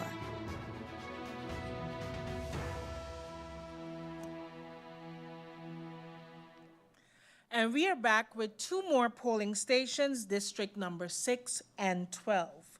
We will start with polling station number 6, Milton Peters College, with total eligible voters of 1,435. Total votes cast was 967. Total valid votes, 960. Total invalid votes, 7. We go to our first party on the list, Swaliga Action Movement, SAM, with the results at Milton Peters College, District number 6 polling station. Franklin A. Mayers, 21. Cecil R.D. Nicholas, 11. Tamara E. Leonard, 26. Claude A.H. Peterson, 1. Rhoda R. Arundel, 23. Paulina N. Lake, 8. Pamela R. Gordon Geboorte Carty, 1. Lucien Orlando Benschop, 3. Ruben A. B. Pantaflet, 5. Delano D. Samuel, 6. Billy Jean-Baptiste, 5. Marcos C. Henrietta, 1. Total votes cast for Swaliga Action Movement SAM at District number 6, Milton Peters, 111. 111. We now go to National Alliance, NA, with the votes cast at District number 6, Milton Peters College. Silveria E. Jacobs, 27. Egbert J. Duran, 34. Artwell M. R. Arian, 23. Cloyd L. Martin, 46. Darrell T. J. York, 28. Edsel E. Gums, 9. Anna E. Richardson, 27. Angelique J. G. Ramu, 8. Shamila N. Williams Geboorte Webster, 5. Curtis K. W. Thomas, 2. Hyacinth L. Richardson, 4. Alan K. Connor, 0. Shamira P. M. Hernandez, 0. A. Terrence Ray, 2. Ishmael Foster, 2. Louis G. Hortal, 0. Carlita L. A. Guy, 5. The total votes for National Alliance, NA, at District number 6, Milton Peters College, 222. 222. We now go to Empire Culture Empowerment, ECE, with the votes cast at District number 6, Milton Peters College. Nigel E. Wigley, 9. Armando F. Gums, 0. Arnold E. Dorr, 2. With a total vote for Empire Culture Empowerment ECE cast at Milton Peters College, District number 6, polling station 11. 1-1. We now go to the Democratic Party, DP, polling station number 6, Milton Peters College, Sarah A. Westcott Gebora Williams, 25, Grisha S. Heiliger Gebora Martin, 30, Dimar C. Labega, 10, Khalil K. Ravan, 8, Viren V. Kotai, 8, Maringa J.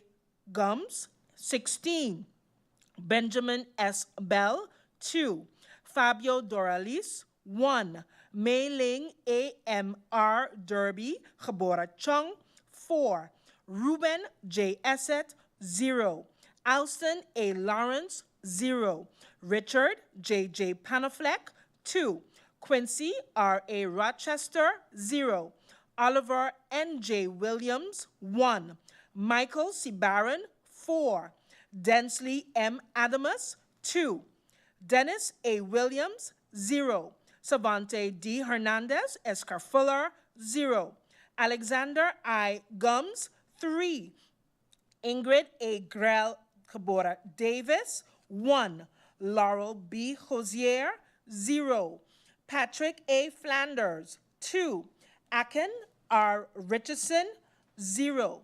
Total votes cast for Democratic Party, DP, at polling station number 6, Milton Peters College, 119. 119. On to the next, Qualichi Movement for Change, OMC, with the votes cast at district number 6, Milton Peters College. Olivier E. Arundel, 25. Elvison J. Adamus, 1. Mario L. A. Arundel, 5. Lisa L. Alexander, 0. Louisa R. Lake, 6. Cleveland J. Codrington, 4. Edward S. Arundel, 0. Farley R. Elshot, 1. Samuel V. Caceres, 1. Daniel Jean, 0. Laura C. Lewis, Gebora Martin, 0. Franklin D. Watson, 0. Bob A. E. Wilkins, 1. Donette T. Lantafort Ferdinand, 0. Aloysius E. F. Proctor, 2. San Francisco E. Lake, 0. Lee A. Blackman, 3. Lawrence L. Lake, 0. Florent Aspelaire, 0.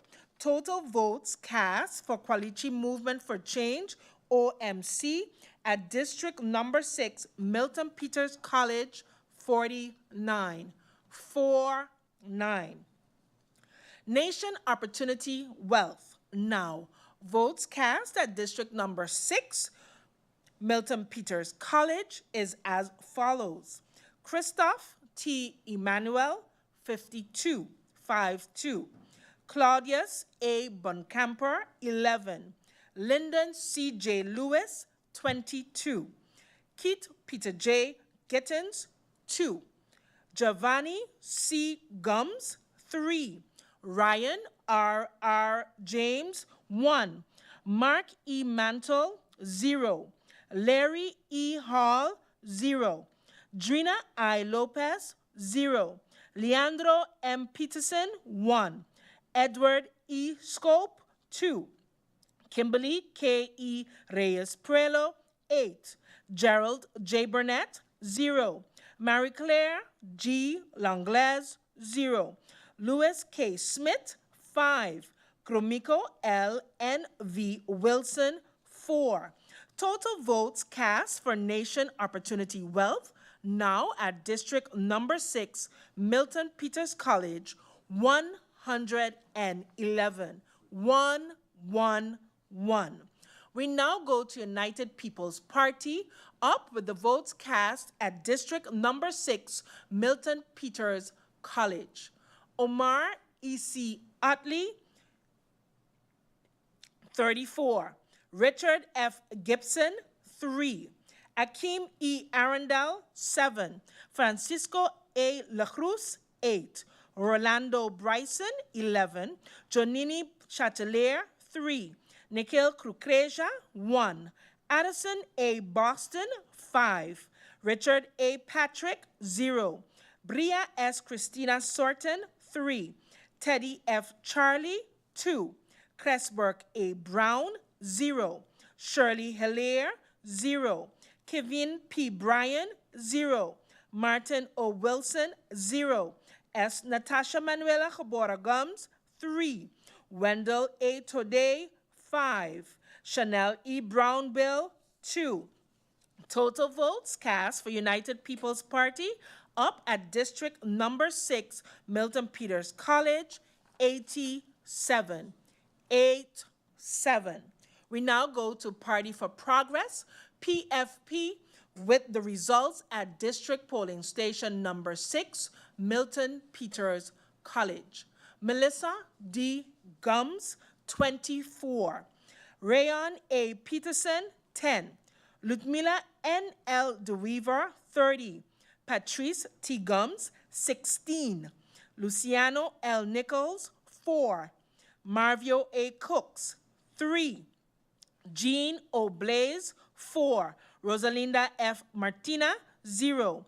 Marlon M. Hodge, 0. David J. Solomon, 4. Solange L. Duncan, 8. Miklos M. C. Hitterson, 2. Total votes cast for Party for Progress, PFP, at District Polling Station 6, Milton Peters, 105. 105. We now go to Unified Resilient St. Martin Movement, URSM, with the votes cast at District Number 6, Milton Peters College. Luke F. E. Mercelina, 89. Christopher L. Waver, 1. Veronica C. Yonce, Gebora Webster, 9. Herbert M. J. Martina, 2.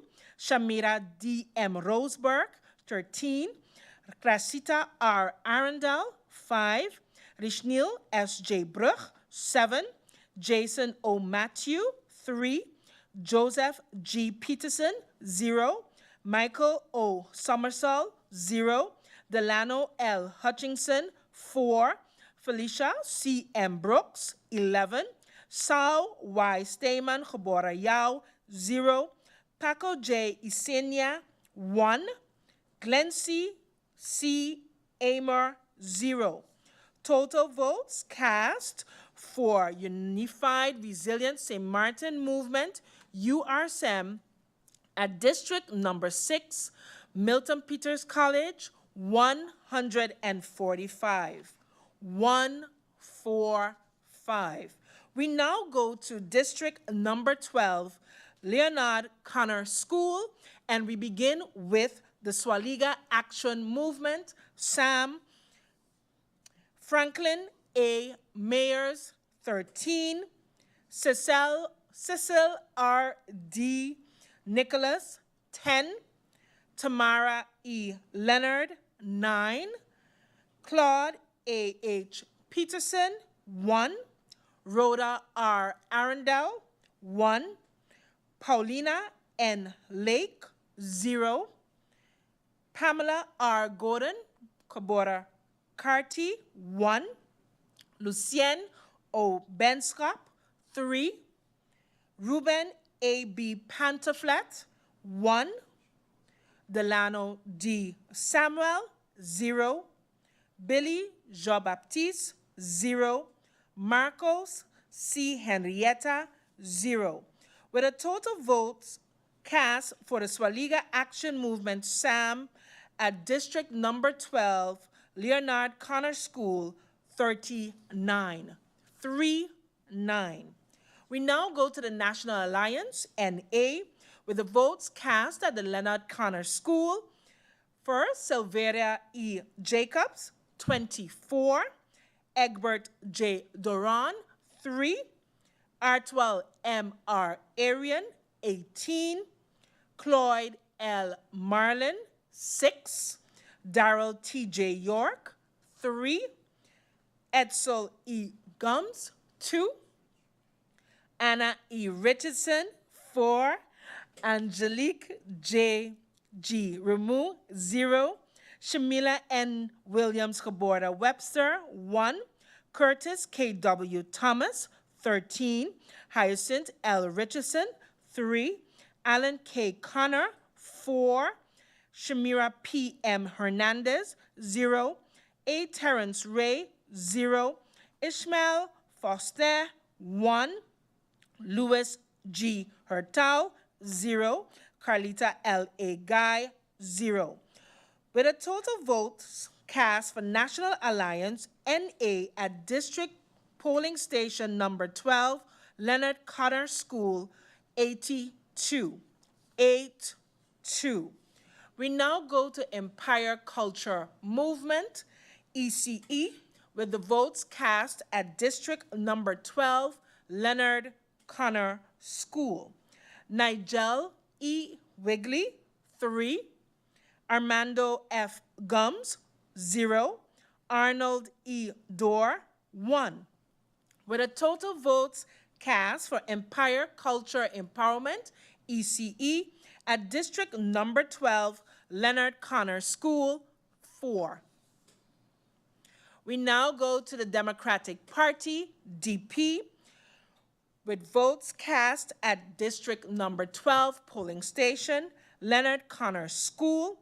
Sarah A. Westcott Gabora Williams, 13. Grisha S. Heiliger Gabora Martin, 19. Dimar C. Labega, 1. Khalil K. Raven, 7. Viren V. Kotai, 2. Marinka K. J. Gums, 1. Benjamin S. Bell, 2. Fabio Doralis, 4. Mei-Ling A.M.R. Derby Gabora Chung, 1. Ruben J. Essett, 0. Alston A. Lawrence, 1. Richard J.J. Panafleck, 0. Quincy R. A. Rochester, 0. Oliver N.J. Williams, 0. Michael C. Barron, 1. Densley M. Adamus, 0. Dennis A. Williams, 0. Savante D. Hernandez, Escar Fuller, 0. Alexander I. Gums, 2. Ingrid A. Grell, Gabora Davis, 0. Laurel B. Cozier, 0. Patricia A. Flanders, 3. Aken A. Richardson, 0. Total votes cast for Democratic Party, DP, at District Polling Station number 12, Leonard Connor School, 57. 5-7. We now go to the Kwalichi Movement for Change, OMC, with the votes cast at District number 12, Leonard Connor School. Oliver E. Arundel, 16. Elvison J. Adamus, 2. Mario L. A. Arundel, 2. Lisa L. Alexander, 0. Louisa R. Lake, 2. Cleveland J. Codrington, 1. Edward S. Arundel, 1. Farley R. Elshot, 0. Samuel V. Caceres, 0. Daniel Jean, 1. Laura C. Lewis, Gabora Martin, 0. Franklin D. Watson, 0. Bob A. E. Wilkins, 0. Donette T. Lantafort Ferdinand, 0. Aloysius E. F. Proctor, 0. San Francisco E. Lake, 0. Lee A. Blackman, 0. Lawrence L. Lake, 0. Florent Aspelair, 0. Total votes cast for Kwalichi Movement for Change, OMC, at District number 12, Leonard Connor School, 25. 2-5. We now go to Nation Opportunity Wealth. Now for the votes cast at District number 12, Leonard Connor School. Christoph T. Emmanuel, 6. Claudius A. Buncamper, 0. Lyndon C. J. Lewis, 16. Keith Peter J. Gittins, 0. Giovanni Christopher Gums, 2. Ryan R. James, 9. Mark E. Mantle, 3. Larry E. Hall, 0. Drina I. Lopez, 0. Leandro M. Peterson, 5. Edwin E. Schoop, 0. Kimberly K. E. Reyes Prelo, 0. Gerald J. Burnett, 7. Marie Claire G. Langlaise, 0. Louis K. Smith, 0. Gromiko L. N. V. Wilson, 2. Total votes received for Nation Opportunity Wealth, now at District Number 12, Leonard Connor School, 50. We now go to United People's Party, up for the votes cast at District Number 12, Leonard Connor School. Omar E.C. Otley, 28. Richard F. Gibson, 0. Akeem E. Arundel, 6. Francisco A. La Cruz, 16. Rolando Bryson, 2. Janini Chatelier, 15. Nikhil Kukreja, 0. Addison A. Boston, 2. Richard A. Patrick, 0. Bria S. Christina Sorton, 3. Teddy F. Charlie, 14. Cresberg A. Brown, 2. Shirley Herlier, 1. Kevin P. Bryan, 2. Martin O. Wilson, 0. S. Natasha Manuela Cabora Gums, 2. Wendell A. Tode, 0. Chanel E. Brownbill, 1. With a total vote for United People's Party up at District Number 12, Leonard Connor School of 94. 9-4. We now have the results for Party for Progress, PFP, at District Number 12 polling station, Leonard Connor School. Melissa D. Gums, 4. Rayon A. Peterson, 8. Ludmila N. L. DeWeaver, 15. Patrice T. Gums, 7. Luciano L. Nichols, 2. Marvio A. Cooks, 1. Jean O. Blaze, 0. Rosalinda F. Martina, 2. Marlon M. Hodge, 0. David J. Solomon, 1. Solange L. Duncan, 1. Miklos M. C. Peterson, 1. With a total votes cast for Party for Progress, PFP, at District Number 12, Leonard Connor School of 42. 4-2. We now go to Unified Resilient St. Martin Movement, URSM, with the votes cast at District Number 12 polling station, Leonard Connor School. Luke F. E. Mercelina, 36. Christopher L. Waver, 0. Veronica C. Yonsa, Cabora Webster, 7. Herbert M. J. Martina, 1. Shamira D. M. Roseberg, 6. Gracita R. Arundel, 2. Rishnil S. J. Bruch, 2. Jason O. Matthew, 1. Joseph G. Peterson, 1. Michael O. Somersall, 0. Delano L. Hutchinson, 1. Felicia C. M. Brooks, 0. Saul Y. Steyman Cabora Yao, 0. Paco J. Isenia, 0. Glency C. Amar, 0. With a total votes cast for Unified Resilient St. Martin Movement, URSM, at District Number 12, Leonard Connor School of 57. 5-7.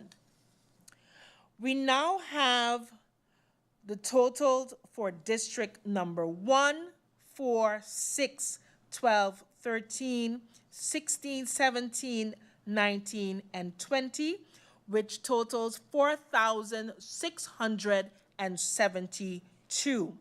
Total valid votes, 4,625. Total invalid votes, 47. Total votes per party is as follows.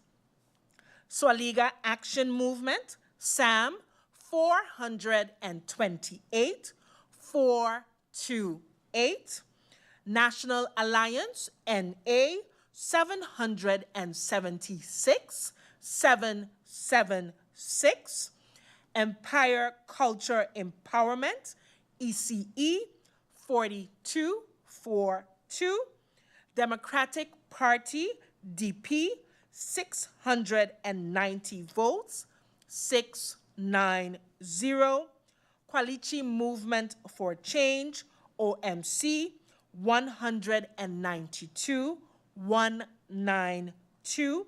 Nation Opportunity Wealth, now, 408, 408.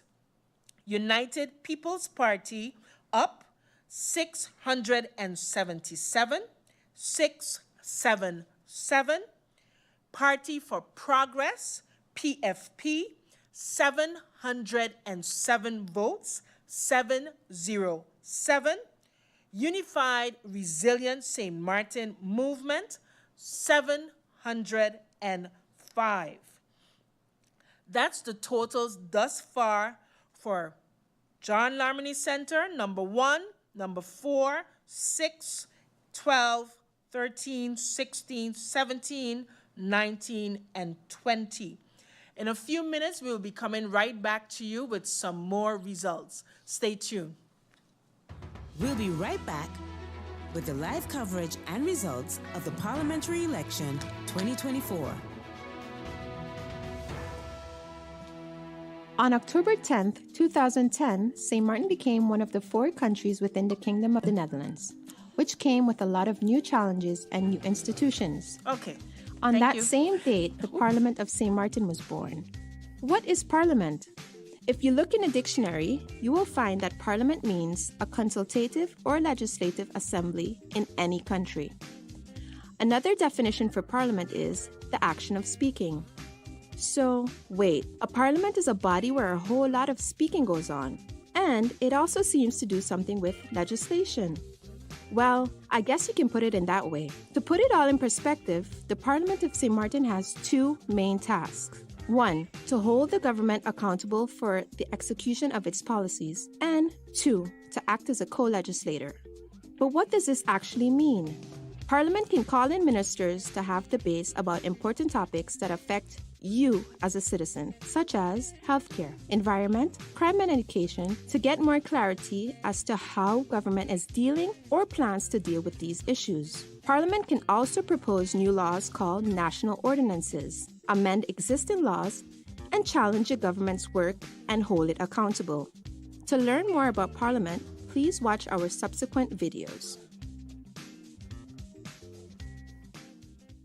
In our previous video called What is Parliament?, it was explained what the role is of the Parliament of St. Martin.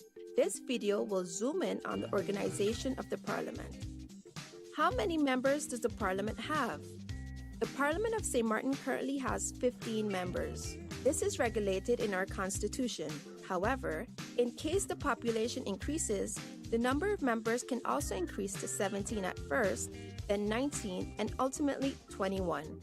What is the role of the President and Vice Presidents?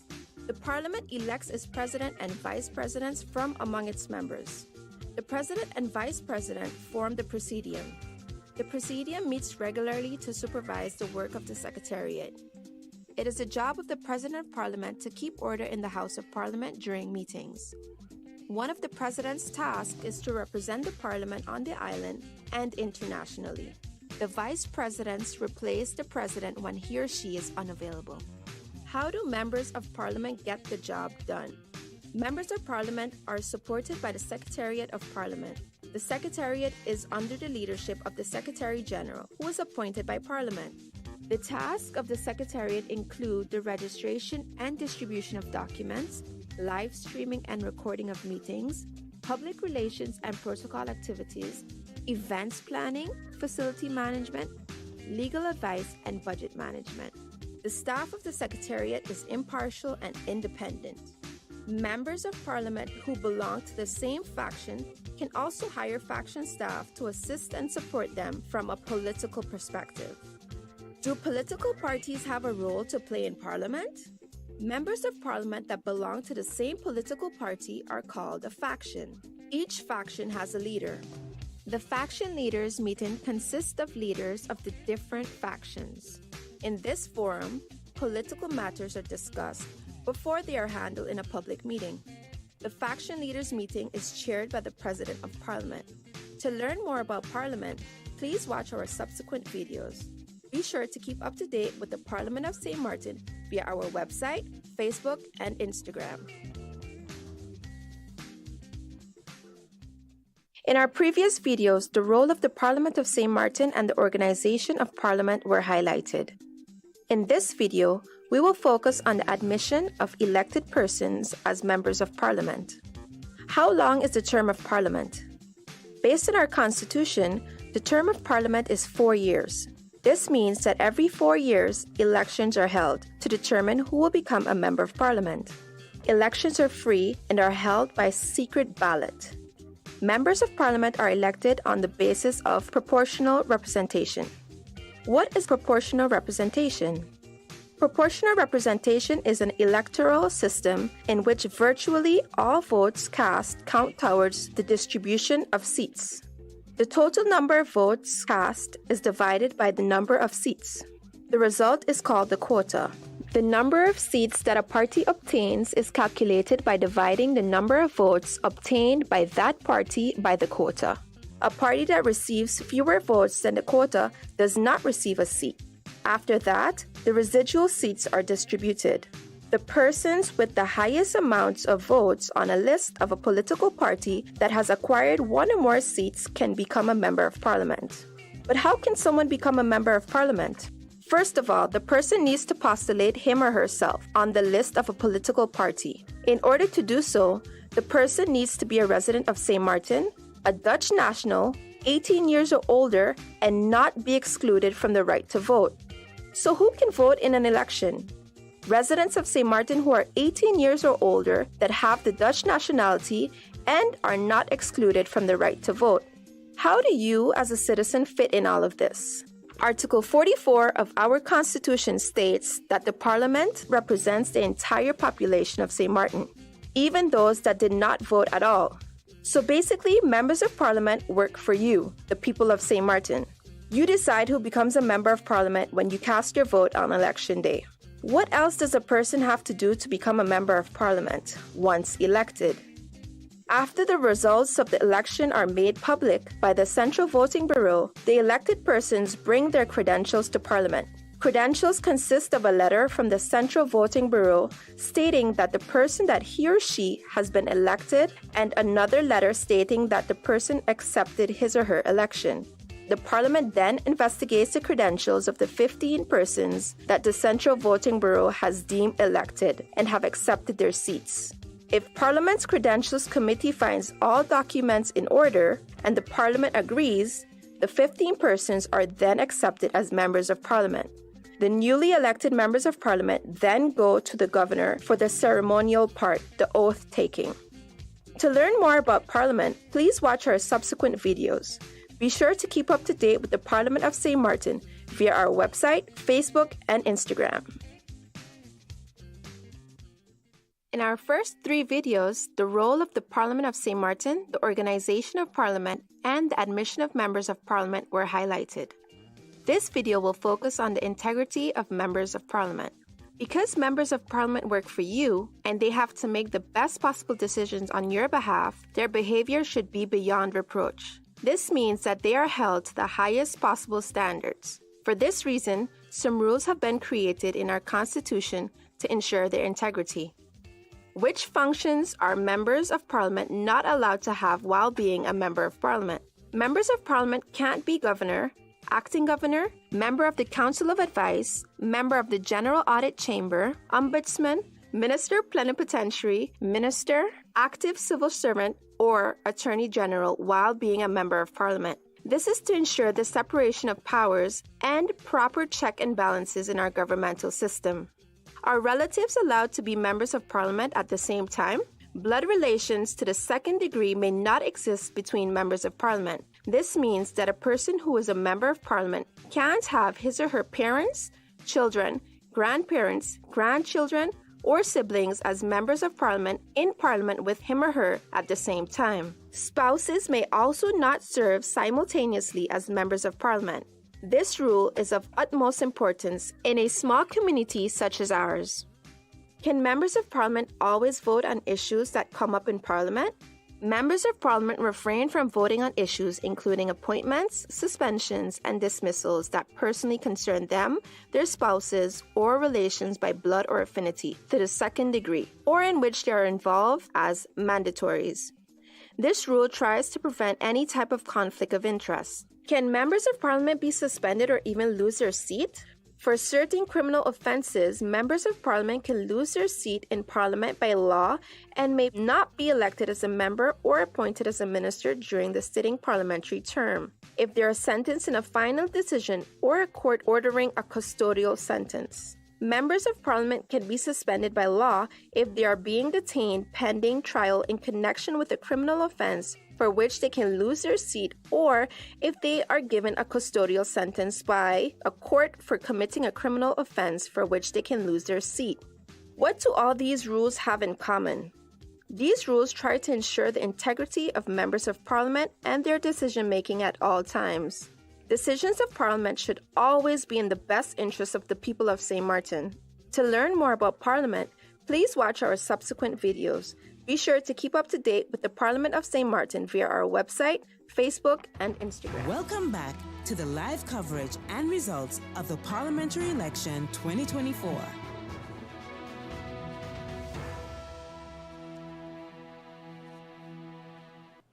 Good morning, and we're back with 2 more polling stations. We are halfway through, guys. Let's do this.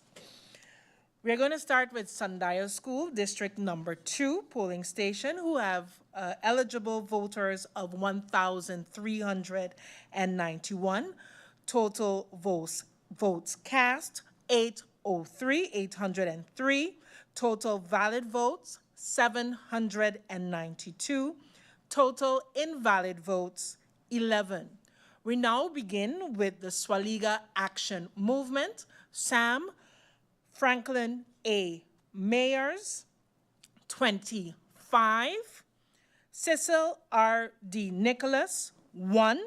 Tamara E. Leonard, 13. Claude A. H. Peterson, 1. Rhoda R. Arundel, 6. Paulina N. Lake, 5. Pamela R. Gordon, Kaborda-Carty, 0. Lucienne O. Benschop, 1. Ruben A. Bosco, Pantaflet, 0. Delano D. Samuel, 5. Billy Jean-Baptiste, 0. Marcos C. Henrietta, 0. Total votes cast for Swaliga Action Movement SAM at District Polling Station Number 2, Sundial School, 57. 57. We now go to National Alliance, NA, at District Number 2, Sundial School. Silveria E. Jacobs, 5. Egbert J. Duran, 12. Artwell M.R. Arian, 18. Cloyd L. Marlin, 17. Darrell T.J. York, 17. Edsel E. Gums, 6. Anna E. Richardson, 3. Angelique J. G. Ramu, 6. Shamila N. Williams Kaborda Webster, 0. Curtis K. W. Thomas, 1. Hyacinth L. Richardson, 4. Alan K. Connor, 1. Shamira P. M. Hernandez, 1. A. Terrence Ray, 0. Ishmael Foster, 0. Louis G. Hurtau, 0. Carlita L. A. Guy, 3. Total votes cast for National Alliance, NA at District Polling Stations Number 2, Sundial School, 94. 94. We now go to Empire Culture Empowerment, ECE, with the results at polling station number 2, Sundial School. Nigel E. Wigley, 5. Armando F. Gums, 0. Arnold E. Dorr, 0. With a total votes cast for Empire Culture Empowerment, ECE, at polling station number 2, Sundial School, 5. We go on to the Democratic Party, DP, with the votes cast at district number 2, Sundial School. Sarah A. Westcott, Gebora Williams, 11. Grisha S. Heiliger, Gebora Martin, 34. Dimar C. Labega, 7. Khalil K. Raven, 4. Viren V. Kotai, 61. Marinka J. Gums, 13. Benjamin S. Bell, 2. Fabio Doralis, 1. Mailing AMR Derby Gebora Chung, 2. Ruben J. Esset, 0. Alston A. Lawrence, 1. Richard J.J. Panafleck, 2. Quincy R.A. Rochester, 0. Oliver N.J. Williams, 0. Michael C. Barron, 1. Densley M. Adamus, 1. Dennis A. Williams, 1. Savante D. Hernandez Escar Fuller, 0. Alexander I. Gums, 0. Ingrid A. Grell Gebora Davis, 0. Laurel B. Cozier, 1. Patricia A. Flanders, 3. Aken R. Richardson, 1.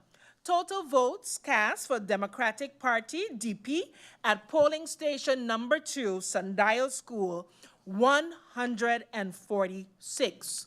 146. We now go on to Quality Movement for Change, OMC, with the votes cast at district number 2, Sundial School. Olivier E. Arundel, 33. Elvison J. Adamus, 1. Mario L. A. Arundel, 1. Lisa L. Alexander, 0. Louisa R. Lake, 0. Cleveland J. Codrington, 0. Edward S. Arundel, 0. Farley R. Elshot, 0. Samuel V. Caceres, 0. Danielle Jean, 0. Laura C. Lewis Gebora Martin, 4. Franklin D. Watson, 0. Bob A. E. Wilkins, 5. Donette T. Lantafort Ferdinand, 0. Aloysius E. F. Proctor, 0. San Francisco E. Lake, 0. Lee A. Blackman, 0. Lawrence L. Lake, 0. Florent Aspelaire, 0. Total votes cast for Quality Movement for Change, OMC, at district number 2 polling station, Sundial School, 44. 4. We now go on to the Nation Opportunity Wealth for their votes received at Sundial School District Polling Station number 2. Christoph T. Emmanuel, 4. Claudius A. Boncamper, 7. Lyndon C. J. Lewis, 16. Keith Peter J. Gittins, 5. Giovanni C. Gums, 4. Ryan R. R. James, 0. Mark E. Mantle, 2. Larry Eastmore Hall, 7. Drina I. Lopez, 2. Leandro M. Peterson, 0. Edwin E. Scope, 0. Kimberly K. E. Reyes Prelo, 0. Gerald J. Burnett, 0. Marie Claire Gwendolyn Langlaise, 0. Louis K. Smith, 0. Gromiko L. N. V. Wilson, 3. Total votes cast for Nation Opportunity Wealth, now at polling station number 2, Sundial School, 50. 5-0. We now go to United People's Party, up with the results from polling station number 2, Sundial School. Omar E.C. Otley, 28. Richard F. Gibson, 3. Akeem E. Arundel, 3. Francisco A. La Cruz, 10. Rolando Bryson, 7. Janini Chatelier, 0. Nikhil Kukreja, 26. Addison A. Boston, 7. Richard A. Patrick, 1. Bria S. Christina Sorton, 2. Teddy F. Charlie, 0. Cressburg A. Brown, 0. Shirley Hillier, 1. Kevin P. Bryan, 2. Martin O. Wilson, 2. S. Natasha Manuela Jabora Gums, 0. Wendell A. Tode, 1. Chanel E. Brownbill, 4. Total votes cast for United People's Party up at District Number 2, Sundial School, 97. 97. We now go on to Party for Progress, PFP, with the total votes cast at District Number 2 polling station, Sundial School. Melissa D. Gums, 25. Rayon A. Peterson, 15. Ludmila N. L. DeWeaver, 71. Patrice T. Gums, 17. Luciano L. Nichols, 3. Marvio A. Cooks, 4. Jean O. Blaze, 0. Rosalinda F. Martina, 0. Marlon M. Hodge, 0. David J. Solomon, 6. Solange L. Duncan, 4. Miklos M.C. Hitterson, 5. Total votes cast for Party for Progress, PFP, at polling station number 2, Sundial School, 150. 150. We now go to Unified Resilient St. Martin Movement, URSM, with the results at polling station number 2, Sundial School. Luke F. E. Mercelina, 77. Christopher L. Waver, 4. Veronica C. Yonsa, Jabora Webster, 6. Herbert M. J. Martina, 1. Shamira D. M. Roseberg, 9. Gracita R. Arundel, 3. Rishnil S. J. Brugh, 40. Jason O. Matthew, 0. Joseph G. Peterson, 0. Michael O. Summersall, 0. Delano L. Hutchinson, 0. Felicia C. M. Brooks, 0. Saul Y. Stamer, Gabora Yao, 1. Paco J. Isenia, 3. Glency C. Amer, 5. Total votes cast for the Unified Resilient St. Martin Movement, URSM, at District Polling Station number 2, Sundial School, 149. 149. We now go to polling station number 5, Dutch Quarter Community Center. The Dutch Quarter Community Center has 1,434 eligible voters. Total votes cast were 853. Total valid votes, 837. Total invalid votes, 16. We now begin with the Swaliga Action Movement, SAM, with the votes received at the polling station number 5, Dutch Quarter Community Center. Franklin A. Mayers, 17. Cecil R. D. Nicholas, 4. Tamara E. Leonard, 13. Claude A. H. Peterson, 0. Rhoda R. Arundel, 3. Paulina N. Lake, 5. Pamela R. Gordon, Gabora Carty, 2. Lucien O. Benschop, 3. Ruben A. B. Pantaflet, 3. Delano Denzel Samuel, 3. Billy Jean-Baptiste, 5. Marcos C. Henrietta, 0. Total votes received for the Swaliga Action Movement SAM at the Dutch Quarter Community Center, District number 5, 58 votes. 58 votes. We now go to the National Alliance, NA, with the votes received at District Polling Station number 5, Dutch Quarter Community Center. Silvera E. Jacobs, 8. Egbert J. Duran, 15. Artwell M. R. Irian, 28. Cloyd L. Marlin, 7. Darrell T. J. York, 10. Edsel E. Gums, 22. Anna E. Richardson, 5. Angelique J. G. Ramu, 4.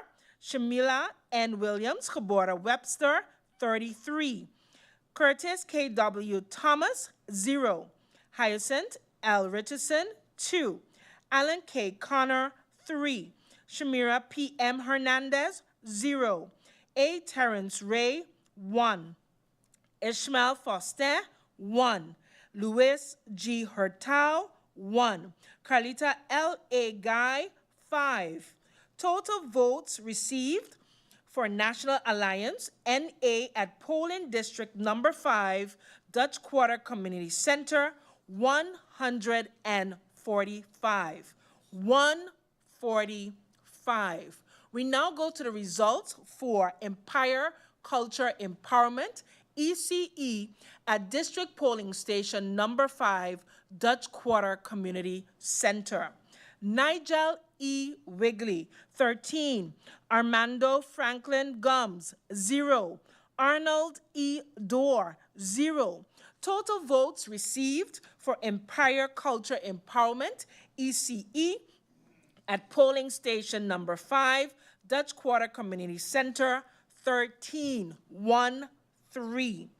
We now go to the Democratic Party, DP, with the votes received at polling station number 5, Dutch Quarter Community Center. Sarah A. Westcott, Gebora Williams, 20. Grisha S. Heiliger, Gebora Martin, 22. Dimar C. Labega, 3. Khalil K. Raven, 8. Viren V. Kotai, 10. Marinka J. Gums, 9. Benjamin S. Bell, 4. Fabio Doralis, 0. Mei-Ling A.M.R. Derby Gebora Chung, 0. Ruben J. Essett, 1. Alston A. Lawrence, 0. Richard J.J. Panafleck, 1. Quincy R.A. Rochester, 0. Oliver N.J. Williams, 0. Michael C. Barron, 8. Densley M. Adamus, 0. Dennis A. Williams, 2. Savante De Hernandez Escarfola, 0. Alexander I. Gums, 3. Ingrid A. Grell Gebora Davis, 0. Laurel B. Hosier, 0. Patricia A. Flanders, 3. Aken R. Richardson, 0. Total votes received for the Democratic Party, DP, at polling station number 5, Dutch Quarter Community Center, 94. 9-4. We now have the results of Quality Movement for Change, OMC, at District Polling Station number 5, Dutch Quarter Community Center. Olivier E. Arundel, 31. Elvison J. Adamus, 0. Mario L. A. Arundel, 2. Lisa L. Alexander, 1. Louisa R. Lake, 1. Cleveland J. Codrington, 0. Edward S. Arundel, 0. Farley R. Elshot, 0. Samuel V. Caceres, 3. Daniel Jean, 1. Laura C. Lewis Gebora Martin, 0. Franklin D. Watson, 0.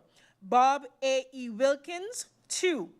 Donette T. Lantafort Ferdinand, 0. Aloysius E. F. Proctor, 0. San Francisco E. Lake, 0. Lee A. Blackman, 0. Lawrence L. Lake, 0. Florent Aspelaire, 2. Total votes received for Quality Movement for Change, OMC, at District Polling Station number 5, Dutch Quarter Community Center, 43. 4-3.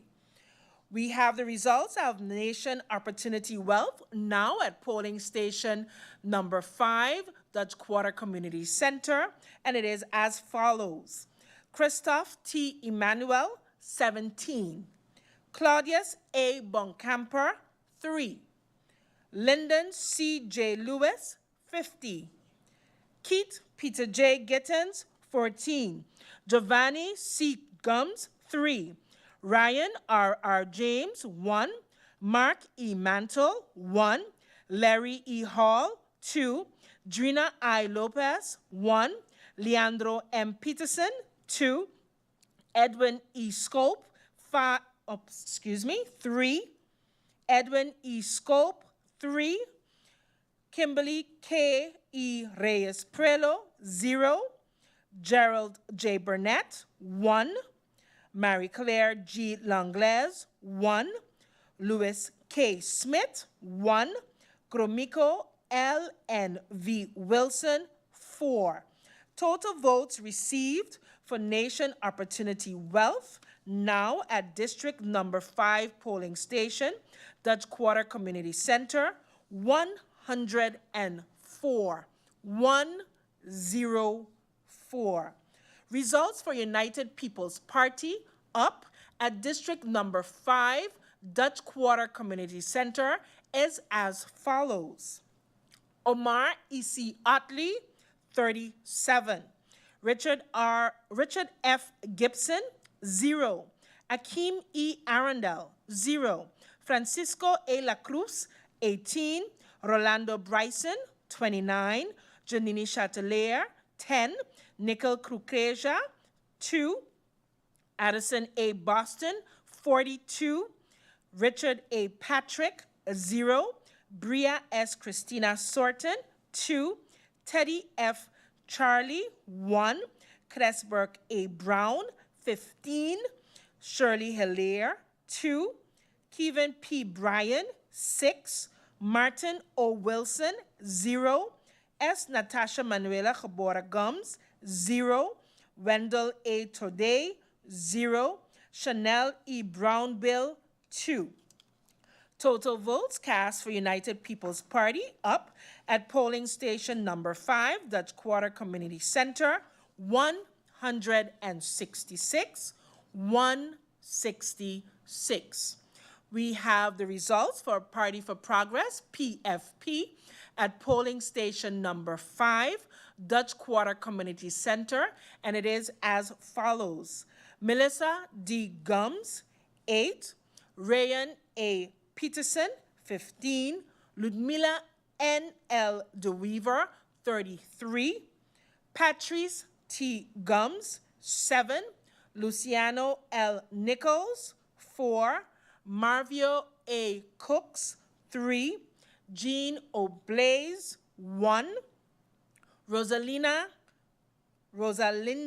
F. Martina, 0. Marlon M. Hodge, 0. David J. Solomon, 2. Solange L. Duncan, 7. Miklos M. C. Gietersen, 5. Total votes cast for the Party for Progress, PFP, at polling station number 5, Dutch Quarter Community Center, 85. 85. We go on to Unified Resilient St. Martin Movement, URSM, and the votes cast at the Dutch Quarter Community Center polling station number 5.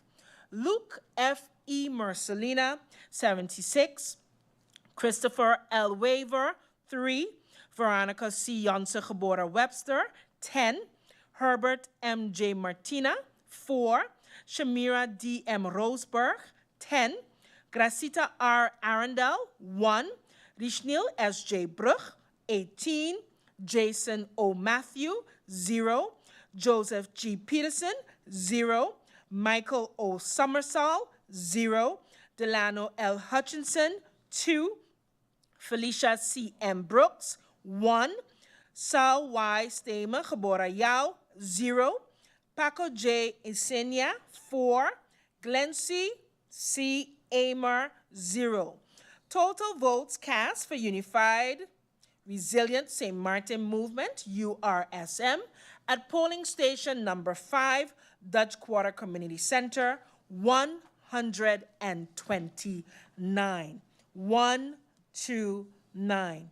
We now have a total of 11 districts that we have received the results for, with a total votes cast of 6,328. Total valid votes, 6,254. Total invalid votes, 74. I'll now share the total votes per party. Swaliga Action Movement, SAM, 543. 543. National Alliance, NA, 1,015. 1015. Empire Culture Empowerment, ECE, 60. Democratic Party, DP, 930 votes, 930. Quality Movement for Change, OMC, 279 votes, 279. Nation Opportunity Wealth, NOW, 562 votes, 562. United People's Party, UP, 940 votes, 940. Party for Progress, PFP, 942. Unified Resilient St. Martin Movement, 983 votes, 983. This is based on results from district number 1, 2, 4, 5, 6, 12, 13, 16, 17, 19, and 20. Stay tuned as we will be sharing some more numbers for you in the next few minutes. We'll be right back with the live coverage and results of the Parliamentary Election 2024.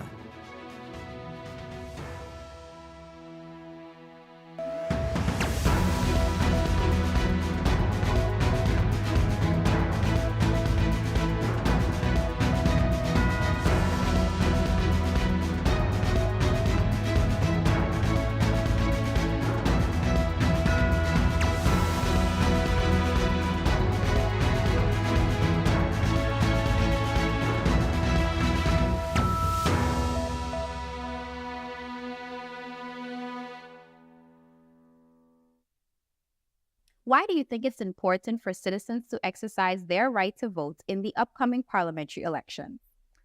The elections are a fundamental part. To be able to vote is a fundamental part of our democracy. It gives us, the citizens, the right to decide who we want to represent us. That is a right that many have fought for, died for. I'm sure you are aware that even women were not able to vote and are finally able to vote. There are still countries where people cannot vote. So that is something, a fundamental aspect. And we have a democracy, and you should exercise that right to vote. If you do not vote, as the saying say, then you should not be complaining. You don't have the right to complain. But when you do cast your vote, at least you have decided who you want to represent you. If you don't cast your vote, then others are the one to decide for you what your government will be or look like. And I think it is very important that we are conscious of that. When you cast your vote, you make your decision. If you don't, others will make it for you. What are the basic principles the public can utilize to guide them when executing their democratic rights? I would say that the public should be guided by being informed. Make an informed decision. Go to the meet and greets. Go to the different platforms.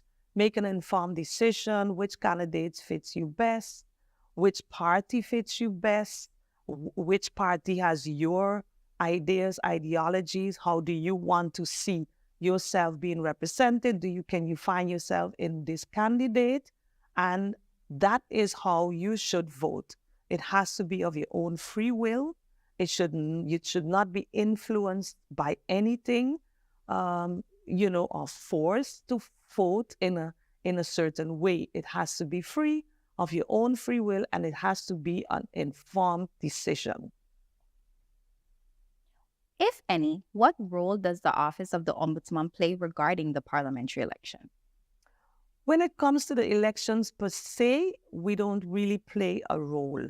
The Ombudsman, we investigate complaints. However, you do have the Voting Bureau, we have the Electoral Council, and they are the one that oversee the elections. They are independent from government. And if there are any discrepancies, then of course the citizens are able to bring this forward. The Ombudsman can play a role constitutionally if a change is made to the constitutional or electoral law. Then we come in with our part where we can then scrutinize. We have that authority to scrutinize that law. And if we find that it is in contravention with our Constitution, then we can submit it to the Constitutional Court for review, and they can decide if it will stand or not, partially or fully. That is our authority regarding laws, newly ratified laws. As you mentioned, the Office of the Ombudsman is an investigative body. If for any reason a citizen might have an issue arise as it relates to a discrepancy, for instance, at a civil registry department or with a possible allegation of vote buying, how should that citizen bring that information to light? First of all, you have to inform, like let's say it's the civil registry, and you find that something went wrong or it took too long for your voting card or any other discrepancy, you have to first inform them. Let them know of your grievances, maybe what went wrong, and allow them the time to respond to you.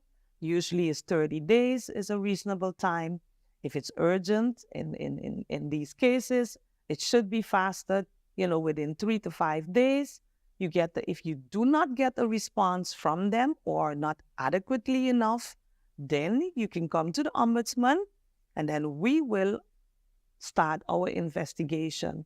And to find out what went wrong, we will identify the bottlenecks. We will give solutions for the next time in order to avoid the same thing to happen. And that also goes for, let's say, allegations of vote buying along those lines. Allegations of vote buying, I would advise a person to go to the public prosecutor. You have the road to the court as well. So you have the Ombudsman when it comes to complaints about a government body, a government agency. But when it comes to criminal act, then I would advise them to go to the public prosecutor. As the Office of the Ombudsman operates under the Constitution, how should the Constitution determine the way forward as it relates to election, if that applies? Okay, let me first explain our Constitution. The Constitution is the basis of which, it lays the basis of which our laws are governed. So how our country is governed. We have our fundamental principles there. We have rules. The Constitution also attributes tasks to government, to the Parliament. We have institutions such as the High Councils of State.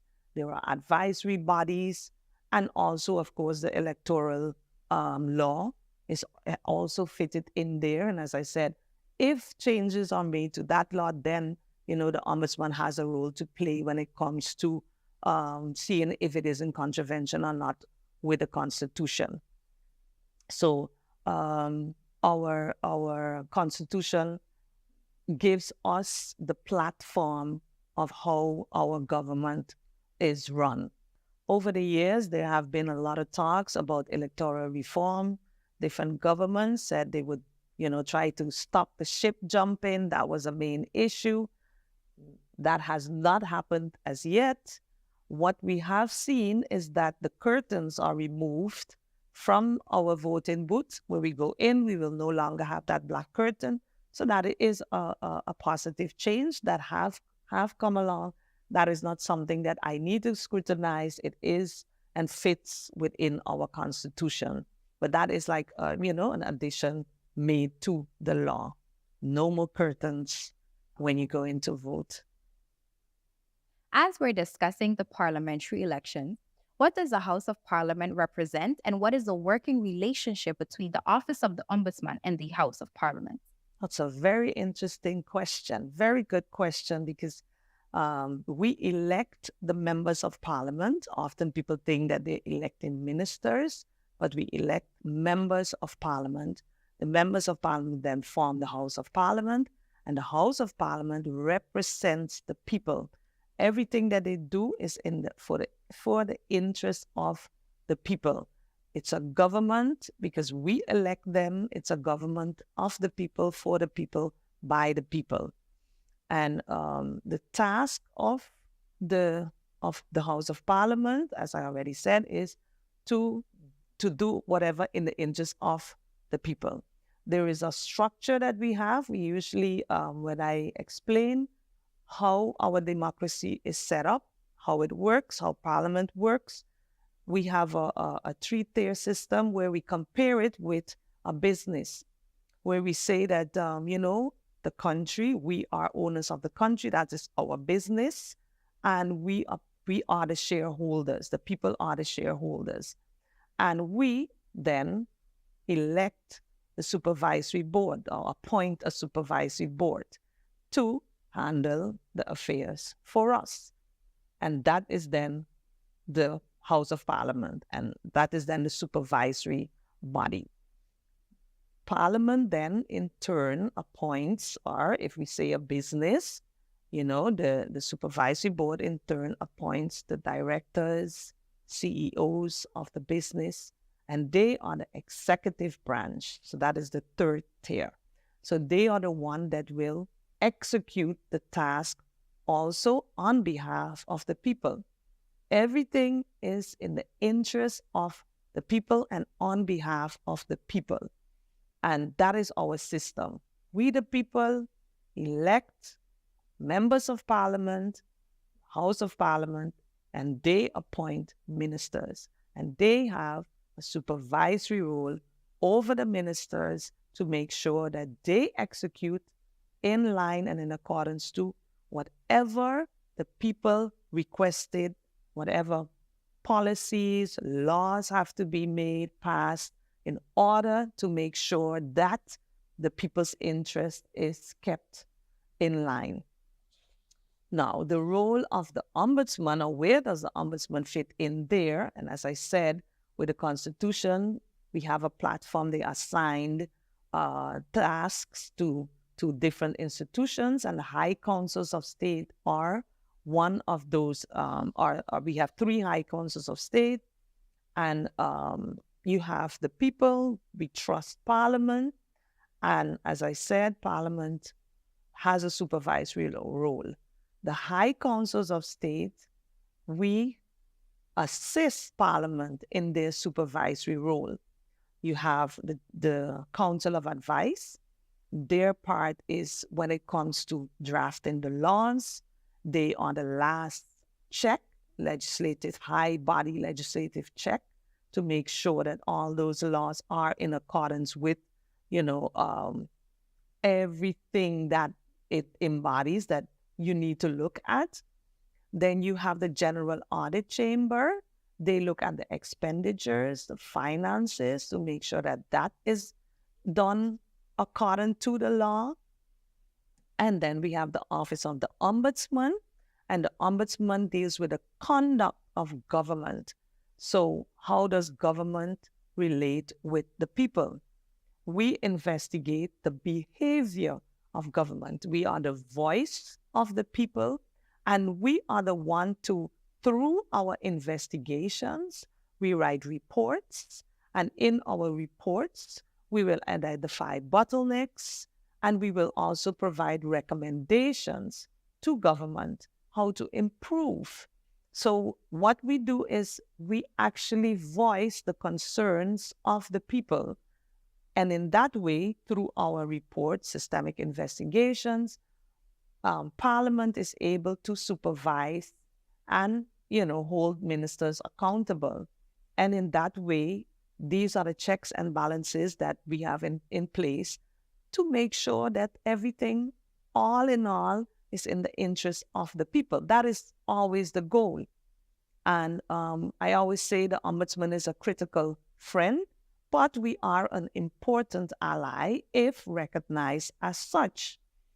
The other task that the Ombudsman has, which I already mentioned, was that we have the authority to scrutinize newly ratified laws and see whether or not they are in contravention with our Constitution. So that is an extra check that we have. And then we can submit that to the Constitutional Court. And then, of course, you have the judiciary, which is also a separate body that scrutinize the law. So people can always go to court if they are not in agreement. So that is actually, in a nutshell, where we fit in our democracy. And I think once we all do and play our part, our role, that we would achieve what we want to achieve for the people, which is actually for all of us and in all of our benefits. Yes, I wish all the candidates much success, all the parties, all the work that they put in. I encourage all the people to go out and use and exercise your right to vote. Many don't have it. If you don't vote, others will decide for you.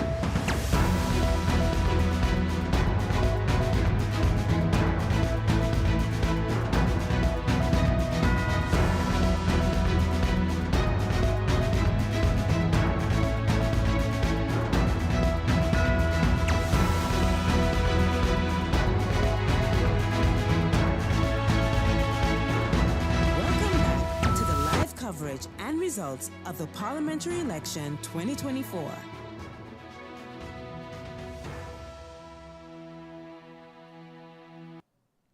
And welcome back. We have four more polling station results for you. So we have 15 out of the 20 results in just a few. We will start with polling station number 11, Charles Leopold Bell School, with a total eligible voters of 1,288. Total votes cast, 757. Total valid votes, 741. Total invalid votes, 16. With that said, let's begin with our first party, Swaliga Action Movement, SAM, and the results are as follows. Franklin A. Mayers, 14. Cecil R.D. Nicholas, 4. Tamara E. Leonard, 14. Claude A. H. Peterson, 2. Rhoda R. Arundel, 2. Paulina N. Lake, 4. Pamela R. Gordon Gabora Carty, 0. Lucien O. Benschop, 2. Ruben A. B. Pantaflet, 0. Delano Denzel Samuel, 2. Billy Jean-Baptiste, 0. Marcos C. Henrietta, 1. With a total votes cast for Swaliga Action Movement SAM at District Polling Station number 11, Charles Leopold Bell School of 45. 4-5. We now go on to the National Alliance, NA, and the results at the Charles Leopold School. Silveria E. Jacobs, 25. Egbert J. Duran, 12. Artwell M.R. Arian, 22. Cloyd L. Marlin, 13. Darrell T.J. York, 9. Edsel E. Gums, 0. Anna E. Richardson, 6. Angelique J.G. Ramu, 4. Shamila N. Williams Kabora Webster, 3. Curtis K.W. Thomas, 0. Hyacinth L. Richardson, 0. Alan K. Connor, 2. Shamira P.M. Hernandez, 2. A. Terrence Ray, 0. Ishmael Foster, 0. Louis G. Hurtau, 0. Carlita L. A. Guy, 0. With a total votes cast for National Alliance, NA, at polling station number 11, Charles Leopold Bell School of 98. 98. We now go on to the Empire Culture Empowerment ECE. Total votes cast at the number 11 polling station. Nigel E. Wigley, 6. Armando F. Gums, 0. Arnold E. Dorr, 0. Total votes cast for Empire Culture Empowerment, ECE, at polling station number 11, Charles Leopold Bell School, 6. 6. We continue with Democratic Party, DP, with the results from polling station number 11. Sarah A. Westcott, Gebora Williams, 30. Krisha S. Heiliger, Gebora Martin, 27. Dimar C. Labega, 4. Khalil K. Raven, 5. Viren V. Kotai, 8. Marinka J. Gums, 6. Benjamin S. Bell, 7. Fabio Doralis, 4. Mailing AMR Derby Gebora Chung, 2. Ruben J. Essett, 2. Alston A. Lawrence, 0. Richard J.J. Panafleck, 1. Quincy R. A. Rochester, 4. Oliver N.J. Williams, 11. Michael C. Barron, 1. Densley M. Adamus, 3. Dennis A. Williams, 0. Savante D. Hernandez, Escar Fuller, 0. Alexander I. Gums, 0. Ingrid A. Grell, Gebora Davis, 0. Laurel B. Hosier, 0. Patricia A. Flanders, 2. Aken R. Richardson, 0. With a total votes received for Democratic Party at district station number 11, 117 votes. 117. We continue with Qualichi Movement for Change, OMC, at polling station number 11. Olivier E. Arundel, 21. Elvinson J. Adamus, 3. Mario L. A. Arundel, 0. Lisa L. Alexander, 1. Louisa R. Lake, 1. Cleveland J. Codrington, 0. Edward S. Arundel, 0. Farley R. Elshot, 4. Samuel V. Caceres, 0. Daniel Jean, 0. Laura C. Lewis Gebora Martin, 0. Franklin D. Watson, 0. Bob A. E. Wilkins, 0. Donette T. Lantafort Ferdinand, 0. Aloysius E. F. Proctor, 0. San Francisco E. Lake, 0. Lee A. Blackman, 0. Lawrence L. Lake, 0. Florent Aspelair, 0. With a total votes cast for the Qualichi Movement for Change, OMC, at district polling station number 11 of 30. 30 votes. We now go on to Nation Opportunity Wealth now, and the results received from Charles Leopold School, district number 11. Christoph T. Emmanuel, 14. Claudius A. Boncamper, 7. Lyndon C. J. Lewis, 17. Keith Peter J. Gittins, 0. Giovanni C. Gums, 3. Ryan R. R. James, 3. Mark E. Mantle, 2. Larry E. Hall, 0. Drina I. Lopez, 1. Leandro M. Peterson, 0. Edwin E. Schoop, 0. Kimberly K. E. Reyes Perello, 0. Gerald J. Burnett, 0. Marie Claire G. Langlaise, 0. Louis K. Smith, 0. Gromiko L. N. V. Wilson, 5. With a total votes for Nation Opportunity Wealth Now received at the Charles Leopold Bell School District Polling Station number 11 of 52. 5-2. We go on to the United People's Party, up, and the results received at District Polling Station number 11. Omar E.C. Otley, 45. Richard F. Gibson, 3. Akeem E. Arundel, 2. Francisco A. La Cruz, 19. Rolando Bryson, 5. Janini Chatelaire, 15.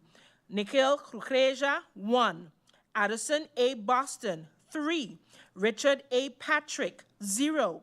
Bria S. Christina Sorton, 4. Teddy F. Charlie, 5. Cressburg A. Brown, 1. Shirley Hilaire, 6. Kevin P. Bryan, 3. Martin O. Wilson, 0. S. Natasha Manuela Jabora Gums, 0.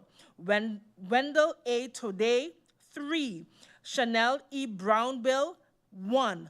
With a total votes received at District Polling Station number 11 for the United People's Party of 116. 116. We continue with Party for Progress, PFP, and the results at polling station number 11. Melissa D. Gums, 26. Rayan A. Peterson, 25. Ludmila N. L. DeWeaver, 54. Patrice T. Gums, 18. Luciano L. Nichols, 7. Marvio A. Cooks, 1. Jean O. Blaze, 3. Rosalinda F. Martina, 1. Marlon M. Hodge, 0. David J. Solomon, 4. Solange L. Duncan, 4. Miklos M. C. Hitterson, 0. With a total points received at polling station number 11, Charles Leopold Bell, Party for Progress, PFP, has attained 143 votes. 143. We now go to Unified Resilient St. Martin Movement, URSM, and the votes received at polling station number 11, Charles Leopold School. Luke F. E. Mercelina, 97. Christopher L. Weaver, 6. Veronica C. Yonsa Gabora Webster, 7. Herbert M. J. Martina, 0. Shamira D. M. Roseberg, 12. Gracita R. Arundel, 4. Rishnil S. J. Brug, 5. Jason O. Matthew, 0. Joseph G. Peterson, 0. Michael O. Somersall, 1. Delano L. Hutchinson, 0. Felicia C. M. Brooks, 1. Saul Y. Stamen Gabora Yao, 0. Paco J. Isenia, 1. Glensley C. Amer, 0. Total votes received for Unified Resilient St. Martin Movement, URSM, at the Charles Leopold Bell School District Polling Station number 11, 134. 134. We now go on to District Polling Station number 18, Seventh-day Adventist School. District Polling Station number 18, the Seventh-day Adventist School. With a total eligible voters of 918, total votes cast, 504, total valid votes, 497, and total invalid votes, 7. We now begin with the Swaliga Action Movement, SAM, with the votes received at polling station number 18. Franklin A. Mayers, 15. Cecil R.D. Nicholas, 3. Tamara E. Leonard, 4. Claude A.H. Peterson, 6. Rhoda R. Arundel, 3. Paulina N. Lake, 3. Pamela R. Gordon Gebora Carty, 0. Lucien O. Benschop, 1. Ruben A. B. Pantoflet, 1. Delano D. Samuel, 0. Billy Jean-Baptiste, 0. Marcos C. Henrietta, 0. With the total votes received for the Swaliga Action Movement SAM at polling station number 18 of 36. 36. We now go on to the National Alliance, NA, and the votes received at polling station number 18, the Seventh-day Adventist School. Silvera E. Jacobs, 15. Egbert J. Duran, 3. Artwell M. R. Arian, 14. Clyde L. Marlin, 11. Darrell T. J. York, 6. Edsel E. Gums, 2.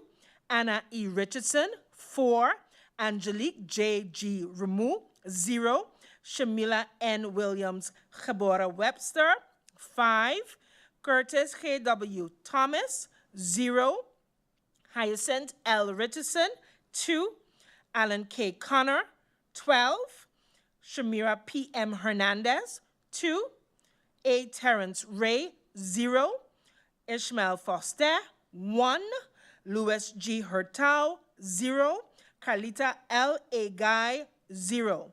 With a total votes for National Alliance at District Polling Station number 18, the Seventh-day Adventist School, they received 77. 7. We now go on with the results for Empire Culture Empowerment. ECE received at polling station number 18, the Seventh-day Adventist School. Nigel E. Wigley, 5. Armando F. Gums, 0. Arnold E. Dorr, 0. With a total votes for ECE at District Polling Station number 18 of 5. 5 votes. We now continue with the Democratic Party, DP, and the votes received at polling station number 18. Sarah A. Westcott, Gebora Williams, 25. Grisha S. Heiliger, Gebora Martin, 8. Demarcy Lebega, 3. Khalil K. Raven, 0. Viren V. Kotai, 16. Marinka J. Gums, 7. Benjamin S. Bell, 1. Fabio Doralis, 5. Mailing AMR Derby, Kabora Chung, 0. Ruben J. Essett, 1. Alson A. Lawrence, 0. Richard J. Panafleck, 1. Quincy R. A. Rochester, 0. Oliver N. J. Williams, 0. Michael C. Barron, 1. Densley M. Adamus, 0. Dennis A. Williams, 0. Savante D. Hernandez Escar-Fuller, 0. Alexander I. Gums, 0. Ingrid A. Grell, Gebora Davis, 0.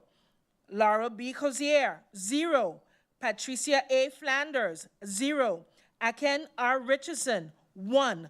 With a total votes at district number 18 for Democratic Party, DP of 69. 69. We now go on to Qualichi Movement for Change, OMC, and the results received at district number 18. Olivier E. Arundel, 7. Elvison J. Adamus, 1. Mario L. Arundel, 0. Lisa L. Alexander, 0. Louisa R. Lake, 2. Cleveland J. Codrington, 1. Edward S. Arundel, 0. Farley R. Elshot, 0. Samuel V. Caceres, 0. Daniel Jean, 0. Laura C. Lewis, Gebora Martin, 0. Franklin D. Watson, 0. Bob A. E. Wilkins, 0. Donette T. Landefort Ferdinand, 0. Aloysius E. F. Proctor, 0. San Francisco E. Lake, 4. Lee A. Blackman, 0. Lawrence L. Lake, 0. Florent Aspeler, 0. With a total votes for Qualichi Movement for Change, OMC, collected at District number 18 polling station, the Seventh-day Adventist Church School, 15. We now go to Nation Opportunity Wealth, the Now Party, with the results at District polling station number 18. Christophe T. Emmanuel, 10. Claudius A. Boncamper, 2. Lyndon C. J. Lewis, 28. Keith Peter J. Gittins, 1. Giovanni C. Gums, 1. Ryan R. James, 3. Mark E. Mantle, 2. Larry E. Hall, 1. Drina I. Lopez, 0. Leandro M. Peterson, 2. Edwin E. Schope, 0. Kimberly K. E. Reyes Prello, 0. Gerald J. Burnett, 0. Marie Claire G. Langlaise, 0. Louis K. Smith, 0. Gromiko L. N. V. Wilson, 12. Total votes received for the Nation Opportunity Wealth at District Polling Station 18, 62. 62. We now go to the United People's Party, up, and the votes received at District number 18. Omar E.C. Otley, 26. Richard F. Gibson, 0. Akeem E. Arundel, 1. Francisco A. La Cruz, 12. Rolando Bryson, 8. Janini Chatelier, 13. Nicole Crucreja, 3. Addison A. Boston, 1. Richard A. Patrick, 0. Bria S. Christina Sorton, 2. Teddy F. Charlie, 9. Cresberg A. Brown, 0. Shirley Hilaire, 1. Kevin P. Bryan, 1. Martin O. Wilson, 1. S. Natasha Manuela Cabora Gums, 1. Wendell A. Tode, 1. Chanel E. Brownbill, 0. United People's Party Up received a total of 80 votes at the Seventh-day Adventist School polling station number 18. 80. We go on to the Party for Progress, PFP, with the results at polling station number 18. Melissa D. Gums, 10. Rayan A. Peterson, 26. Ludmila N. L. DeWeaver, 18. Patrice T. Gums, 6. Luciano L. Nichols, 0. Marvio A. Cooks, 0. Jean O. Blaze, 2. Rosalinda F. Martina, 0. Marlon M. Hodge, 0. David J. Solomon, 7. Solange L. Duncan, 5. Miklos M. C. Hitterson, 1. Party for Progress, PFP, received 75 votes at District Polling Station number 18. 75. We now go to Unified Resilient St. Martin Movement, URSM, and the results received at District Polling Station 18. Luke F. E. Mercelina, 50. Christopher L. Waver, 1. Veronica C. Yonser, Gebora Webster, 3. Herbert M. J. Martina, 0. Shamira D. M. Roseberg, 10. Gracita R. Arundel, 3. Richenils S. J. Brug, 4. Jason O. Matthew, 4. Joseph G. Peterson, 2. Michael O. Summersall, 0. Delano L. Hutchinson, 0. Felicia C. M. Brooks, 1. Sao Y. Steymer Gebora Yao, 0. Paco J. Isenia, 0. Glensley C. Amer, 0.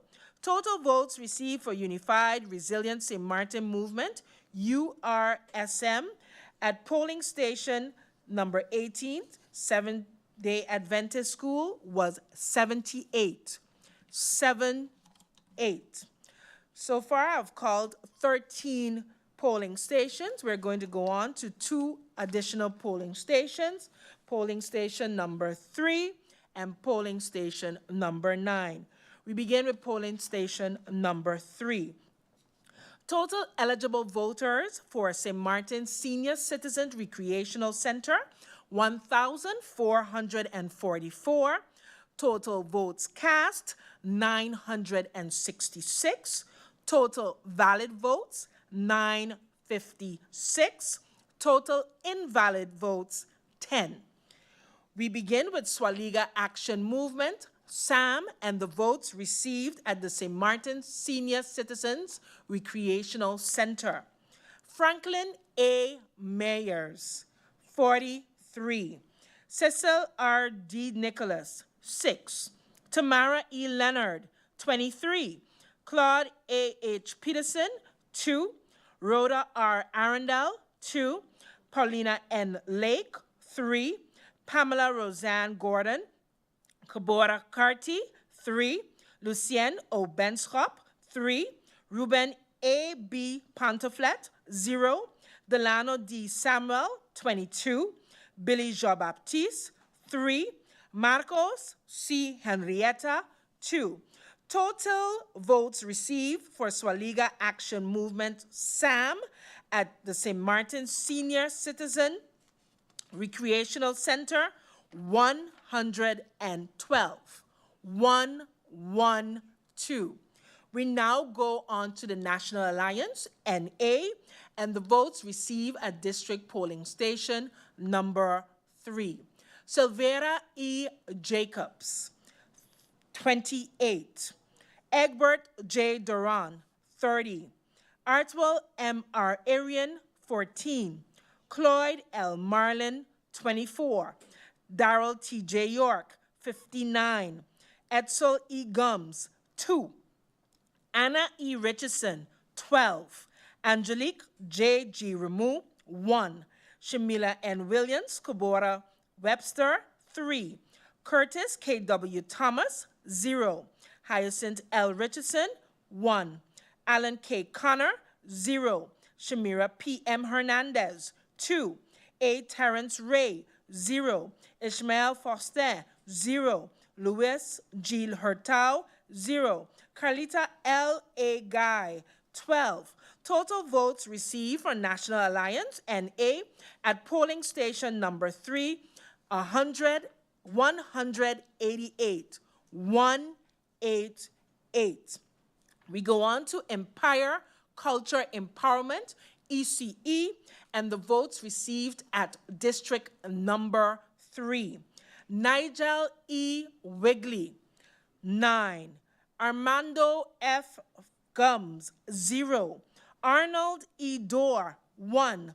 Total votes received for ECE at polling district number 3, 10. 10 votes. We continue with the Democratic Party, DP, and the votes received at the St. Martin Senior Citizen Recreational Center. Sarah A. Westcott, Gebora Williams, 21. Grisha S. Heiliger, Gebora Martin, 29. Dimar C. Labega, 8. Khalil K. Raven, 1. Viren V. Kotai, 3. Marinka J. Gums, 9. Benjamin S. Bell, 0. Fabio Doralis, 0.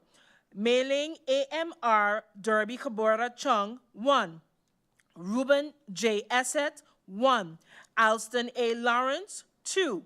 Richard J. J. Panafleck, 0. Quincy R. A. Rochester, 0. Oliver N. J. Williams, 2. Michael C. Barron, 0. Densley M. Adamus, 2. Dennis A. Williams, 0. Savante De Hernandez, Escar Fuller, 0. Alexander I. Gums, 1. Ingrid A. Grell Gebora Davis, 0. Laurel B. Cozier, 1. Patricia A. Flanders, 14. Aken R. Richardson, 2. Total votes received for the Democratic Party, DP, at polling station number 3 was 97. 97. We continue with the Qualichi Movement for Change, OMC, and the results at polling station number 3. Olivier E. Arundel, 21. Elvison J. Adamus, 0. Mario L. A. Arundel, 2. Lisa L. Alexander, 1. Louisa R. Lake, 0. Cleveland J. Codrington, 0. Edward S. Arundel, 0. Farley R. Elshot, 0. Samuel V. Caceres, 0. Daniel Jean, 2. Laura C. Lewis, Gabora Martin, 0. Franklin D. Watson, 0. Bob A. E. Wilkins, 0. Donette T. Landefort Ferdinand, 0. Aloysius E. F. Proctor, 0. San Francisco E. Lake, 0. Lee A. Blackman, 0. Lawrence L. Lake, 0. Florent Aspeler, 1. Total votes received for Qualichi Movement for Change, OMC, at District Polling Station number 3, 27. 27. We continue with Nation Opportunity Wealth and the results at polling station number 3. Christoph T. Emmanuel, 7. Claudius A. Bunkamper, 16. Lyndon C. J. Lewis, 32. Keith Peter J. Gittins, 1. Giovanni C. Gums, 5. Ryan R. R. James, 1. Mark E. Mantle, 4. Larry E. Hall, 2. Drina I. Lopez, 0. Leandro M. Peterson, 0. Edwin E. Schope, 3. Kimberly K. E. Reyes Prelo, 0. Gerald J. Burnett, 0. Marie Claire G. Langlaise, 0. Louis K. Smith, 0. Gromiko L. and V. Wilson, 4. Total votes received for Nation Opportunity Wealth at District Polling Station number 3, 75. 75. And we continue with the United People's Party up with the results at polling district number 3, St. Martin Senior Citizen Recreational Center. Omar Isi Otley, 54. Richard F. Gibson, 2. Akeem E. Arundel, 8. Francisco A. La Cruz, 14. Rolando Bryson, 13. Janini Chatelaire, 4. Nikhil Kukreja, 0. Addison A. Boston, 14. Richard A. Patrick, 1. Bria S. Christina Sorton, 1. Teddy F. Charlie, 3. Cresburg A. Brown, 0. Shirley Hilaire, 1. Kevin P. Bryan, 19. Martin O. Wilson, 1. S. Natasha Manuela Gabora Gums, 2. Wendell A. Tode, 0. Chanel E. Brownbill, 10. Total votes received for United People's Party up at polling station number 3, 147.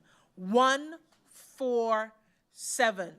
We continue with Party for Progress, PFP, and the votes received at polling station number 3. Melissa D. Gums, 32.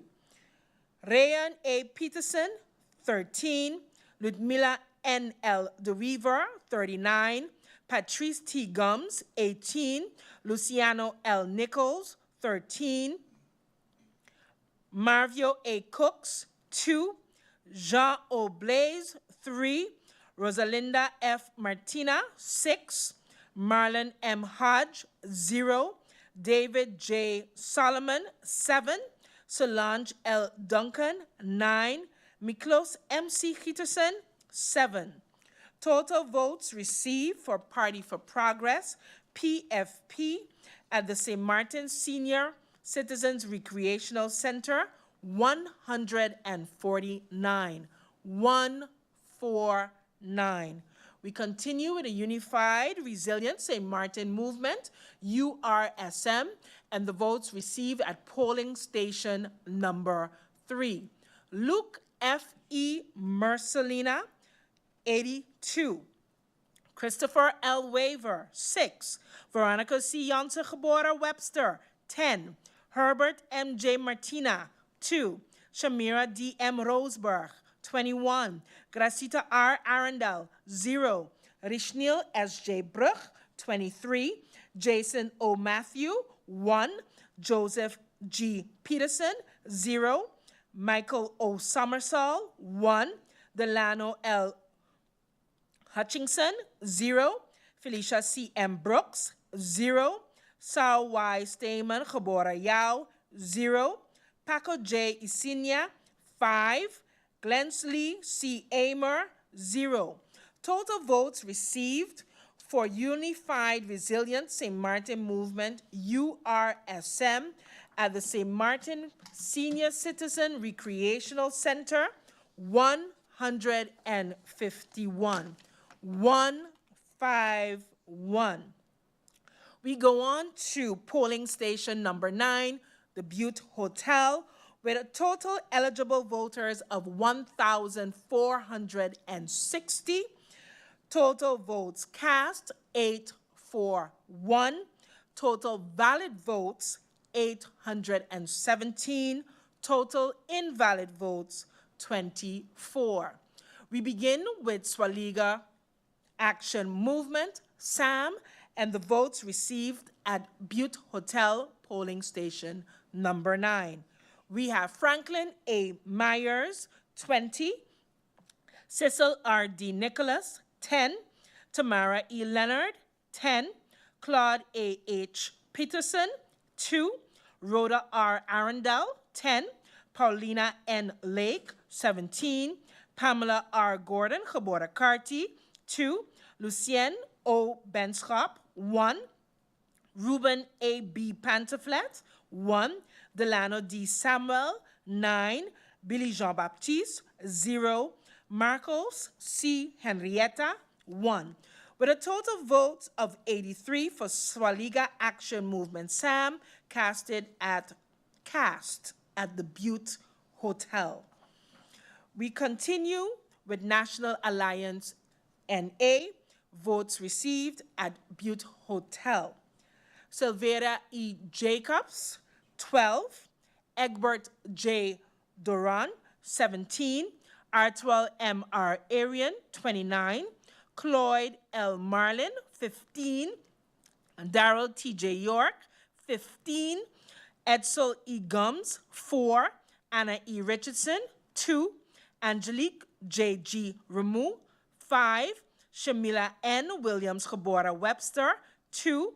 Curtis K. W. Thomas, 0. Hyacinth L. Richardson, 9. Alan K. Connor, 0. Shamira P. M. Hernandez, 8.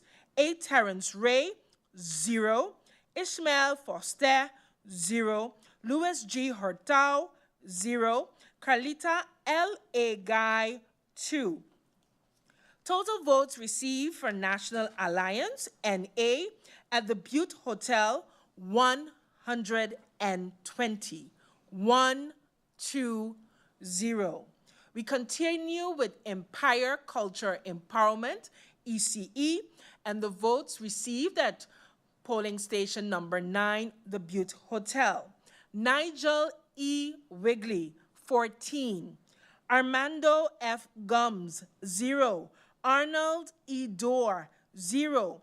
With a total votes of 14 received at polling district number 9, Butte Hotel, for Empire Culture Empowerment, ECE. We continue with the Democratic Party, DP, and the votes received at polling station number 9, Butte Hotel.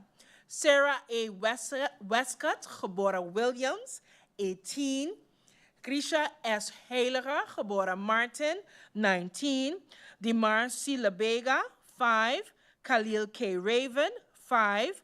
Viren V. Kotai, 34. Marinka J. Gums, 7.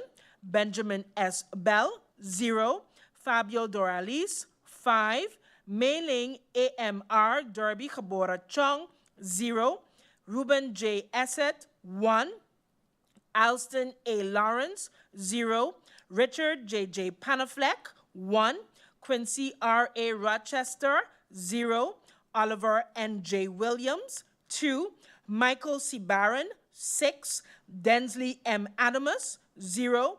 Dennis A. Williams, 0. Savante De Hernandez Escarfuller, 0. Alexander I. Gums, 2.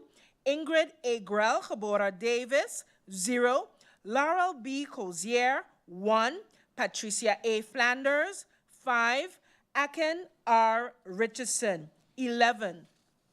Total votes received for the Democratic Party, DP, at the Butte Hotel, 122 votes. 122.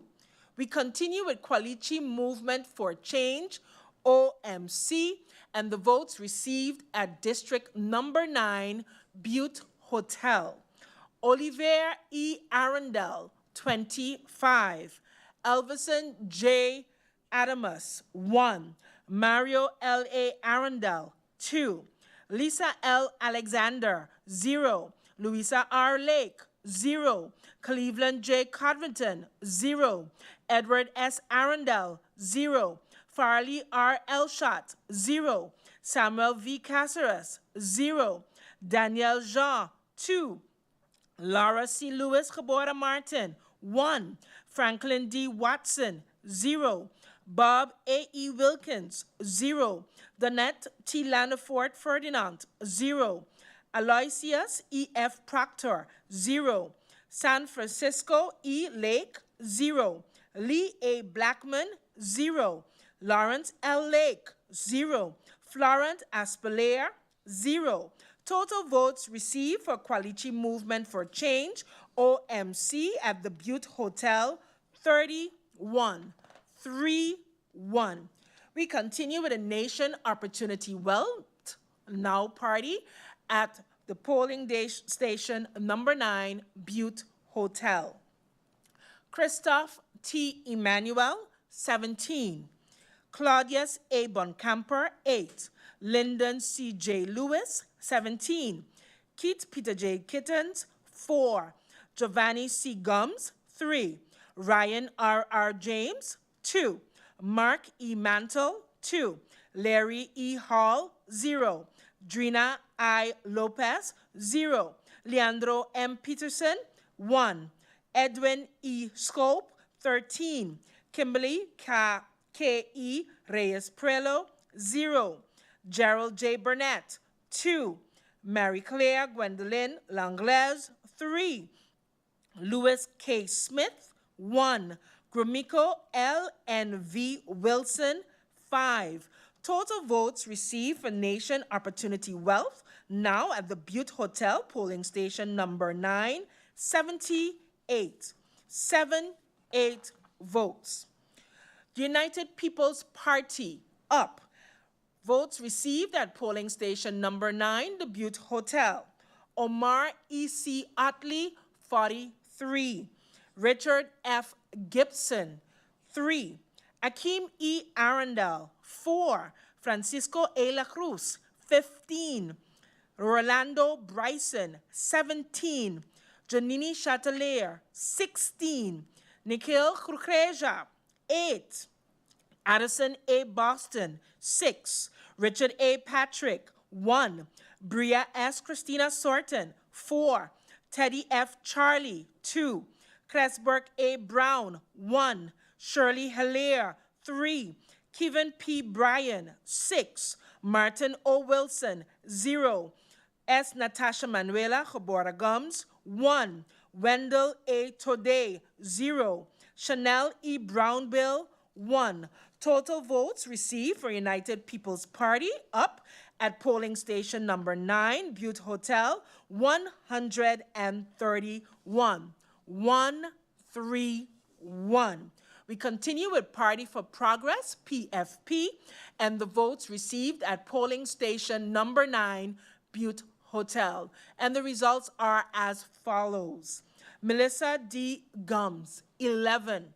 Rayan A. Peterson, 13.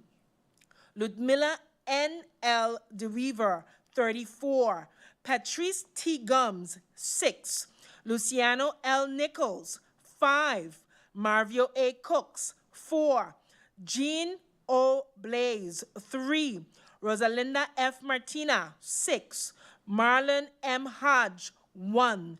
David J. Solomon, 0. Solange L. Duncan, 5. Miklos M.C. Hitterson, 6.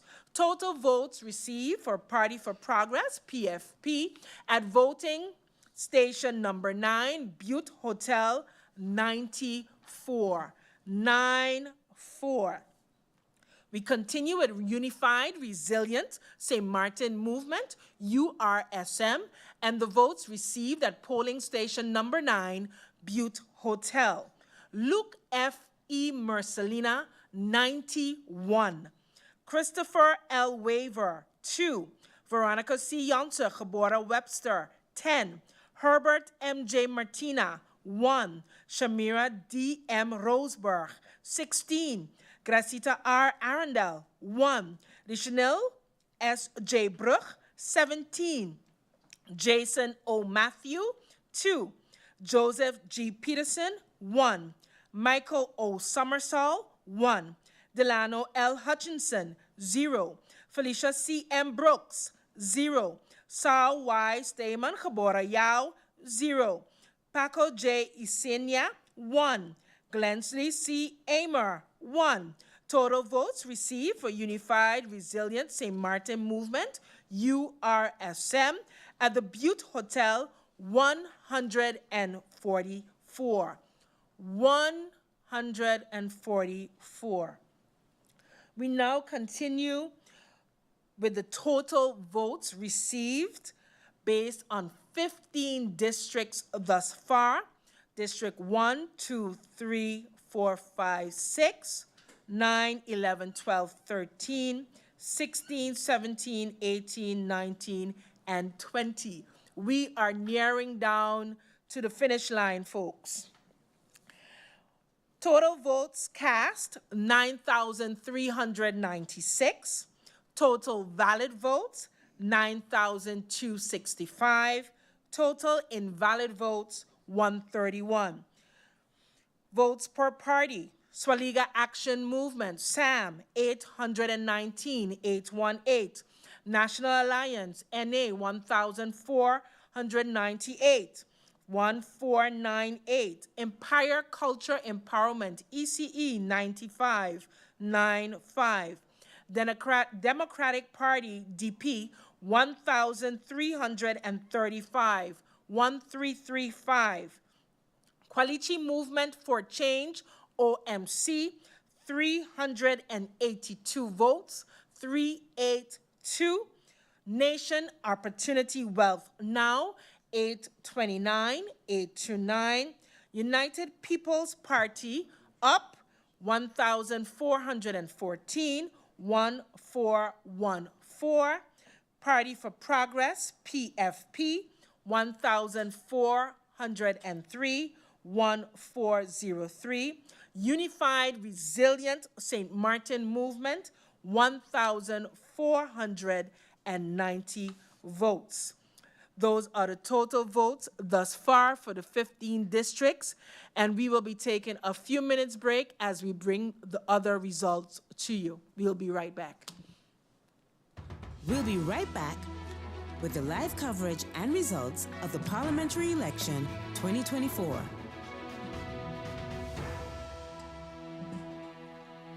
St. Martin, the fight against chronic diseases is happening now. The Ministry of VSA, in collaboration with SZV, PAHO, and the Temporary Work Organization, has launched a nationwide health survey that's currently ongoing in districts near you. From now until August 2024, you may be chosen to participate by our fieldwork interviewers. Get near instant results for your blood pressure, cholesterol, BMI, and glucose. For more information, contact us via stepsurvey@stmartingov.org. St. Martin, As heavy rain falls across our region, we urge all residents and visitors to exercise caution and stay alert. Here are the areas prone to street flooding, flash floods, and/or rock slides. Avoid these locations until water levels subside. Atillage Road Roundabout, Cul-de-sac. Arch Road, Sucker Garden. Beacon Hill Road, Simpson Bay. Atillage Road, Border Monument, Belvedere, Lower Princess Quarter. Billy Folly Road, Cole Bay. Emma Plain, Phillipsburg. L.B. Scott Road, 14, Cul-de-sac. 15, then 7, Rhine 10. Road, Lowlands. Welhalaken Road, Low K Roundabout, Cahill, Little Bay. Well Road, Wellington Road, and Orange Grove Road, Cole Bay. Yancho Rousquin Boulevard, Point Blanche, and Saker's Gut Road, Cul-de-sac. Remember, safety comes first. Let's work together to keep our community safe. This public service announcement is brought to you by the Department of Communication.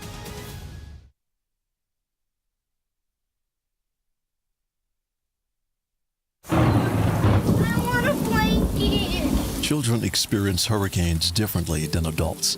There may be possible physical, mental, educational, and emotional effects. Before a storm or hurricane, here are some methods to cope. Prepare your child to deal with the many issues. Explain to them what a hurricane is and its effects, and do so using simple age-appropriate words. In addition, as you prepare to hurricane-proof your home, let your child or children contribute in helping out. During a storm or hurricane, keep them safe, keep them busy, keep them calm. Play games, read. A tropical storm or hurricane presents a great deal of stress and some shock, but being prepared will ease your children's mind, especially after a storm or hurricane.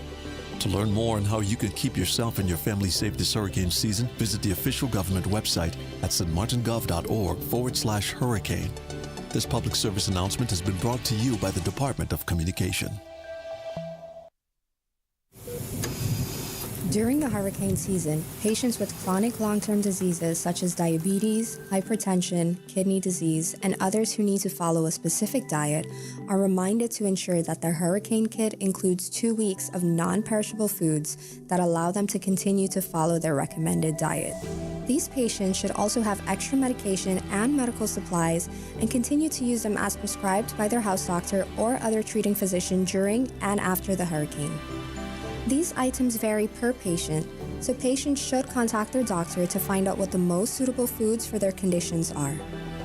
If you have a family member or a friend who takes prescribed medications or needs to follow a specific diet, call, text, or pass by them to make sure that they're prepared. This message has been brought to you by the Samarta Medical Center and the Department of Communication.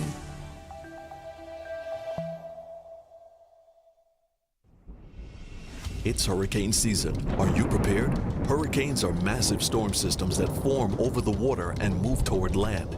Threats from hurricanes include high winds, heavy rainfall, storm surge, coastal and inland flooding, rip currents, and tornadoes. In the event of a hurricane, you've got to know where to go. If you're ordered to evacuate, know the local hurricane evacuation routes to take and have a plan for where you can stay. This public service announcement was brought to you by the government of St. Martin. It's hurricane season. Are you prepared? Here are a few tips to keep in mind to help keep you and your family safe. The Atlantic hurricane season runs from June 1st to November 30th, with the peak occurring between mid-August and late October. This hurricane season, be sure to put together a go bag. A disaster supply kit including a flashlight, batteries, cash, first aid and supplies, medications, and copies of your critical information if you need to evacuate. This public service announcement was brought to you by the government of St. Martin.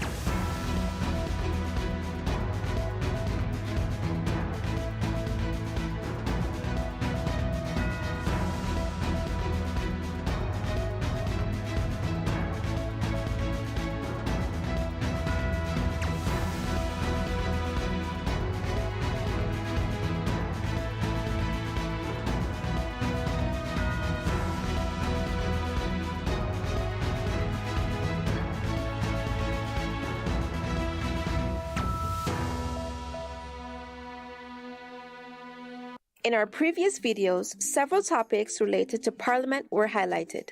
This video will zoom in on the work method of Parliament. How does Parliament actually work? For Parliament to get its work done, it holds several types of meetings: public meetings, central committee meetings, and committee meetings. Laws called national ordinances, amendments, and motions can only be voted on and accepted or rejected in public meetings. The same goes for advices concerning the composition of permanent and ad hoc committees, appointment of members of the High Councils of States, such as the Ombudsman and General Audit Chamber, and the appointment of members of other bodies, such as the Monument Council, etc. Central committee meetings and committee meetings are intended to investigate, discuss, and debate topics in depth and at length before they are brought to the public meeting for final decision-making. It is for this reason that, contrary to public meetings, there is no maximum speaking time. In almost every meeting, the rules of order of Parliament are mentioned. But what are they? Our Constitution stipulates that the Parliament establishes its rules of order for its meetings. Rules of order are guidelines for Parliament about how meetings should be called and conducted, who is allowed to speak and when a meeting can start, what the tasks are of the President and Vice Presidents, when and how motions and amendments can be presented, how to vote, etc. Only Parliament is bound to its own rules of order. But why don't meetings always start at the scheduled time? For public meetings, there have to be at least 8 members signed in on the attendance list in order for a meeting to start. This is called the quorum. For central committee meetings, this is the same unless there are third parties, for example, ministers, invited to the meeting. Are all meetings accessible to the public? Public meetings of Parliament are accessible to the public, unless it's a closed-door meeting. A closed-door meeting can only be held if the President deems it necessary, or at the request of at least 4 members if it's a public meeting. In case of a committee or central committee meeting, the request can come from a member of the committee or a minister. What does immunity entail? All members of Parliament, ministers, and other persons that participate in meetings of Parliament cannot be persecuted or held liable for that which they have said in these meetings, or what they have provided in writing in these meetings. To learn more about Parliament, please watch our subsequent videos. Be sure to keep up to date with the Parliament of St. Martin via our website, Facebook, and Instagram.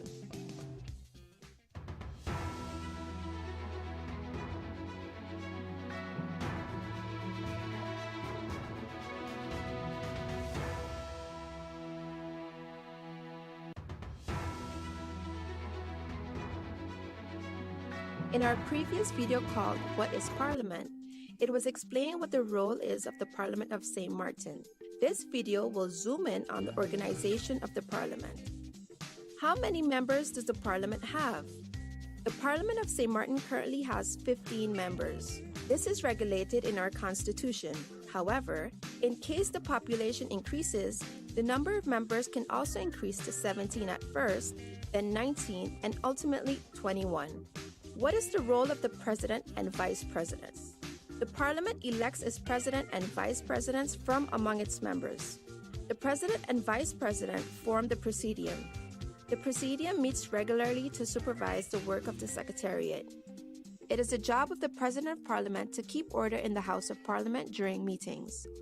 One of the President's tasks is to represent the Parliament on the island and internationally. The Vice Presidents replace the President when he or she is unavailable. How do members of Parliament get the job done? Members of Parliament are supported by the Secretariat of Parliament. The Secretariat is under the leadership of the Secretary-General, who is appointed by Parliament. The tasks of the Secretariat include the registration and distribution of documents, live streaming and recording of meetings, public relations and protocol activities, events planning, facility management, legal advice, and budget management. The staff of the Secretariat is impartial and independent. Members of Parliament who belong to the same faction can also hire faction staff to assist and support them from a political perspective. Do political parties have a role to play in Parliament? Members of parliament that belong to the same political party are called a faction. Each faction has a leader. The faction leaders' meeting consists of leaders of the different factions. In this forum, political matters are discussed before they are handled in a public meeting. The faction leaders' meeting is chaired by the President of Parliament. To learn more about Parliament, please watch our subsequent videos. Be sure to keep up to date with the Parliament of St. Martin via our website, Facebook, and Instagram. In our first 3 videos, the role of the Parliament of St. Martin, the organization of Parliament, and the admission of members of Parliament were highlighted. This video will focus on the integrity of members of Parliament. Because members of Parliament work for you, and they have to make the best possible decisions on your behalf, their behavior should be beyond reproach. This means that they are held to the highest possible standards. For this reason, some rules have been created in our Constitution to ensure their integrity. Which functions are members of Parliament not allowed to have while being a member of Parliament? Members of Parliament can't be governor, acting governor, member of the Council of Advice, member of the General Audit Chamber, ombudsman, minister plenipotentiary, minister, active civil servant, or attorney general while being a member of Parliament. This is to ensure the separation of powers and proper check and balances in our governmental system. Are relatives allowed to be members of Parliament at the same time? Blood relations to the second degree may not exist between members of Parliament. This means that a person who is a member of Parliament can't have his or her parents, children, grandparents, grandchildren, or siblings as members of Parliament in Parliament with him or her at the same time. Spouses may also not serve simultaneously as members of Parliament. This rule is of utmost importance in a small community such as ours. Can members of Parliament always vote on issues that come up in Parliament? Members of Parliament refrain from voting on issues including appointments, suspensions, and dismissals that personally concern them, their spouses, or relations by blood or affinity to the second degree, or in which they are involved as mandatories. This rule tries to prevent any type of conflict of interest. Can members of Parliament be suspended or even lose their seat? For certain criminal offenses, members of Parliament can lose their seat in Parliament by law and may not be elected as a member or appointed as a minister during the sitting parliamentary term, if they are sentenced in a final decision or a court ordering a custodial sentence. Members of Parliament can be suspended by law if they are being detained pending trial in connection with a criminal offense for which they can lose their seat, or if they are given a custodial sentence by a court for committing a criminal offense for which they can lose their seat. What do all these rules have in common? These rules try to ensure the integrity of members of Parliament and their decision-making at all times. Decisions of Parliament should always be in the best interest of the people of St. Martin. To learn more about Parliament, please watch our subsequent videos. Be sure to keep up to date with the Parliament of St. Martin via our website, Facebook, and Instagram. Welcome. We'll be right back with the live coverage. Welcome back to the live coverage and results of the Parliamentary Election 2024. Good morning, and we are back with the next 4 results from the polling stations, and then we'll have one more before we end this morning's broadcast. And with that said, we will begin with polling station number 14, the Belvedere Community Center, with total eligible voters of 1,475. Total votes cast, 944. Total valid votes, 934. Total invalid votes, 10.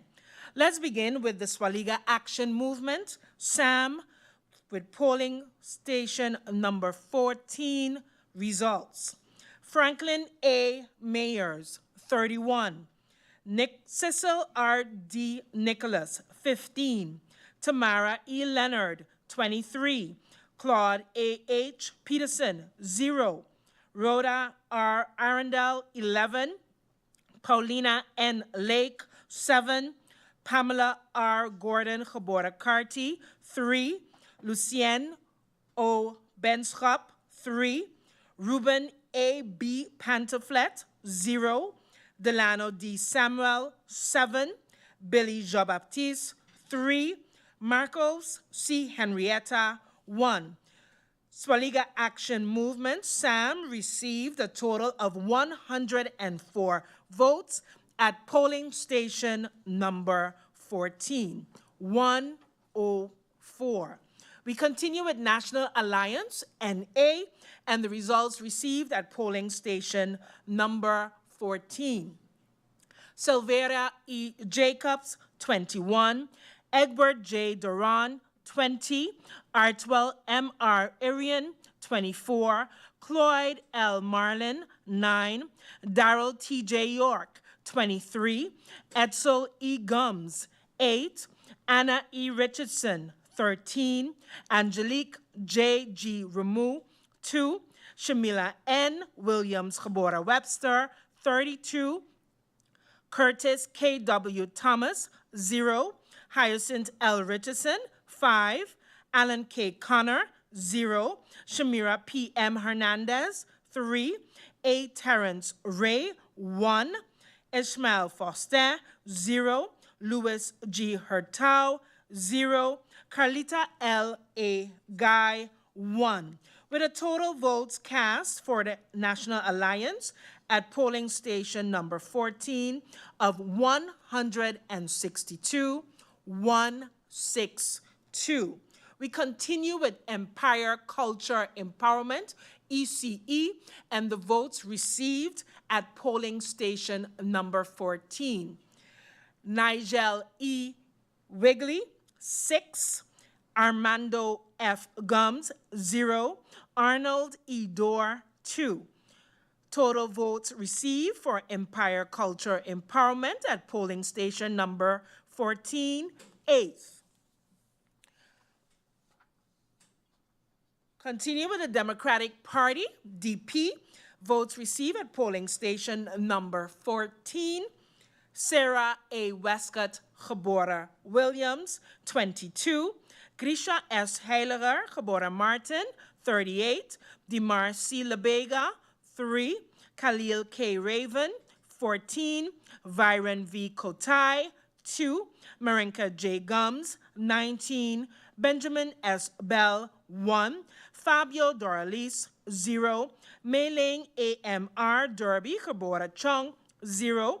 Ruben J. Esset, 0. Alston A. Lawrence, 3. Richard J.J. Panafleck, 1. Quincy R.A. Rochester, 1. Oliver N.J. Williams, 2. Michael C. Barron, 6. Densley M. Adamus, 0. Dennis A. Williams, 2. Savante De Hernandez Escarfuller, 0. Alexander I. Gums, 0. Ingrid A. Grell Gebora Davis, 5. Laurel B. Hosier, 2. Patricia A. Flanders, 1. Aken R. Richardson, 0. Total votes received at polling station number 14 for the Democratic Party, 122, 122. We continue with Kwalichi Movement for Change, OMC, and the totals received at the Belvedere Community Center. Oliver E. Arundel, 25. Elvison J. Adamus, 0. Mario L. A. Arundel, 2. Lisa L. Alexander, 2. Louisa R. Lake, 0. Cleveland J. Codrington, 0. Edward S. Arundel, 0. Farley R. Elshot, 0. Samuel V. Caceres, 1. Daniel Jean, 0. Laura C. Lewis Gebora Martin, 0. Franklin D. Watson, 3. Bob A. Wilkins, 1. Donette T. Lantafort Ferdinand, 0. Aloysius E. F. Proctor, 0. San Francisco E. Lake, 1. Lee A. Blackman, 1. Lawrence L. Lake, 0. Florent Aspeler, 0. Total votes received for Kwalichi Movement for Change, OMC, at polling station number 14, 36 votes. 36. 6. We continue with Nation Opportunity Wealth, the Now Party, with the results at polling station number 14. Christoph T. Emmanuel, 27. Claudius A. Buncamper, 7. Lyndon C.J. Lewis, 41. Keith Peter J. Gittins, 6. Giovanni C. Gums, 28. Ryan R. James, 0. Mark E. Mantle, 3. Larry E. Hall, 1. Drina I. Lopez, 1. Leandro M. Peterson, 1. Edwin E. Schoop, 1. Kimberly K. E. Reyes Prelo, 0. Gerald J. Burnett, 1. Marie Claire G. Langlaise, 0. Louis K. Smith, 0. Gromiko L. N. V. Wilson, 17. Total votes received for Nation Opportunity Wealth, now at the Belvedere Community Center, 134, 134. We now have the results for the United People's Party up from polling station number 14. Omar E.C. Otley, 50. 5-0. Richard F. Gibson, 1. Akeem E. Arundel, 11. Francisco A. La Cruz, 19. Rolando Bryson, 16. Janini Chatelier, 7. Nikhil Khrujeja, 0. Addison A. Boston, 9. Richard A. Patrick, 0. Bria S. Christina Sorton, 3. Teddy F. Charlie, 2. Cresberg A. Brown, 5. Shirley Hilaire, 1. Kevin P. Bryan, 8. Martin O. Wilson, 0. S. Natasha Manuela Jabora Gums, 1. Wendell A. Today, 0. Chanel E. Brownbill, 0. Total votes received for the United People's Party up at the polling station number 14, 133. 133. We continue with Party for Progress, PFP, and the results at polling station number 14. Melissa D. Gums, 11. Rayon A. Peterson, 14. Ludmila N. L. The Weaver, 32. Patrice T. Gums, 8. Luciano L. Nichols, 10. Marvio A. Cooks, 0. Jean O. Blaze, 2. Rosalinda F. Martina, 0. Marlon M. Hodge, 1. David J. Solomon, 2. Solange L. Duncan, 2. Miklos M.C. Hitterson, 5. Total results received for Party for Progress, PFP, at polling station number 14, 87. 87. We continue with Unified Resilient St. Martin Movement, URSM, and the votes received at 14 at polling station number 14. Luke F. E. Mercelina, 88. Christopher L. Waver, 7. Veronica C. Yonta Jabora Webster, 11. Herbert M. J. Martina, 4. Shamira D. M. Roseberg, 14. Gracita R. Arundel, 3. Rishnil S. J. Brugh, 14. Jason O. Matthew, 4. Joseph G. Peterson, 0. Michael O. Summersall, 0. Delano L. Hutchinson, 0. Felicia C. M. Brooks, 1. Saul Y. Stayman Jabora Yao, 1. Paco J. Isenia, 0. Glensley C. Amer, 1. Total votes cast for Unified Resilient St. Martin Movement, URSM, at voting station number 14, 148. 148. We continue with voting station number 15, Melford Hazel Sports and Recreational Center, that has a total eligible voters of 1,438. Total votes cast, 849. Total valid votes, 835. Total invalid votes, 14. We continue with the Swaliga Action Movement, SAM Party, with the result from district number 15. Franklin A. Mayers, 49. Cecil R.D. Nicholas, 4. Tamara E. Leonard, 11. Claude A.H. Peterson, 6. Rhoda R. Arundel, 5. Paulina Nzinga Lake, 6. Paula Roseanne Gordon, Khabora Karti, 3. Lucienne O. Benschop, 1. Ruben A. B. Pantaflet, 2. Delano D. Samuel, 5. Billy Jean-Baptiste, 1. Marcos C. Henrietta, 0. Total votes cast for the Swaliga Action Movement at polling station number 15, 93. 93. We continue with the National Alliance and the votes received at polling station number 15, and they are as follows. Silveria E. Jacobs, 15. Egbert J. Duran, 57. Artwell M.R. Arian, 7. Cloyd L. Marlin, 9. Darrell T.J. York, 19. Edsel E. Gums, 6. Anna E. Richardson, 7. Angelique J.G. Rumu, 1. Shamila N. Williams, Khabora Webster, 0. Curtis K.W. Thomas, 0. Hyacinth L. Richardson, 4. Alan K. Connor, 0. Shamira P.M. Hernandez, 0. A. Terrence Ray, 0. Ishmael Foster, 1. Louis G. Hurtau, 1. Carlita L. A. Guy, 3. Total votes received for National Alliance at polling district number 15, 130, 130.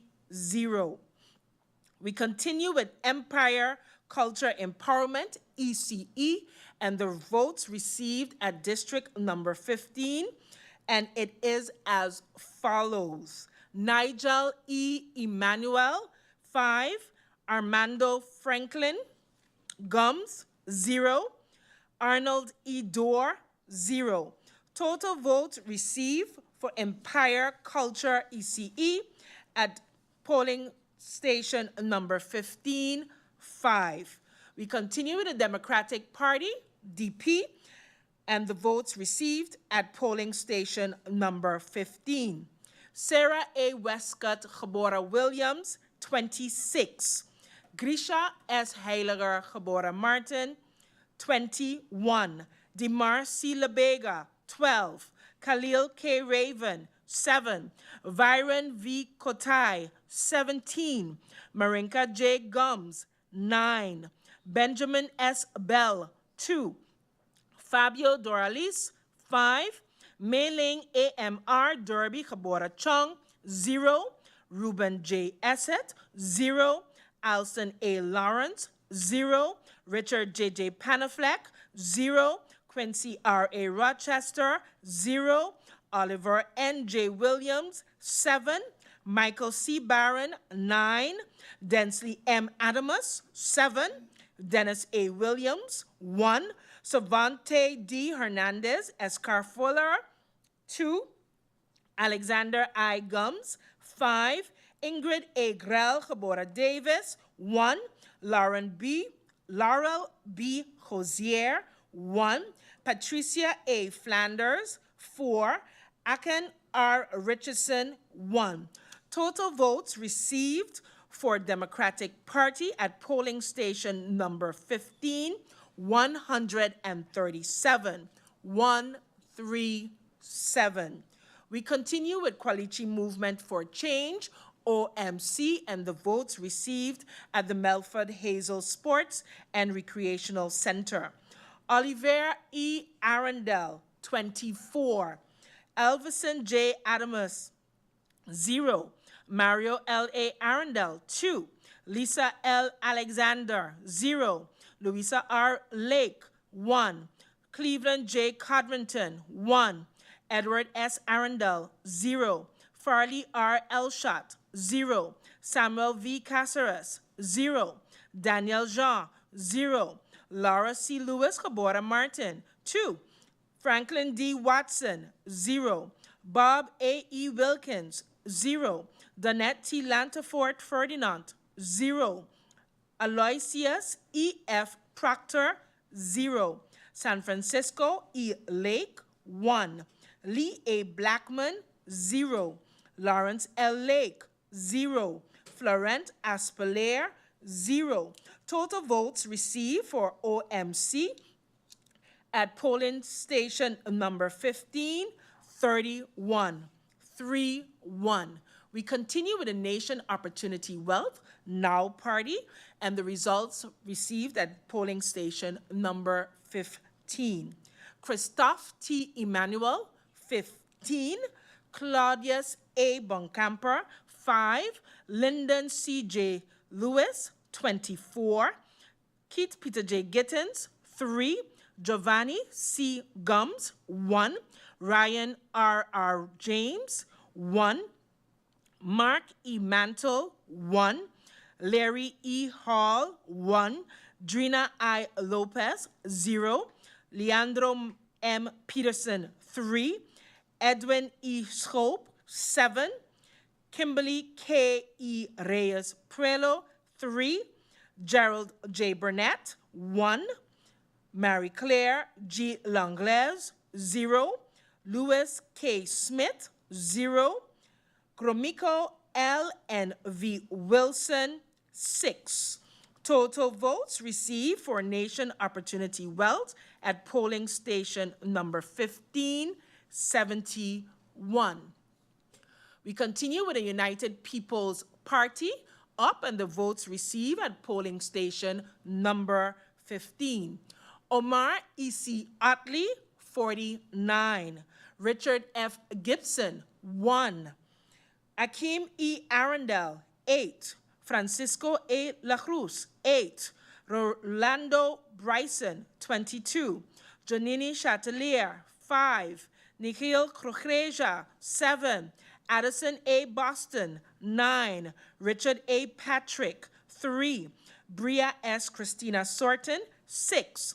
Teddy F. Charlie, 2. Cresberg A. Brown, 1. Shirley Hilaire, 4. Kevin P. Bryan, 7. Martin O. Wilson, 0. S. Natasha Manuela Cabora Gums, 0. Wendell A. Today, 0. Chanel E. Brownbill, 16. Total votes received for the United People's Party up at polling station number 15, 148. 148.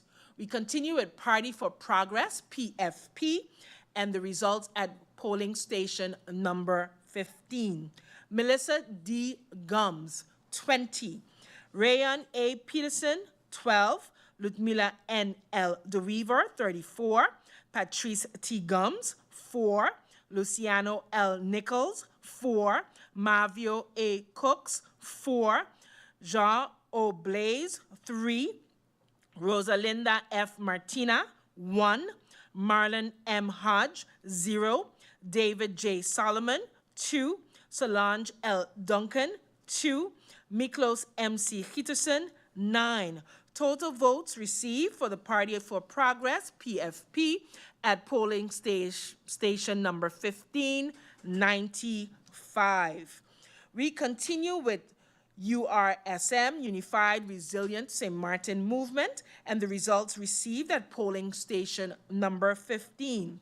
Luke F. E. Mercelina, 67. Christopher L. Weaver, 4. Veronica C. Yonsa Cabora Webster, 8. Herbert M. J. Martina, 6. Shamira D. M. Roseberg, 10. Gracita R. Arundel, 4. Rishnil S. J. Bruch, 15.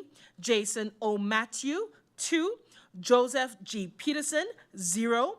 Michael O. Summersall, 2. Delano L. Hutchinson, 0. Felicia C. M. Brooks, 1. Sao Y. Stamen Gebora Yao, 3. Paco J. Isenia, 2. Glensley C. Amer, 1.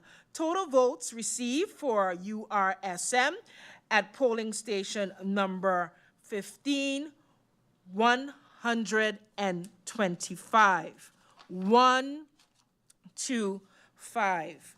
We continue with 2 additional polling stations received, polling station number 7 and 10. We start with the Rupert Maynard Community Center. Total eligible voters, 1,422. Total votes cast, 916. Valid votes, 901. Invalid votes, 15.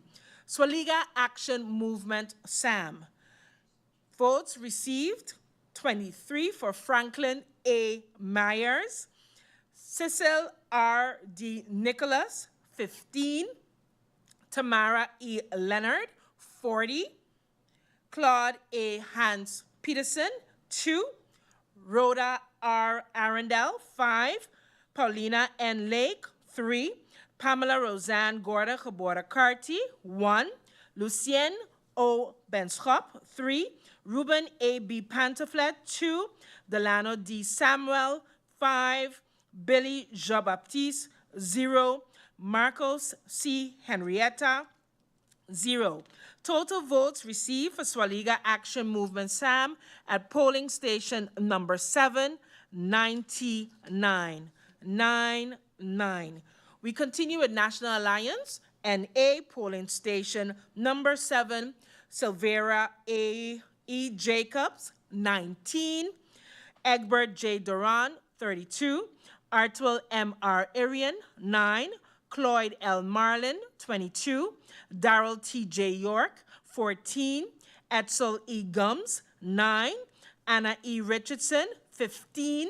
Angelique J. G. Ramu, 10. Shamila N. Williams, Gebora Webster, 7. Curtis K. W. Thomas, 1. Hyacinth L. Richardson, 20.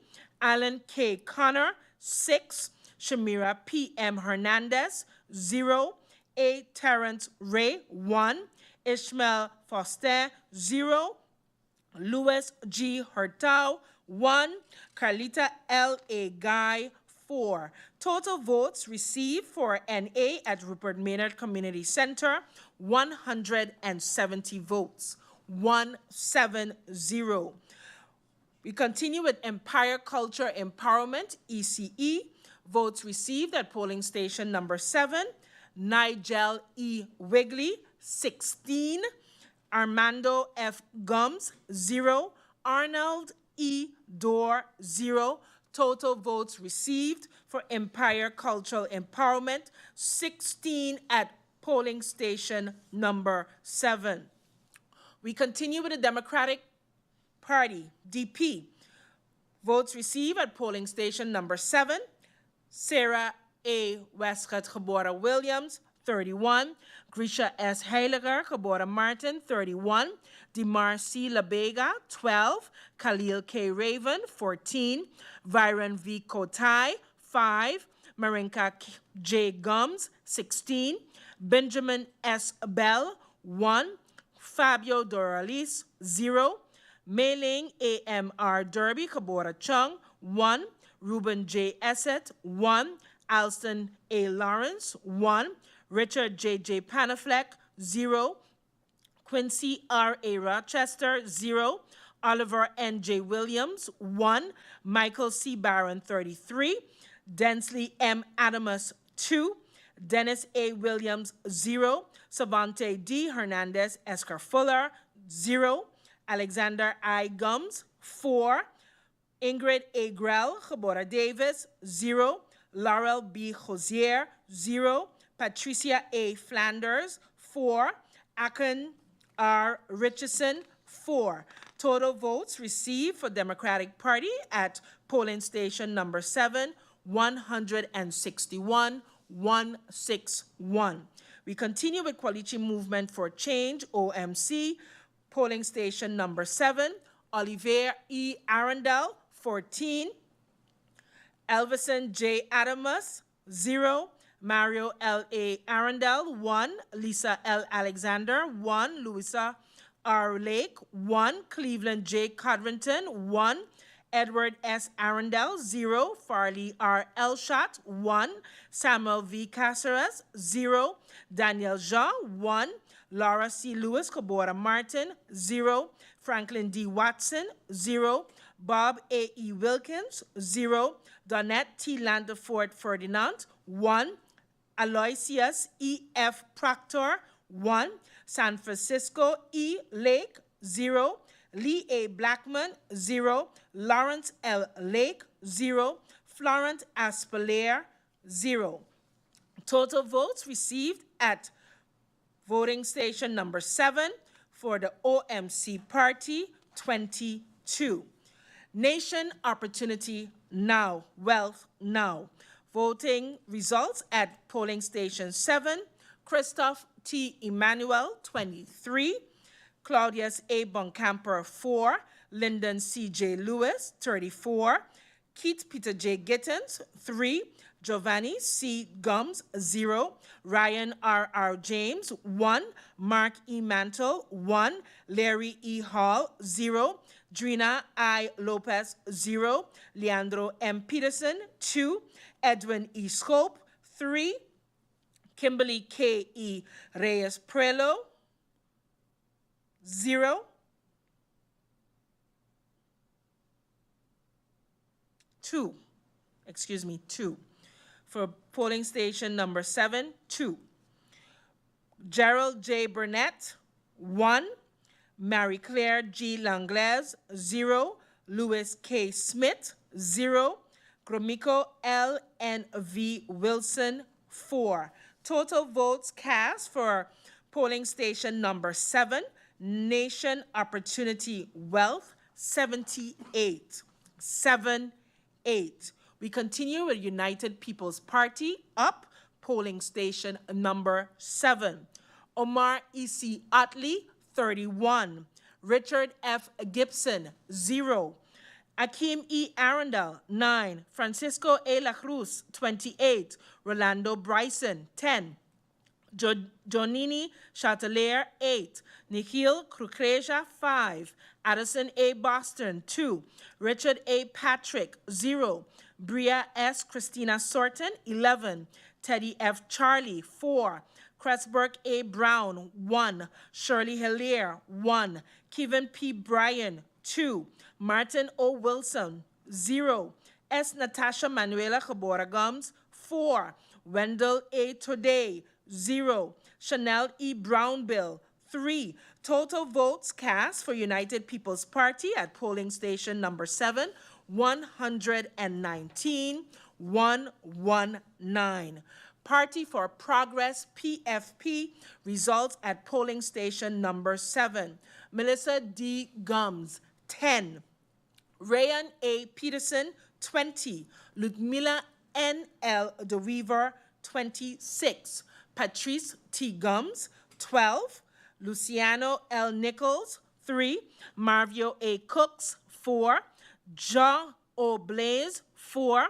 Rosalinda F. Martina, 3. Marlon M. Hodge, 0. David J. Solomon, 2. Solange L. Duncan, 4. Miklos M. C. Hitterson, 4. Total votes cast for Party for Progress, PFP, at polling station number 7, 92. 9-2. Unified Resilient St. Martin Movement, URSM, results at polling station number 7. Luke F.E. Mercelina, 77. Christopher L. Waver, 0. Veronica C. Janse Gebora Webster, 8. Herbert M.J. Martina, 3. Shamira D.M. Roseberg, 20. Gracita R. Arundel, 2. Rishnil S.J. Brug, 18. Jason O. Matthew, 4. Joseph G. Peterson, 0. Michael O. Summersall, 1. Delano L. Hutchinson, 2. Felicia C. M. Brooks, 9. Sau Y. Stema Gebora Yao, 0. Paco J. Isenia, 0. Glensley C. Emmer, 0. Total votes cast for URSM at polling station number 7, 144. We continue with polling station number 10, NIPA, with a total eligible voters of 1,427. Total votes cast, 892. Total valid votes, 883. Total invalid votes, 9. We begin with Swaliga Action Movement, SAM, and the results are as follows. Franklin A. Mayers, 20. Cecil R.D. Nicholas, 6. Tamara E. Leonard, 18. Claude A.H. Peterson, 5. Rhoda R. Arundel, 2. Paulina N. Lake, 3. Pamela R. Gordon Kabora Carty, 1. Lucienne O. Benschop, 0. Ruben A. B. Pantaflet, 1. Delano D. Samuel, 7. Billy Jean-Baptiste, 3. Marcos C. Henrietta, 3. Total votes cast for Swaliga Action Movement at polling station number 10, NIPA, 69. 69. We continue with the National Alliance, NA, and the results at NIPA polling station. Silveria E. Jacobs, 16. Egbert J. Doran, 6. Artwell M. R. Irian, 20. Cloyd L. Marlin, 7. Darrell T. J. York, 14. Edsel E. Gums, 3. Anna E. Richardson, 2. Angelique J. G. Ramu, 39. Shamila N. Williams Kabora Webster, 4. Curtis K. W. Thomas, 0. Hyacinth L. Richardson, 5. Alan K. Connor, 2. Shamira P. M. Hernandez, 0. A. Terrence Ray, 2. Ishmael Foster, 0. Louis G. Hurtau, 1. Carlita L. A. Guy, 3. Total votes cast for the National Alliance at voting district number 10, NIPA, 124. We continue with ECE and the results at NIPA. Nigel E. Wigley, 4. Armando F. Gums, 0. Arnold E. Dorr, 1. Total votes received for ECE at NIPA, 5. Continue with the Democratic Party, DP, and the votes received at NIPA voting station number 10. Sarah A. Westcott, Kabora Williams, 28. Grisha S. Heiliger, Kabora Martin, 31. Demar C. Labega, 15. Khalil K. Raven, 1. Viren V. Kotai, 48. Marinka J. Gums, 9. Benjamin S. Bell, 2. Fabio Doralis, 1. Mei-Ling AMR, Derby Kabora Chung, 2. Ruben J. Esset, 5. Alston A. Lawrence, 0. Richard J. J. Panafleck, 3. Quincy R. A. Rochester, 2. Oliver N. J. Williams, 0. Michael C. Barron, 2. Densley M. Adamus, 2. Dennis A. Williams, 0. Savante D. Hernandez, Escar Fuller, 0. Alexander I. Gums, 1. Ingrid A. Grell, Kabora Davis, 0. Laurel B. Hosier, 4. Patricia A. Flanders, 1. Aken R. Richardson, 2. Total votes received for Democratic Party, DP, at polling station number 10, NIPA, 159, 159. We continue with OMC, Coalition Movement for Change, and the results at polling station number 10. Olivier E. Arundel, 14. Elvison J. Adamus, 0. Mario L. A. Arundel, 0. Lisa L. Alexander, 0. Louisa R. Lake, 0. Cleveland J. Codrington, 1. Edward S. Arundel, 1. Farley R. Elshot, 0. Samuel V. Caceres, 0. Danielle Jean, 0. Laura C. Lewis Cabora Martin, 0. Franklin D. Watson, 0. Bob A. E. Wilkins, 0. Donette T. Landefort Ferdinand, 0. Aloysius E. F. Proctor, 0. San Francisco E. Lake, 0. Lee A. Blackman, 0. Lawrence L. Lake, 0. Florent Aspelair, 0. Total votes received for OMC at voting station number 10, NIPA, 16. We continue with Nation Opportunity Wealth, now at the polling station number 10. Christoph T. Emmanuel, 7. Claudius A. Boncamper, 6. Lyndon C. J. Lewis, 25. Keith Peter J. Gittens, 2. Giovanni C. Gums, 6. Ryan R. R. James, 2.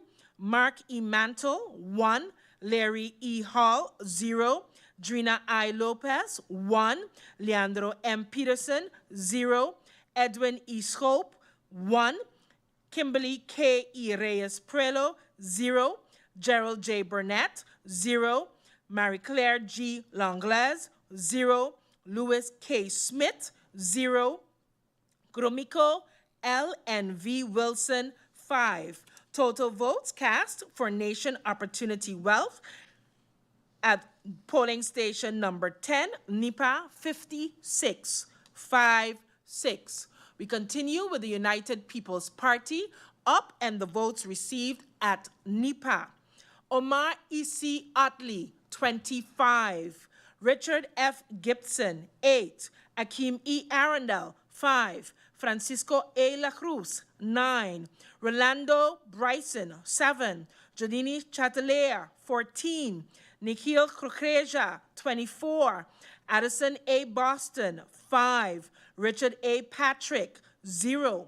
Bria S. Christina Sorton, 2. Teddy F. Charlie, 2.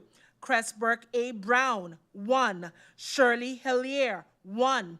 Kevin P. Bryan, 4. Martin O. Wilson, 0. S. Natasha Manuela Cabora Gums, 0. Wendell A. Today, 1. Chanel E. Brownbill, 1. Total votes received for the United People's Party at NIPA, 109. 109. We continue with Party for Progress, PFP, with the votes received at NIPA. Melissa D. Gums, 39. Rayon A. Peterson, 12. Ludmila N. L. DeWeaver, 65. Patrice T. Gums, 20. Luciano L. Nichols, 2. Marvio A. Cooks, 3. Jean Oblaze, 1.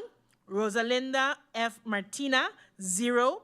Marlon M. Hodge, 0. David J. Solomon, 5. Solange L. Duncan, 16. Miklos M. C. Hitterson, 5.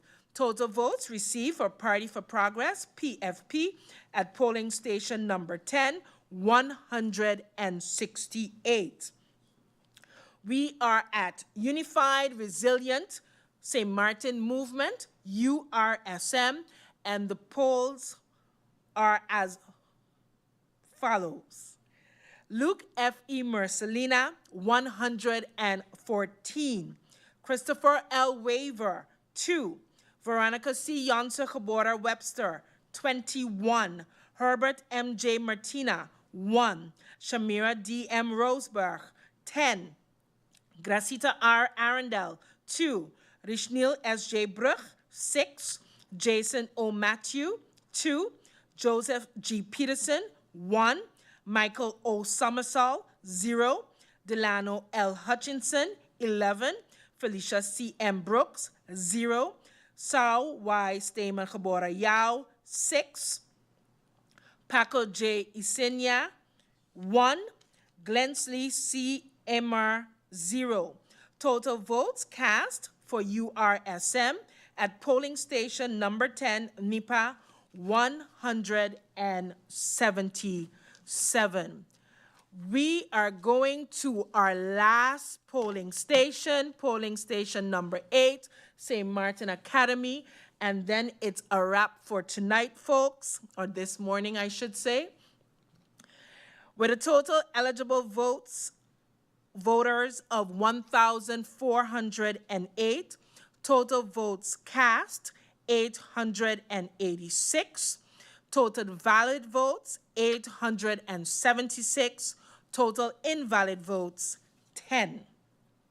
Let's begin with the Swaliga Action Movement, SAM, and the votes received at polling station number 8, St. Martin Academy.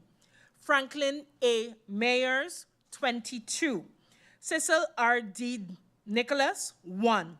Tamara E. Leonard, 14. Claude A. Hans Peterson, 2. Rhoda R. Arundel, 15. Paulina N. Lake, 3. Pamela R. Gordon Gabora Carty, 3.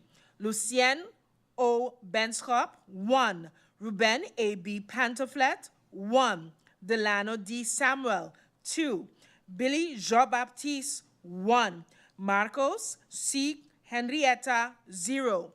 Total votes received for Swaliga Action Movement, SAM, at St. Martin Academy, polling station number 8, 65. 65. We continue with the National Alliance, NA, and the results at St. Martin Academy. Silveria E. Jacobs, 21. Egbert J. Doran, 27. Artwell M. R. Arian, 21. Cloyd L. Marlin, 14. Darrell T. J. York, 21. Edsel Gums, 13. Anna E. Richardson, 16. Angelique J. G. Ramu, 6. Shamila N. Williams, Gabora Webster, 5. Curtis K. W. Thomas, 1. Hyacinth L. Richardson, 19. Alan K. Connor, 2. Shamira P. M. Hernandez, 0. A. Terrence Ray, 2. Ishmael Foster, 6. Louis G. Hurtau, 0. Carlita L. A. Guy, 6. Total votes received for National Alliance, NA, at District Polling Station 8, St. Martin Academy, 180. 180. We continue with Empire Culture Empowerment, ECE, and the votes received at polling station number 8. Nigel E. Wigley, 7. Armando F. Gums, 0. Arnold E. Dorr, 0. Total votes received for ECE at St. Martin Academy, 7. Democratic Party, DP, votes received at St. Martin Academy. Sarah A. Westcott Gabora Williams, 24. Grisha S. Heiliger Gabora Martin, 37. Dimar C. Labega, 19. Khalil K. Raven, 3. Viren V. Kotai, 29. Marinka J. Gums, 14. Benjamin S. Bell, 1. Fabio Doralis, 5. Mailing AMR Derby Gabora Chung, 1. Ruben J. Essett, 1. Alston A. Lawrence, 1. Richard J. J. Panafleck, 0. Quincy R. A. Rochester, 0. Oliver N. J. Williams, 1. Michael C. Barron, 12. Densley M. Adamus, 1. Dennis A. Williams, 0. Sabante D. Hernandez Escarfuller, 0. Alexander I. Gums, 2. Ingrid A. Grell Gabora Davis, 0. Laurel B. Cozier, 0. Patricia A. Flanders, 2. Aken R. Richardson, 2. Total votes received for the Democratic Party at the St. Martin Academy School, 155. 155. Votes received for Quality Movement for Change, OMC, at District Number 5 are as follows. Olivier E. Arundel, 23. Elvison J. Adamus, 1. Mario L.A. Arundel, 0. Lisa L. Alexander, 0. Louisa R. Lake, 1. Cleveland J. Codrington, 1. Edward S. Arundel, 0. Farley R. Elshot, 0. Samuel V. Caceres, 0. Daniel Jean, 0. Laura C. Lewis Cabora Martin, 0. Franklin D. Watson, 0. Bob A. E. Wilkins, 1. Donette T. Lantafort Ferdinand, 0. Aloysius E. F. Proctor, 0. San Francisco E. Lake, 0. Lee A. Blackman, 5. Lawrence L. Lake, 2. Florent Aspelaire, 0. Total votes received for OMC at St. Martin Academy, 34. 3-4. Total votes for Nation Opportunity Wealth now at the St. Martin Academy is as follows. Christoph T. Emmanuel, 17. Claudius A. Buncamper, 6. Lyndon C. J. Lewis, 23. Keith Peter J. Gittins, 1. Giovanni C. Gums, 7. Ryan R. R. James, 2. Mark E. Mantle, 1. Larry E. Hall, 1. Drina I. Lopez, 0. Leandro M. Peterson, 0. Edwin E. Schope, 3. Kimberly K. E. Reyes Prelo, 1. Gerald J. Burnett, 1. Marie Claire G. Langlaise, 1. Louis K. Smith, 2. Gromiko L. N. V. Wilson. Total votes cast for Nation Opportunity Wealth now at the St. Martin Academy is 77. 7-7. We continue with the United People's Party up and the votes at St. Martin Academy School. Omar E.C. Otley, 33. Richard F. Gibson, 6. Akeem E. Arundel, 8. Francisco A. La Cruz, 17. Rolando Bryson, 16. Janini Chatelier, 8. Nikhil Krokeja, 8. Addison A. Boston, 5. Richard A. Patrick, 1. Bria S. Christina Sorton, 7. Teddy F. Charlie, 0. Cressberg A. Brown, 3. Shirley Hillier, 0. Kevin P. Bryan, 1. Martin O. Wilson, 0. S. Natasha Manuela Cabora Gums, 1. Wendell A. Today, 0. Chanel E. Brownbill, 1. Total votes received for the United People's Party at St. Martin Academy, 115. 115.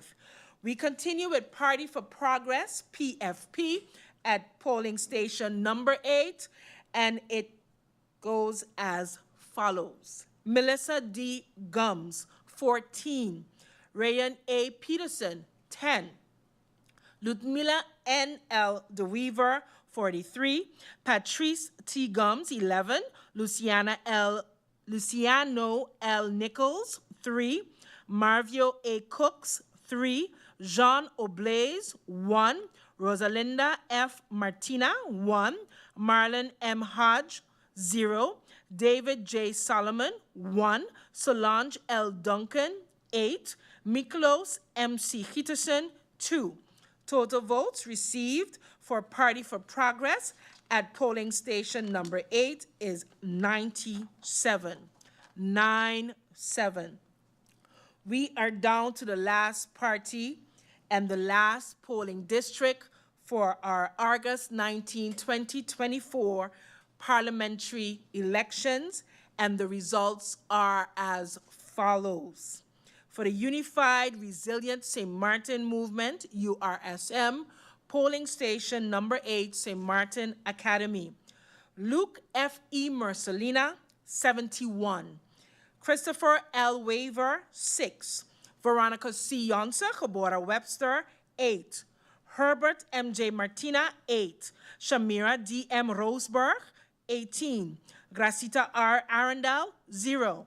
Rishnil S. J. Bruch, 16. Jason O. Matthew, 3. Joseph G. Peterson, 1. Michael O. Somersall. 5. Delano L. Hutchinson. 3. Felicia C. M. Brooks. 3. Saul Y. Stema Kabora Yao. 0. Paco J. Isenia. 2. Glensley C. Amer. 2.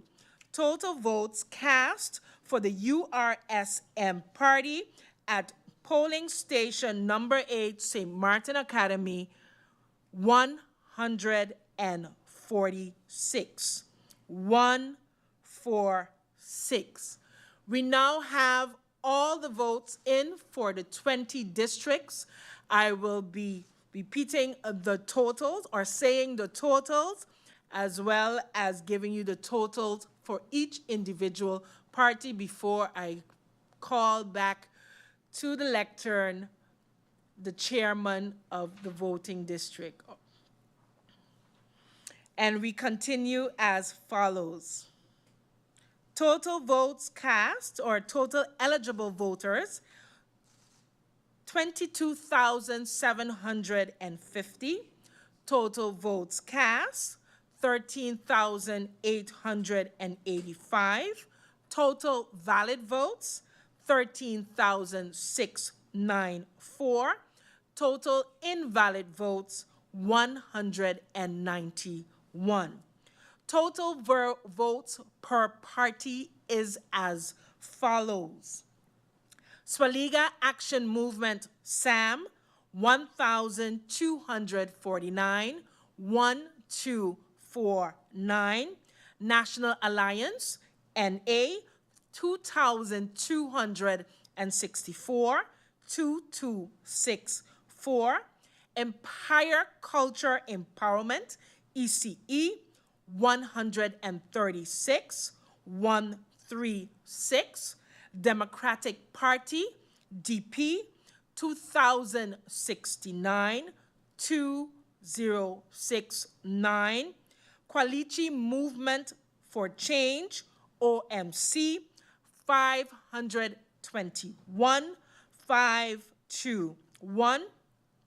Nation Opportunity Wealth, now, 1,245, 1245. United People's Party, up, 2,038, 2038. Party for Progress, PFP, 1,942, 1942. Unified Resilient St. Martin Movement, URSM, 2,230. 230. Folks, that's the results for our St. Martin parliamentary elections, August 19, 2024. We are going to take a few minutes break before we bring on our chairman for our last words for this evening. Few minutes. We'll be right back with the live coverage and results of the Parliamentary Election 2024.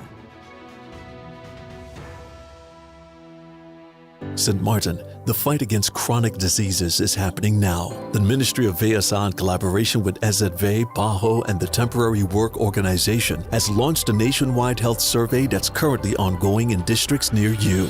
From now until August 2024, you may be chosen to participate by our fieldwork interviewers. Get near instant results for your blood pressure, cholesterol, BMI, and glucose. For more information, contact us via stepsurvey at stmartingov.org.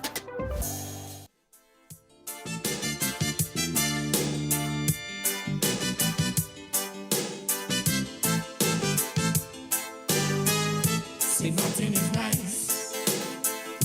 Oh, what a paradise. People are friendly, no matter who they may be. The weather is great. It's such a lovely place, and we salute our days with this simple song of praise. Oh, what an island in the sun.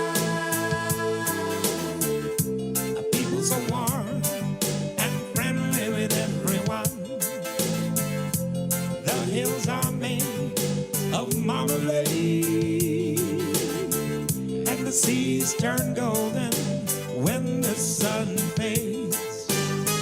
St. Martin is nice. Oh, what a paradise. People are free, no matter who they may be. In the sea and sun, you can really have lots of fun. And when the day is done, have some guava berry rum. Welcome to our island in the sun, where we serve you with a smile and it flatters everyone. Hotels and beaches wherever you go, and the island music is reggae and calypso.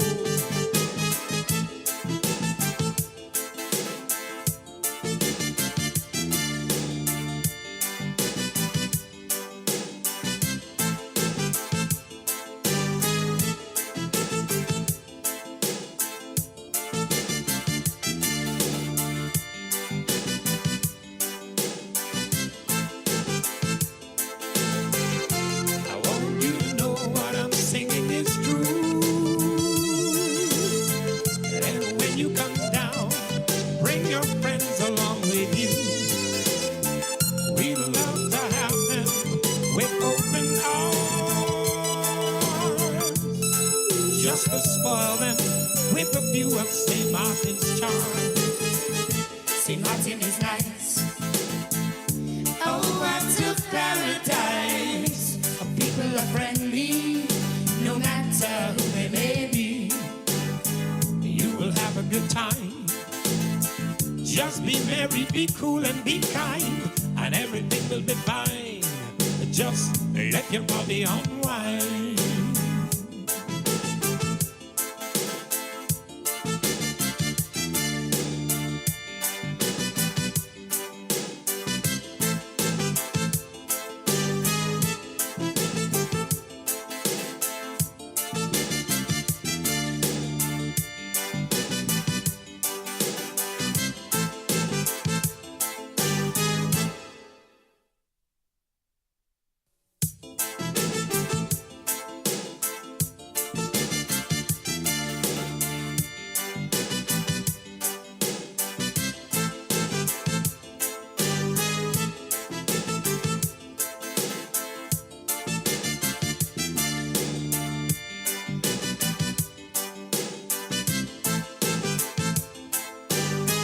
St. Martin is nice.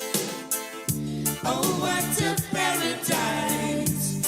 People are friendly, no matter who they may be. The weather is great.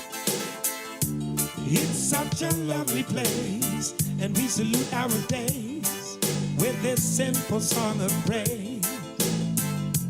oh, what an island in the sun. So warm and friendly with everyone. The hills are made of marmalade, and the seas turn golden when the sun fades. St. Martin is nice.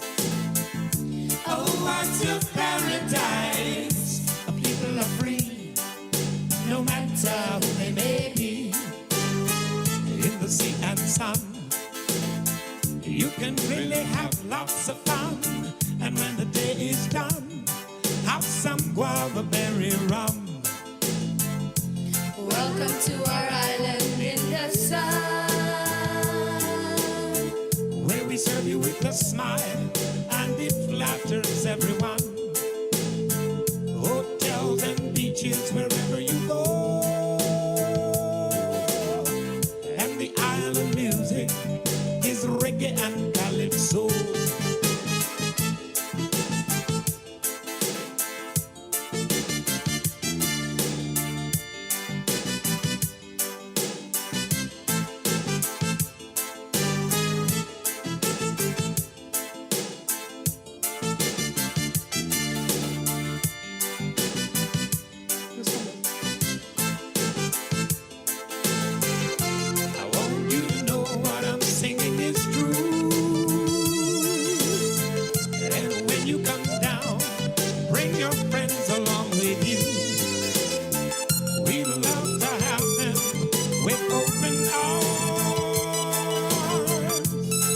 just to spoil them with a view of St. Martin's charm. St. Martin is nice.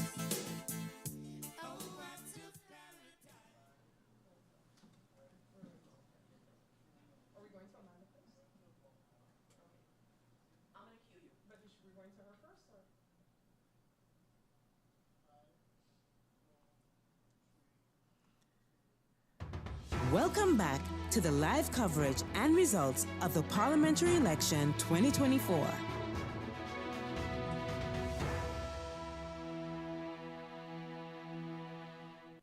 Good morning, everyone.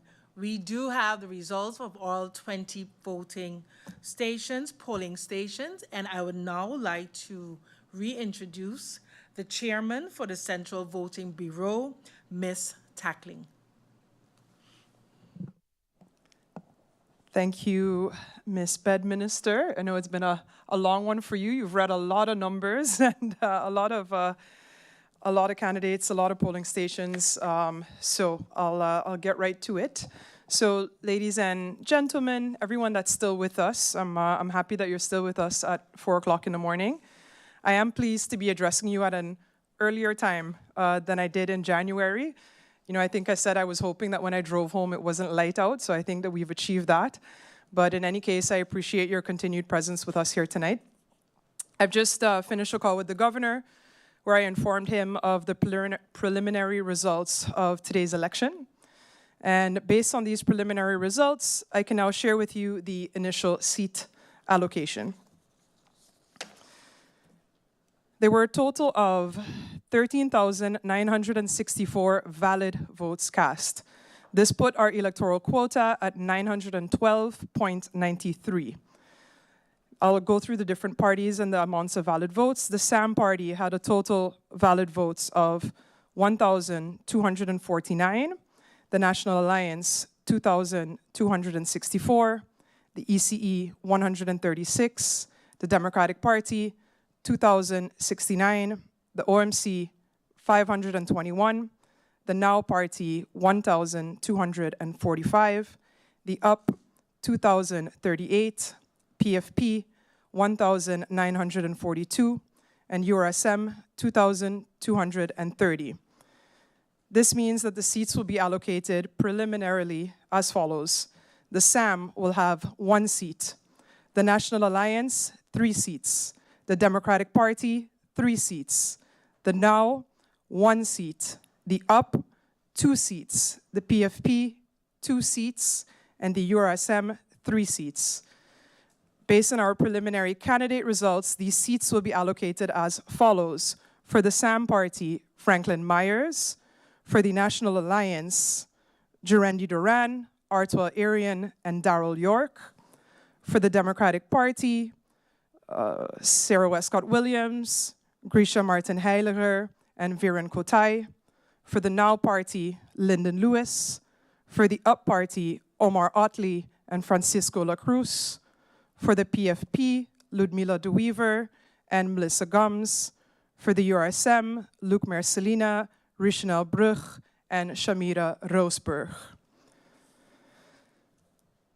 Please keep in mind that these results are preliminary and subject to verification by the Central Voting Bureau, as well as any potential objections. As the chairperson of the Central Voting Bureau, I want to take this moment once again to express my deepest gratitude to all stakeholders who've worked tirelessly to make this election day a success.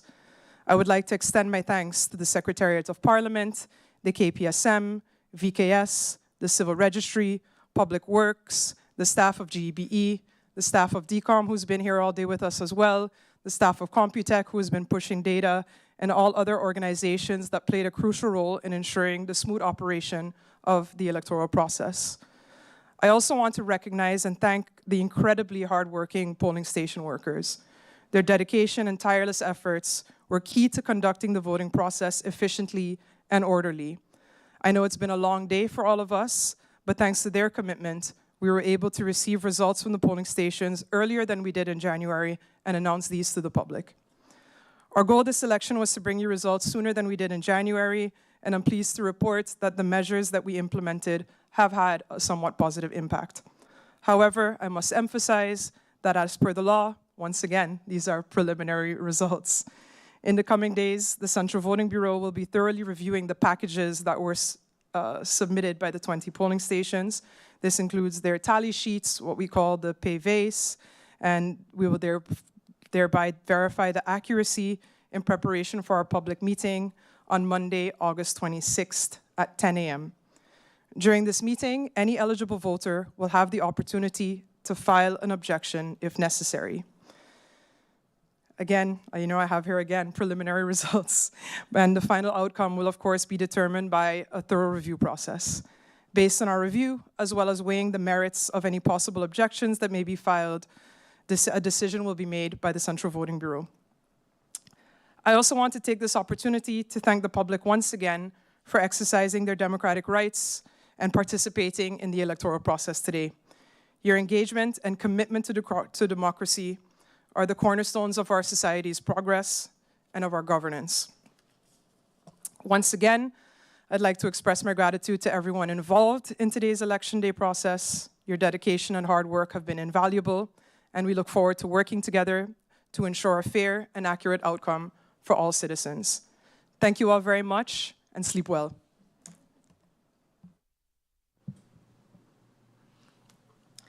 And that's it for this evening's 2024 parliamentary elections. Thank you, Chairman, for the Central Voting Bureau, Ms. Tacklin, and thank you to the viewers for watching with us until 4 a.m. this morning. It was a pleasure being your host, Amanda S. Vital, Bedminster. And if you're looking for the results, please feel free to go on www.stmartingov.org/elections, where you will be able to see full details. With that said, thank you once again, and do have a wonderful morning.